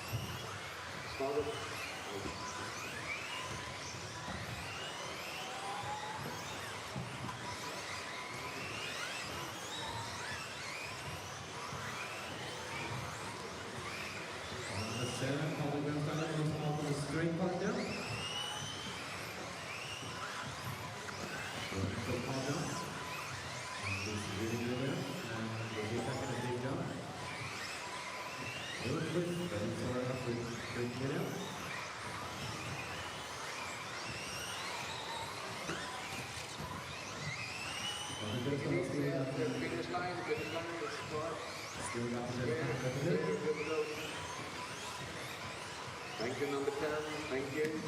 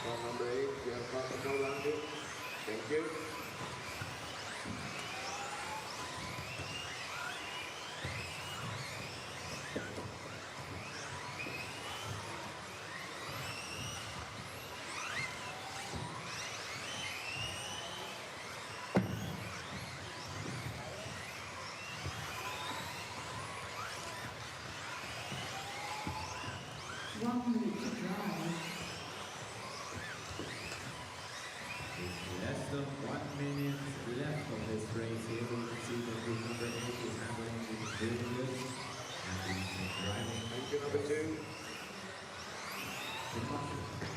Pretty calm, he's driving. And we can see on top of the column. He's at the start number 7.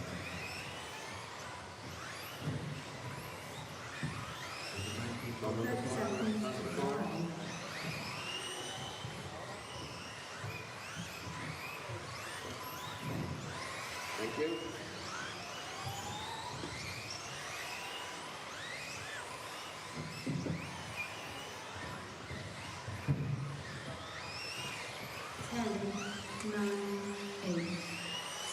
Thank you, number 10. 5, 4, 3, 2, 1. Okay, welcome back. Apologies for the quick break. So, it's been a good hour or two that. So we had Tony Evdoka joining us in the booth, and then Lee Martin dialed in from home. And then once we got rid of those two, Craig Drescher came and joined us for a good chat. So yeah, all good fun. Hope you enjoyed hearing some of the history from Craig and getting his insights of the associated team here at the Euros in Malmo. Just have a quick look at some of the chat comments. I think we've got Pontus on the camera whilst we're there. Not many venues for Brits to go and practice at here. Do you remember Romsey? I remember Romsey. I wasn't there. Romsey was long before my time, but I'm sure Craig would have remembered it. Craig's been around racing a very long time. So, where are we at with today? We're almost at the end of the day, to be honest.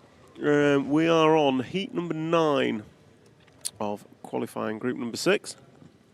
We will have an open track in about 1 and wait on 40 seconds.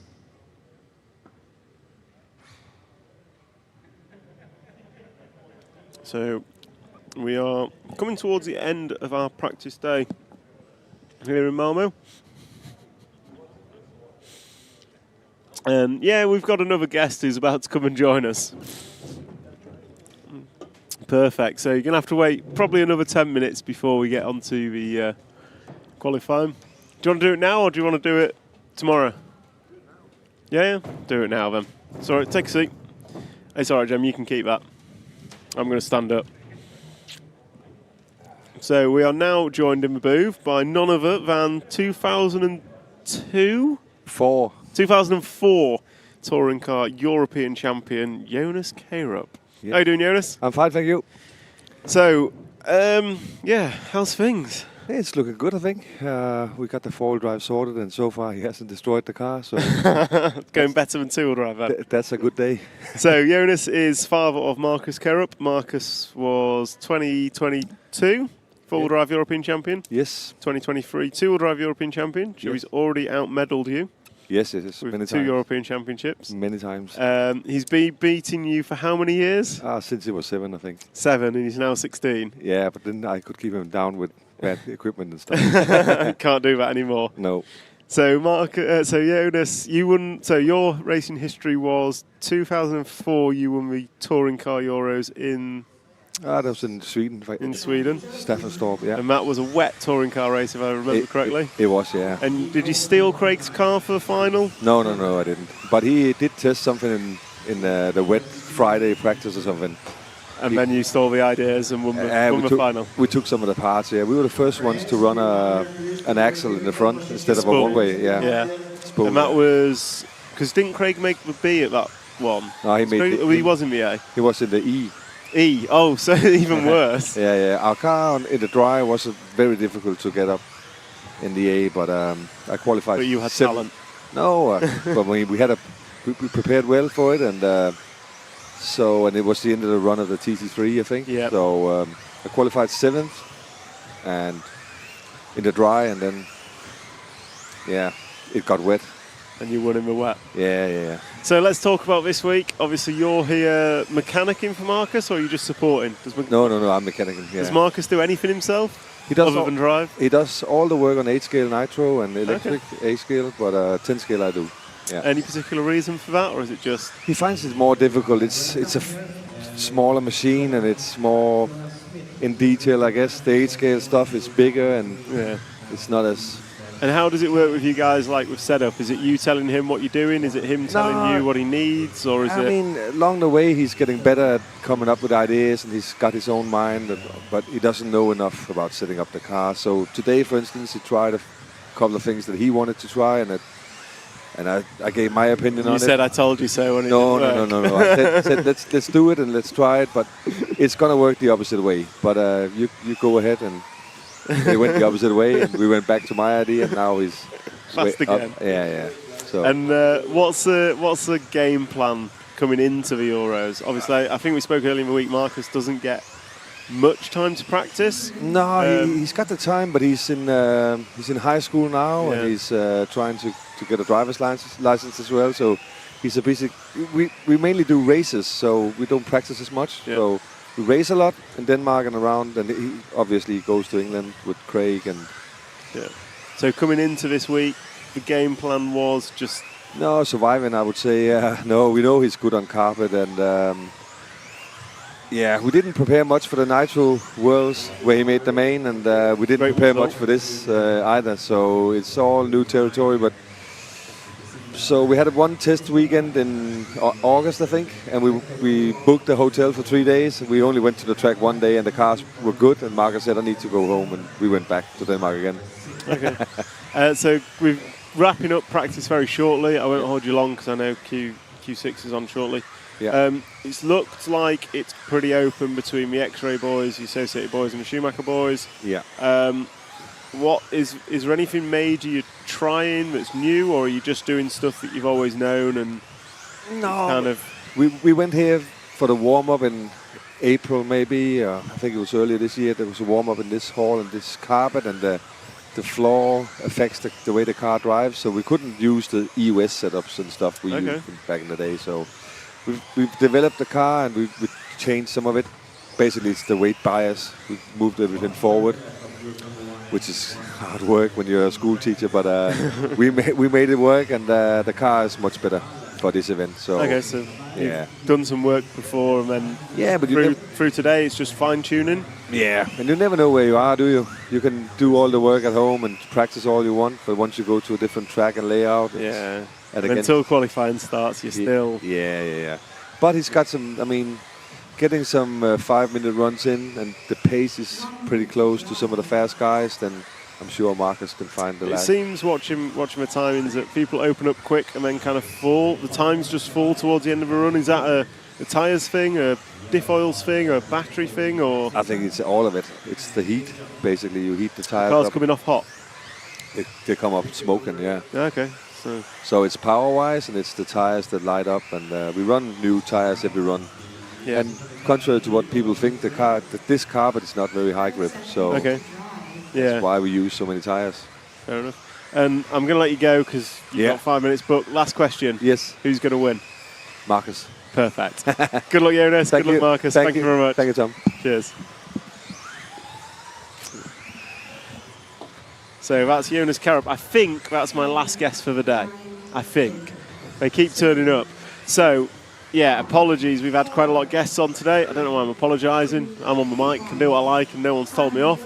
But, yeah, we have got practice going. So we're going to get a follow cam on for the last 2 races, two practices. We literally have 2 practices remaining today. It's already 5:30, well, nearly 5:30 here. In the comments, where are we? Did Michael already win the race? Michael's not won. Quickest in practice so far is Bruno Coelho. Round 5 of practice is done. Round 6 has 2 heats to go. And it is a case of this dictates the heat seeding for tomorrow's qualifying. So all the drivers are ranked on their best 3 consecutive laps, and they will then be seeded on those 3 consecutive laps, and that will be the heats that they are in for tomorrow and Saturday. So we have heat number 10 coming up next. Heat number 10 is coming up next. So Bruno Coelho was quickest over 3 after group number 5. However, it has been a very, very close. It's been a very close results, and the X-Ray cars, the Schumacher cars, and the X-Ray Schumacher and Associate cars have all been quick at different points of heats. Obviously, they've all got very good drivers, and it's a case of just stringing together, 3 laps today, but for 5 minutes is proving difficult with everyone having mistakes. And similar to what we saw yesterday, there's quite a bit of drop-off on the cars within the 5-minute run. So request from Jessica J, can we follow Clement Boda, please? I'll try and pick up Clement Boda. He's car number 5. Drivers for this heat are Oiver Metzola, Mika Vidmar, Jesper Rasmussen, Jamil Gabrielsen, Clement Boda, Ludwig Alberts, Noah Ben Mohammed, Wesley Van Helmond, Hupo Honegel, and Valentin Puziat. So Jessica J wants to follow all the Frenchies. We will do what we can. So we've got about 40 seconds before this starts, so I'm going to take a moment to thank our sponsors. So our sponsors for today are for this week, bringing you the RC Racing TV coverage for the European Championships, are T-Works, X-Ray, Mybo Sport, Hobbywing, Schumacher, RC, XX Shop and S-Works. So thanks to those guys for making this coverage possible.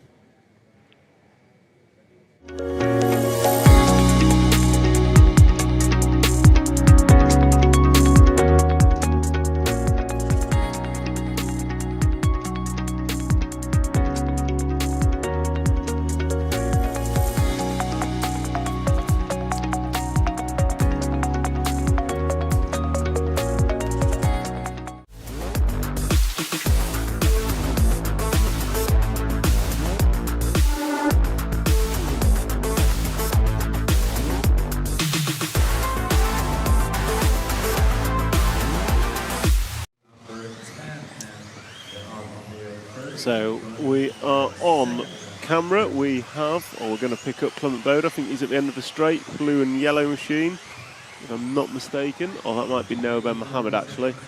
So we'll stick with Noah, the one at the front of that train. So pretty sure that's Noah Ben Mohammed, who is leading a freight train, so the 7 car, who is also French, so that still meets our request from Jessica JRC. So Noah coming over frontside tabletop, getting a nice little whip in the air with the front wheels, and nicely through race control. Last time by for Noah was a 19.1. Fastest lap we've seen is an 18.6 from Bruno Coelho. So Bruno Coelho thrown in 18.6 earlier today. Sorry, maybe an 18.5. But that's the fastest we've seen in his X-ray machine. Noah Ben Mohammed running the X-ray Buggy 2, and he's coming over double, going to go 180, and down the straightaway he goes into turn number 1. So close to that black wall at the end of the straight. Just gets a little bit sideways going into the single roller. All right, Steve, on the chat, how are you doing? So we will jump to, when I can find him. So we can jump to the start of the straight now for the green, white and yellow machine. Coming around the end of the straight, back of those 3. And that is the 5 car of Clement Bode. So we'll follow Clement for a little bit. Raceway 1 saying would be badly stuck without sponsors. Nikos on the Facebook saying sorry but this isn't off-road. Sorry but it is. It is the Off-Road European Championships. Whether you like it or not, we are crowning a Off-Road European champion. So Clement Bode crosses the line. Last time by for Clement was a 19.7.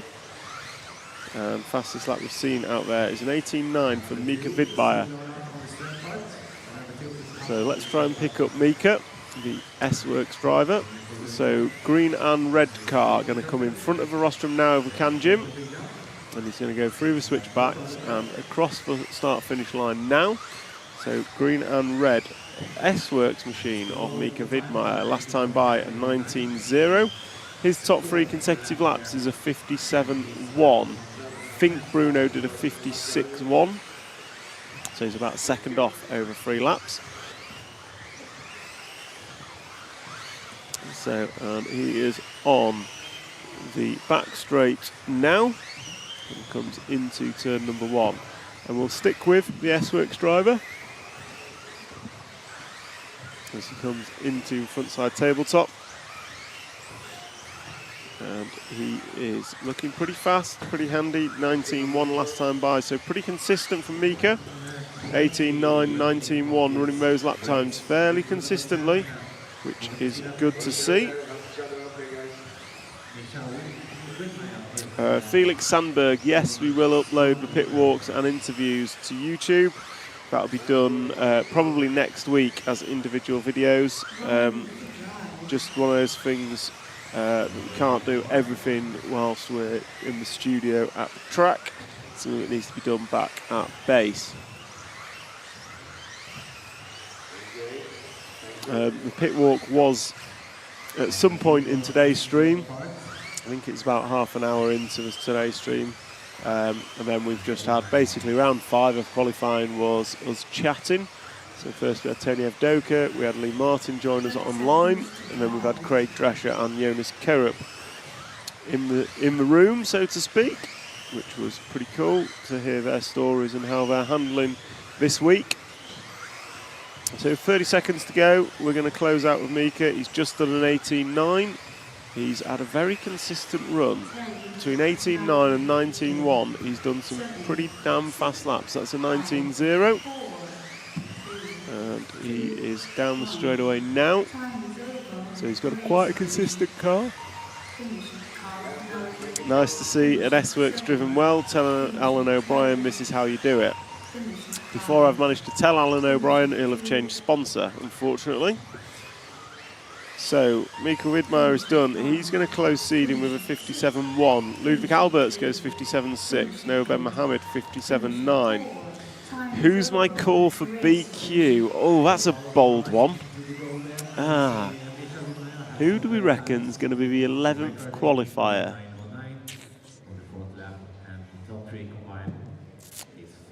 That's a tough question, Graham. I'm just waiting for some names to come up.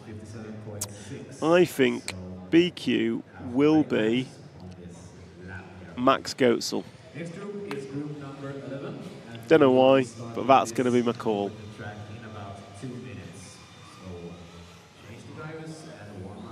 Why not upload today? You said yourself the videos are ready and we have 1 gig upload speed. If it's vids are ready, it's 3 minutes work, easy between rounds. Yes, Sergio, the videos were ready to play on our stream. If we're going to upload them to YouTube, there's some editing work to do. The fact that the guy that needs to do the editing is also doing the camera work, and if we're not doing the camera work, we're being asked why we're not filming the camera. And between rounds, we're in the pits getting some more video and content because we can't do that when we're at home. So, sorry we can't do everything. We're doing what we can. So we can show the videos through our live stream, but getting them uploaded as individual videos will wait because that's not critical for us to do today. Whereas filming the racing that's on and getting the content from in the pits is more beneficial for us. Is that about right, Jim? Jim's giving me a nod. Unless you can clone yourself, Jim, and we can get you editing whilst you're moving the camera.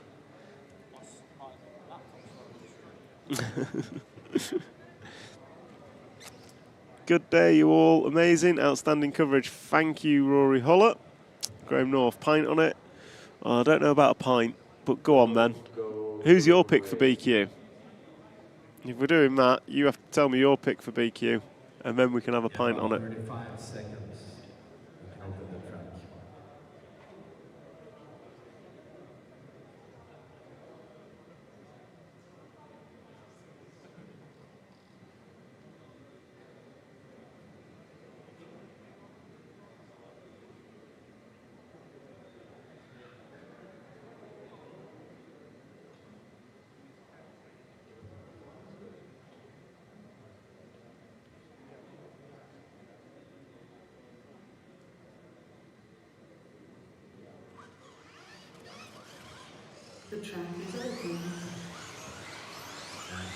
So, group number 11 is rocking and rolling.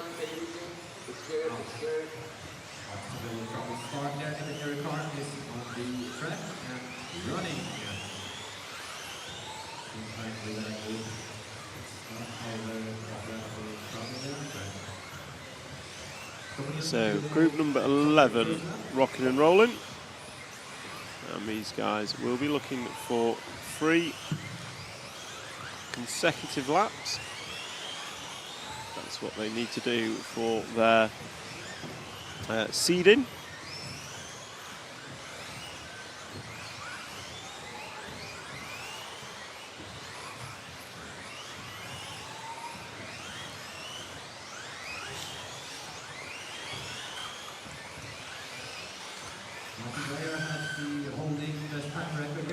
So we are following, who are we following? Bright orange car, that is Alexander Landon, yellow and orange. So quickest in practice yesterday, let's see what he can do today. Opens up 19.0, average of a 19.1 for his first 3.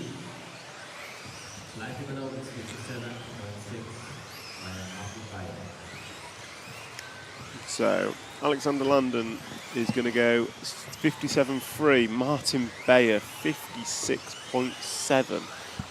Martin Bayer is on it today. So let's pick up Bayer if we can, coming into a frontside double now. Tabletop, sorry. Let's switch back on himself and cross the start-finish line. The orange and blue machine. Just gets a double bounce wrong. He did an 18.9 last time by. He's done a 56.7. So that's an 18.9 average lap over his free.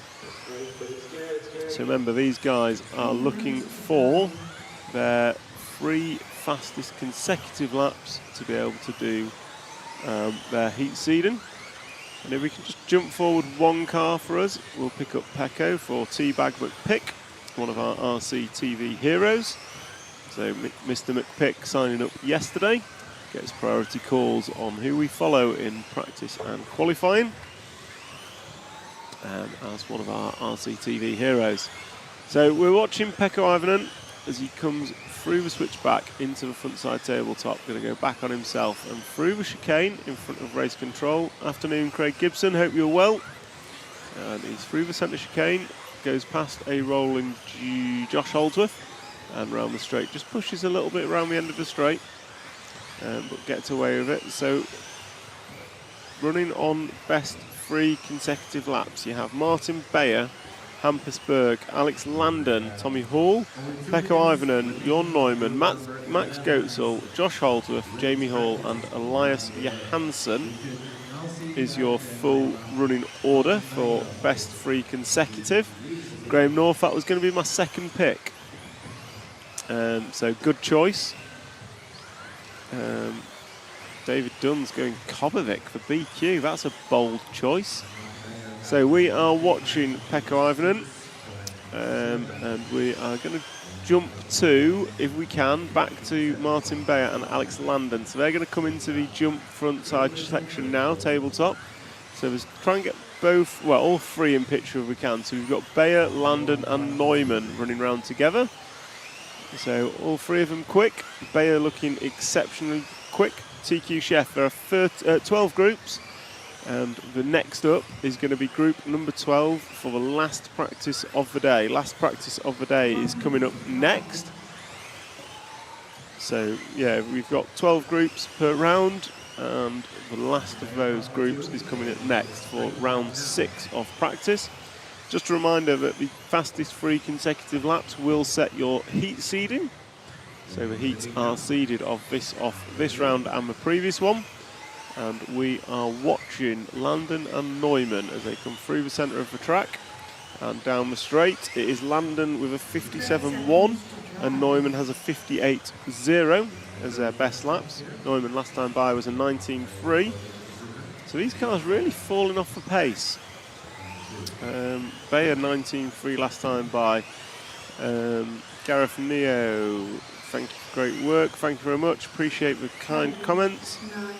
Bayer last time by 19.7, so the lap times are not as good towards the end of the run as the beginning, and falling quite significantly. So like Neumann 19.5, 19.2 for Bayer, 19.0 Tommy Hall at the end, so that was pretty good. But it is going to be Martin Bayer going to be quickest, then Landon, Hampus Berg, Tommy Hall, Pekka Ivanen, Jon Neumann, Jamie Hall, Max Goetzel and Luke Holdsworth.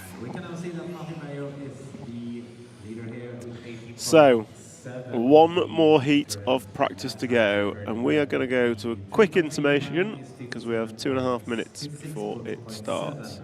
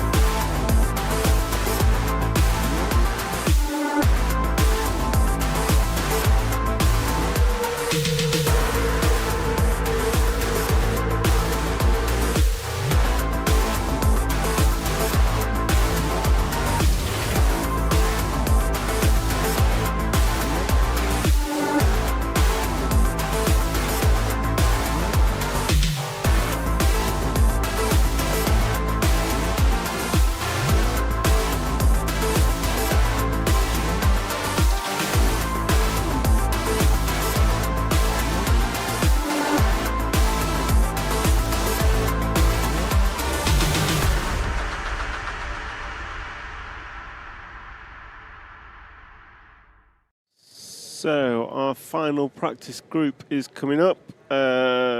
Tyres, electrics heating up. I think tyres heating up, tyres wearing down. I think oils, diff and shock heating up, and also batteries heating up.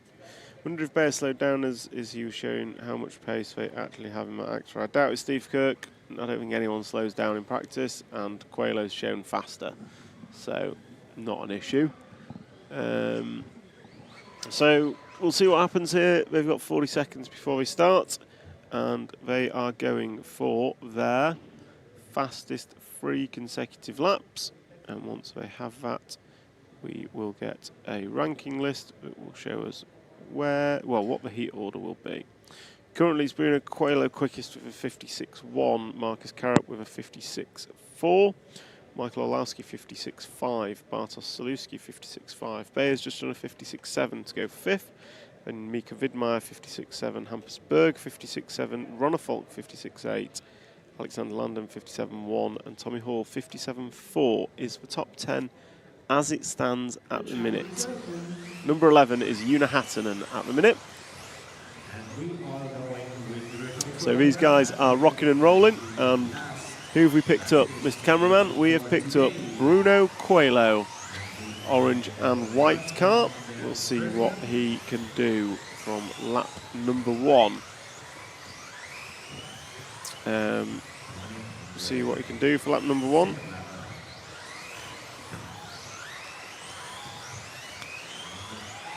So Bruno is round, and lap number 1 for Bruno is a 19.1, and it's Saluski with a 19.0. Komovic goes 19.0, and Una goes 18.8. 18.8 for Bruno. So some fast laps coming in. Can you hear me, Leroy?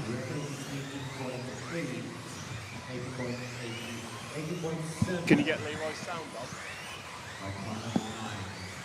So we have Bruno going to go 18.9. So he's pulled a 56.9. So can you hear me, Leroy? Give us a thumbs up. I can't hear you if you're saying anything. Hello. There we go, I've got you now. So who's your tip on for this? And why are cars slowing down so much in the run? Well, are they slowing down? I think so. It seems like they're losing pace towards the second half of the run. That could be power related. Possibly. So we've got who's your money on for TQ in practice? That all important TQ of practice. I know, right? Well, Lowski's looking pretty fast now. Pretty racy. Mr. Carrot just jumps to the top. We've got Bruno Coelho in the last round at a 56.1 for 3 laps, which is an 18.7 average lap. And I just can't see that getting beaten at the minute. But yeah, Marcus Carrot going to go 18.8 and pulls his top 3 down to a 56.3. Orlowski's put a 56.4 in. Are you wishing you were here, Leroy? Mate, I'm always wishing I was at the races, and then I'd get to come and commentate with you up there as well. Yeah.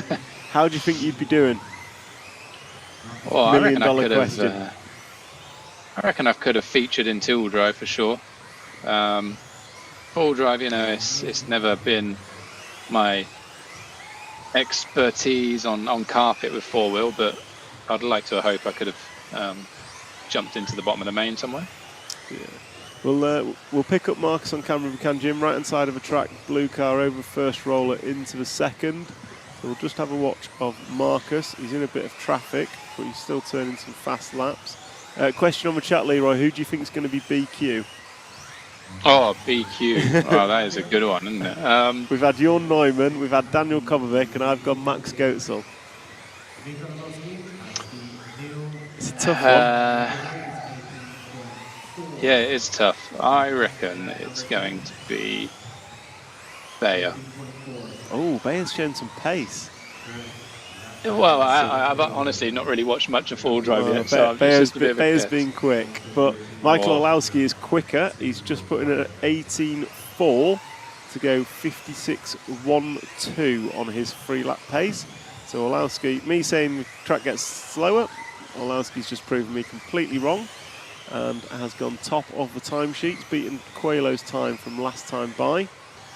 So it's going to be Orlowski currently looking at top seed. So we'll try and pick him up for the last minute. He is right-hand side of the track, coming into the second roller and then into the main tabletop. Where do you think the main passing point is going to be, Lee? Now you've seen the track and seen some of the laps the guys are doing. Yeah, I think there's a good opportunity to pass after the long straight. So we go down the straight now and then into this one. I think you can chuck up the inside. It's going to be a risk. Other than that, it's going to be like a bit like two-wheel over the front tabletop. Maybe scare someone into a mistake at the chicane, right? There's not really many other places. I think with bot dots through the chicane in front of the race control, just people are just tapping a wheel on them and run super wide. So I think there's potential that they're pushing people into mistakes. I think that's one of the areas we might see a mistake. Yeah. Potentially. It's a little scarier now. They've got a black wall up as well, right? Well, it's to deter people from sending it the line flat out, which is understandable. Yeah, I watched a few people suffer there. Ben Smith's round one where he just... that was awful. He just put it on his roof like a foot before the line. Yeah, sometimes just lose 2 temps just to finish, man. It wasn't even 2 temps. It was just, I was gutted for him.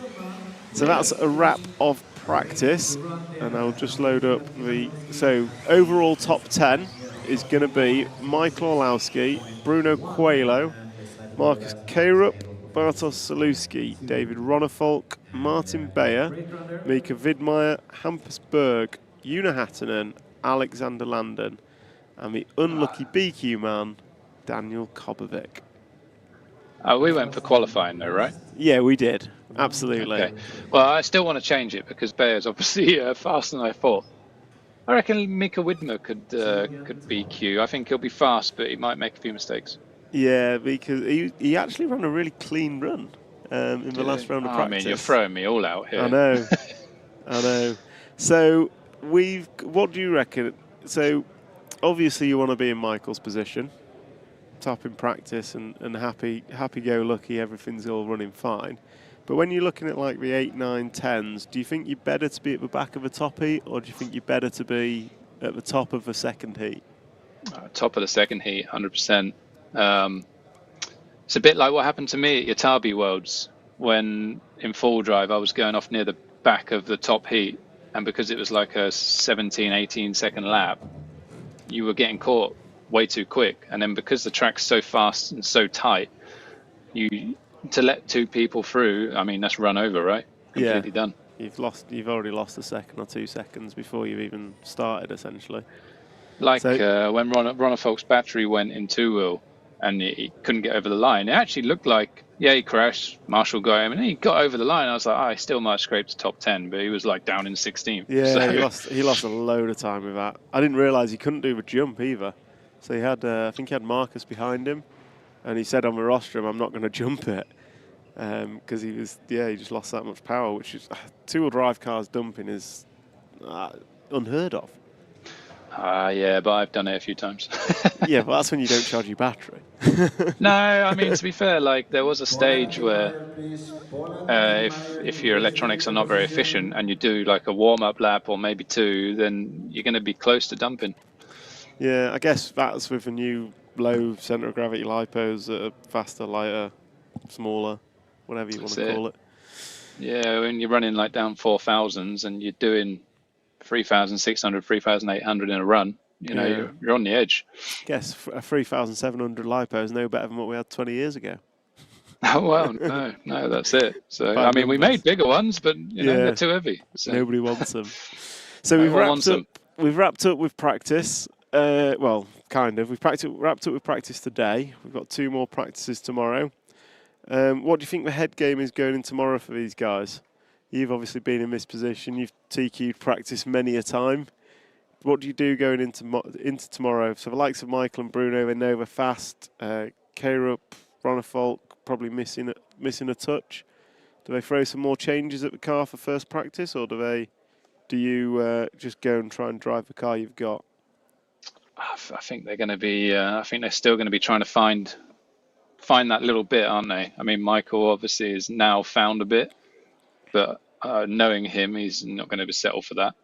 So he's going to be looking for a little bit, and I'm sure all the rest will. You know, you can't relax, especially in these conditions where you need all the speed that's available to you. Yeah. What do you think? I mean, I was always less of a fiddler. I would probably just leave the car the same and work on driving, but I don't think it ever did me any good. I think I'm surprised Michael's got up there. The X-ray guys earlier looked so solid, but it looks like they've been caught.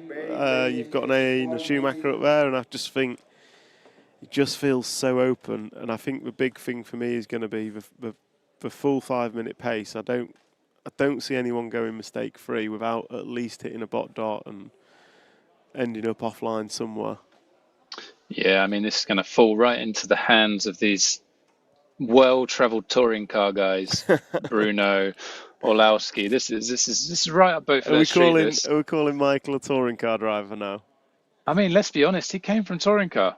He did, yeah. You're not wrong. He is one of the first kind of come from touring car but do everything kids. I think it's just going to be, I mean, obviously, look at him in touring car over the last 2 years, bloody won everything there is to win apart from the one that happens next month. So, yeah, it's going to be one of these guys for TQ, I think. I think it's going to be Bruno or Michael for TQ just on their touring car stuff. And then in the finals, people like Carap will come back through because of their raw ability. Yeah, ability to full send. I think exactly. Where do you think David Ronalfolk's going to end up? I've tipped him. I've avoided tipping Bruno for a win because I think Bruno's the obvious answer. But I've tipped David for the win. What do you reckon?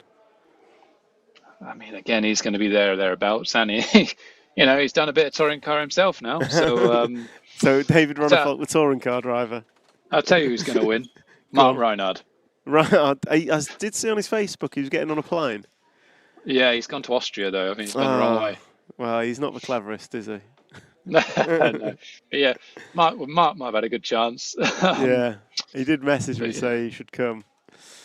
Yeah, so we've got Michael, we've got Bruno, we've got Marcus, all done this before. Bartosz Saluski, does he have a chance of pulling a result out here? Young Polish driver for X-Ray.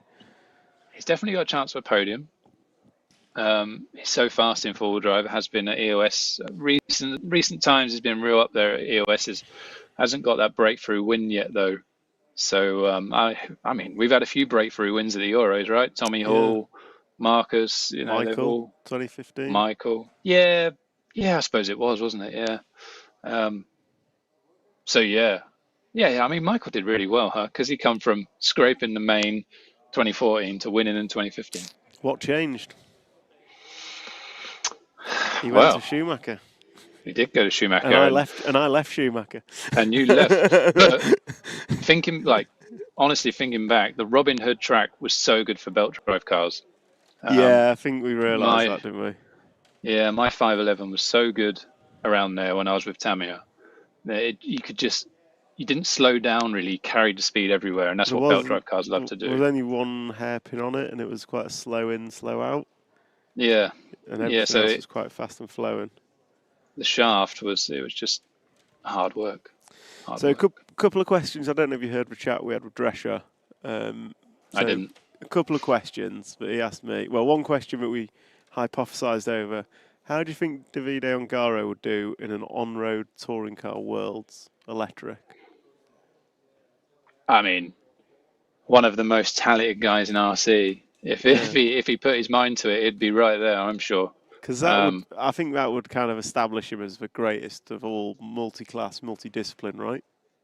Oh, 100%. If he won a 12 scale or a touring car Worlds, then he would be the greatest of all time. I don't think anyone's done an on-road and an off-road across nitro and electric, have they? Not across nitro. Did Hara win? Did Hara win 8th off-road? Hara won 8th off-road. And did he win 10th on-road? I don't think he ever won a touring car one. No. Did he win the IST? He'd come close. Yeah. Gilles beat him at Holland, didn't he, by going full send at the line. Yildiz beat him at Holland full send. Mark beat him in probably the most advertised RC race Bangkok, ever in Bangkok. When Mark took him out. well, Mark cut the corner, let's be honest. So, yeah, I don't think he ever actually got the win, much like Masami didn't. No, Masami never got the win on 10th on road. And the other question we hypothesised is why are the Brits struggling so much at European/international events? We know you and Neil are old. Yes. Well, let's be honest. Most of these countries probably would have been running on carpet through the summer too, right? A lot of them have permanent tracks and places they can test. If you look at X-Ray, for example, they'll be testing carpet all the time. Ronald Folk's obviously got his own track. I know like the Swedish guys and stuff, they get indoors pretty quick again. And, you know, before I was obviously going to go, I could have done 2 Friday nights at Slough. That was it. That was going to be my warm-up, which I don't think helps us being on carpet. We'll get there, like the Ben Smiths and the Tommy Halls. You know, Tommy's already established, but he won in the UK, so now he needs to win somewhere else. But they'll get there. They're still young. They just got a few fast guys they need to beat, like myself and Neil did. Yeah, well, yeah, it's quite a strong generation when you look at it now. You've got Orlowski's kind of come good. You've still got Bruno around. You've got David, who's won 3 Euros. Obviously, you're still clinging on. And mate, Neil would be right there too. Like, let's remember that evergreen guy. I'm looking at a carpet track and thinking of Neil on carpet, but absolutely, if you put Neil in the mix next year, I don't know what Neil's plans are, but if he's at Hoodie Arena on clay next year, before the event, he's one of the favourites. He always is. Oh, mate, gotta be. I'd hope us old guys would be with all our experience and stuff. And you know, we're no slouches on carpet. No, no, not all. And I think we'd do all right. Sure, don't count us out. I've counted myself. You can out, come race. Worry. Yeah, you'll be all right, mate. You'll participate, be all right. mate. Participate. Solid D final in you. That's what it was at Robin Hood, and I've done enough practice round there. I know it backwards. Yeah, that was such a weird Euros though, because obviously I'd done a lot of practice around there, but the track was almost so simple that everyone was fast. Yeah. They didn't have that home kind of knowledge thing. And then obviously Tommy made these Proline tyres work, which in hindsight we're like, oh yeah, they're way faster. It's just at the time we're all like sticking to our guns of this stagger rib. Sticking out what we know. Yeah, so I think the other thing is, one of the things I was talking about is the UK, the way we race, we do 3 minutes, 6 minutes of practice and then we're straight into qualifying. So quite hesitant to tune a car. Now you've always been a bit of a standout from that, but even when you've TQ'd around, you're still willing to change something, try something and make it better. Whereas you come to these sorts of events and you've got 8 rounds of practice, it's like you're constantly tuning. And do you think we're set up to fail in that regard, or do you think we have to adapt and learn what to do? I think we just have to adapt. I think that's probably why I've always done it. It's you just know in yourself when you're at a good point, and sometimes that good point isn't the fastest. So when you're on a carpet track, sometimes you need to go past your comfort zone to just find speed. Yeah. I think that's a bit different running on carpet, because when you're outdoors, you need that comfort level to enable you to push, whereas on carpet, you just need it to be fast. Like how I've tuned my two-wheel drive right now is it's a bit of an axe murderer, but I know that then I don't have to drive so hard on carpet to make it fast. Yeah, okay. And I think that's very much how Orlowski goes about. So he just makes it as fast as it can be until it's almost undrivable, and then he just drives at 95%. So and he's it's within fast. his limits quite comfortably. Yeah, and then you don't have to push so hard, and then when you don't push so hard, you don't overheat tires, you don't overheat electronics, all this stuff, which is probably where he benefits in the longer runs. Yeah, and that's what everyone's doing today by the rumours in the pits. Is heat is the enemy. Yeah, I heard some people having big problems in two-wheel drive. Yeah, dumping batteries in two-wheel drive, and then with four-wheel drive, the cars are coming off roasting hot. They're struggling for run time. They're struggling for power. Diffs and shocks are overheating. So yeah, it sounds like there's quite a lot of people saying the carpet's not as grippy as you'd expect. So we're getting quite a lot of wheel spin, which is obviously sapping power. And making everything work twice as hard. Yeah, and we need them much more motor coolers. Remember them? I do, yeah. Ice cold on one side and roasting hot to burn your hand when you take it off. That's it. Yeah, but I mean, how can a fan make ice? I never understood it. Ah, it's magic, mate. Magic. Right. Well, thanks for joining. I'm going to sign off now, and we're gonna pack up and go home because we've got a long day tomorrow. Right. Thanks for joining us. I'll be back tomorrow, so let's do some qualifying heats. Absolutely. Thanks for joining, and thank you to all of those on the stream for signing in. I'm told by Tech Guy, if you do your hair and makeup, we'll put you full screen tomorrow.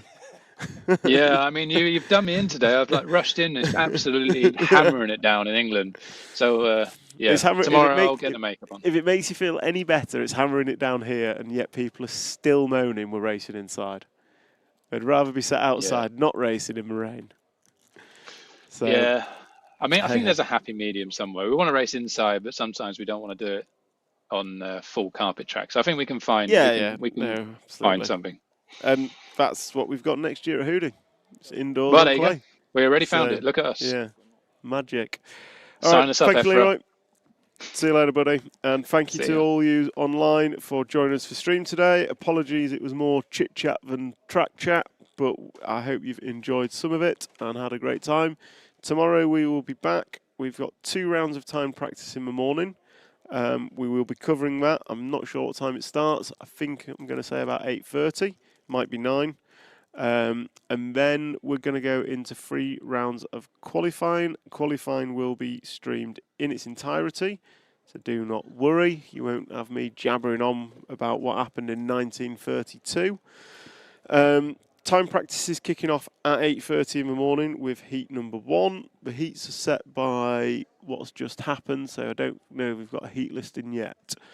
I think that's all from me. Where can you see today's results online? If you go to rctv.one, that's ONE, you will get all the links to timing, schedules, heat listing, my RCM, the whole shebang. Tyres, we're using Schumacher Cactus and Cactus Fusion, handout tyre and handout foam. Track is similar to two-wheel drive, it's not identical. And I think that's all the comments, so I'm going to sign off goodbye. I'm going to thank our sponsors for one last time. Those sponsors are T-Works, X-Ray, Mybo Sport, Hobbywing, Schumacher, RCXX Shop and S-Works for allowing you to bring us this fantastic coverage. I want to thank the Faruland RC Club for the fantastic event that they have put on. And now we're going to cut to some VTs. I'm going to sign off, and I will see you all tomorrow morning.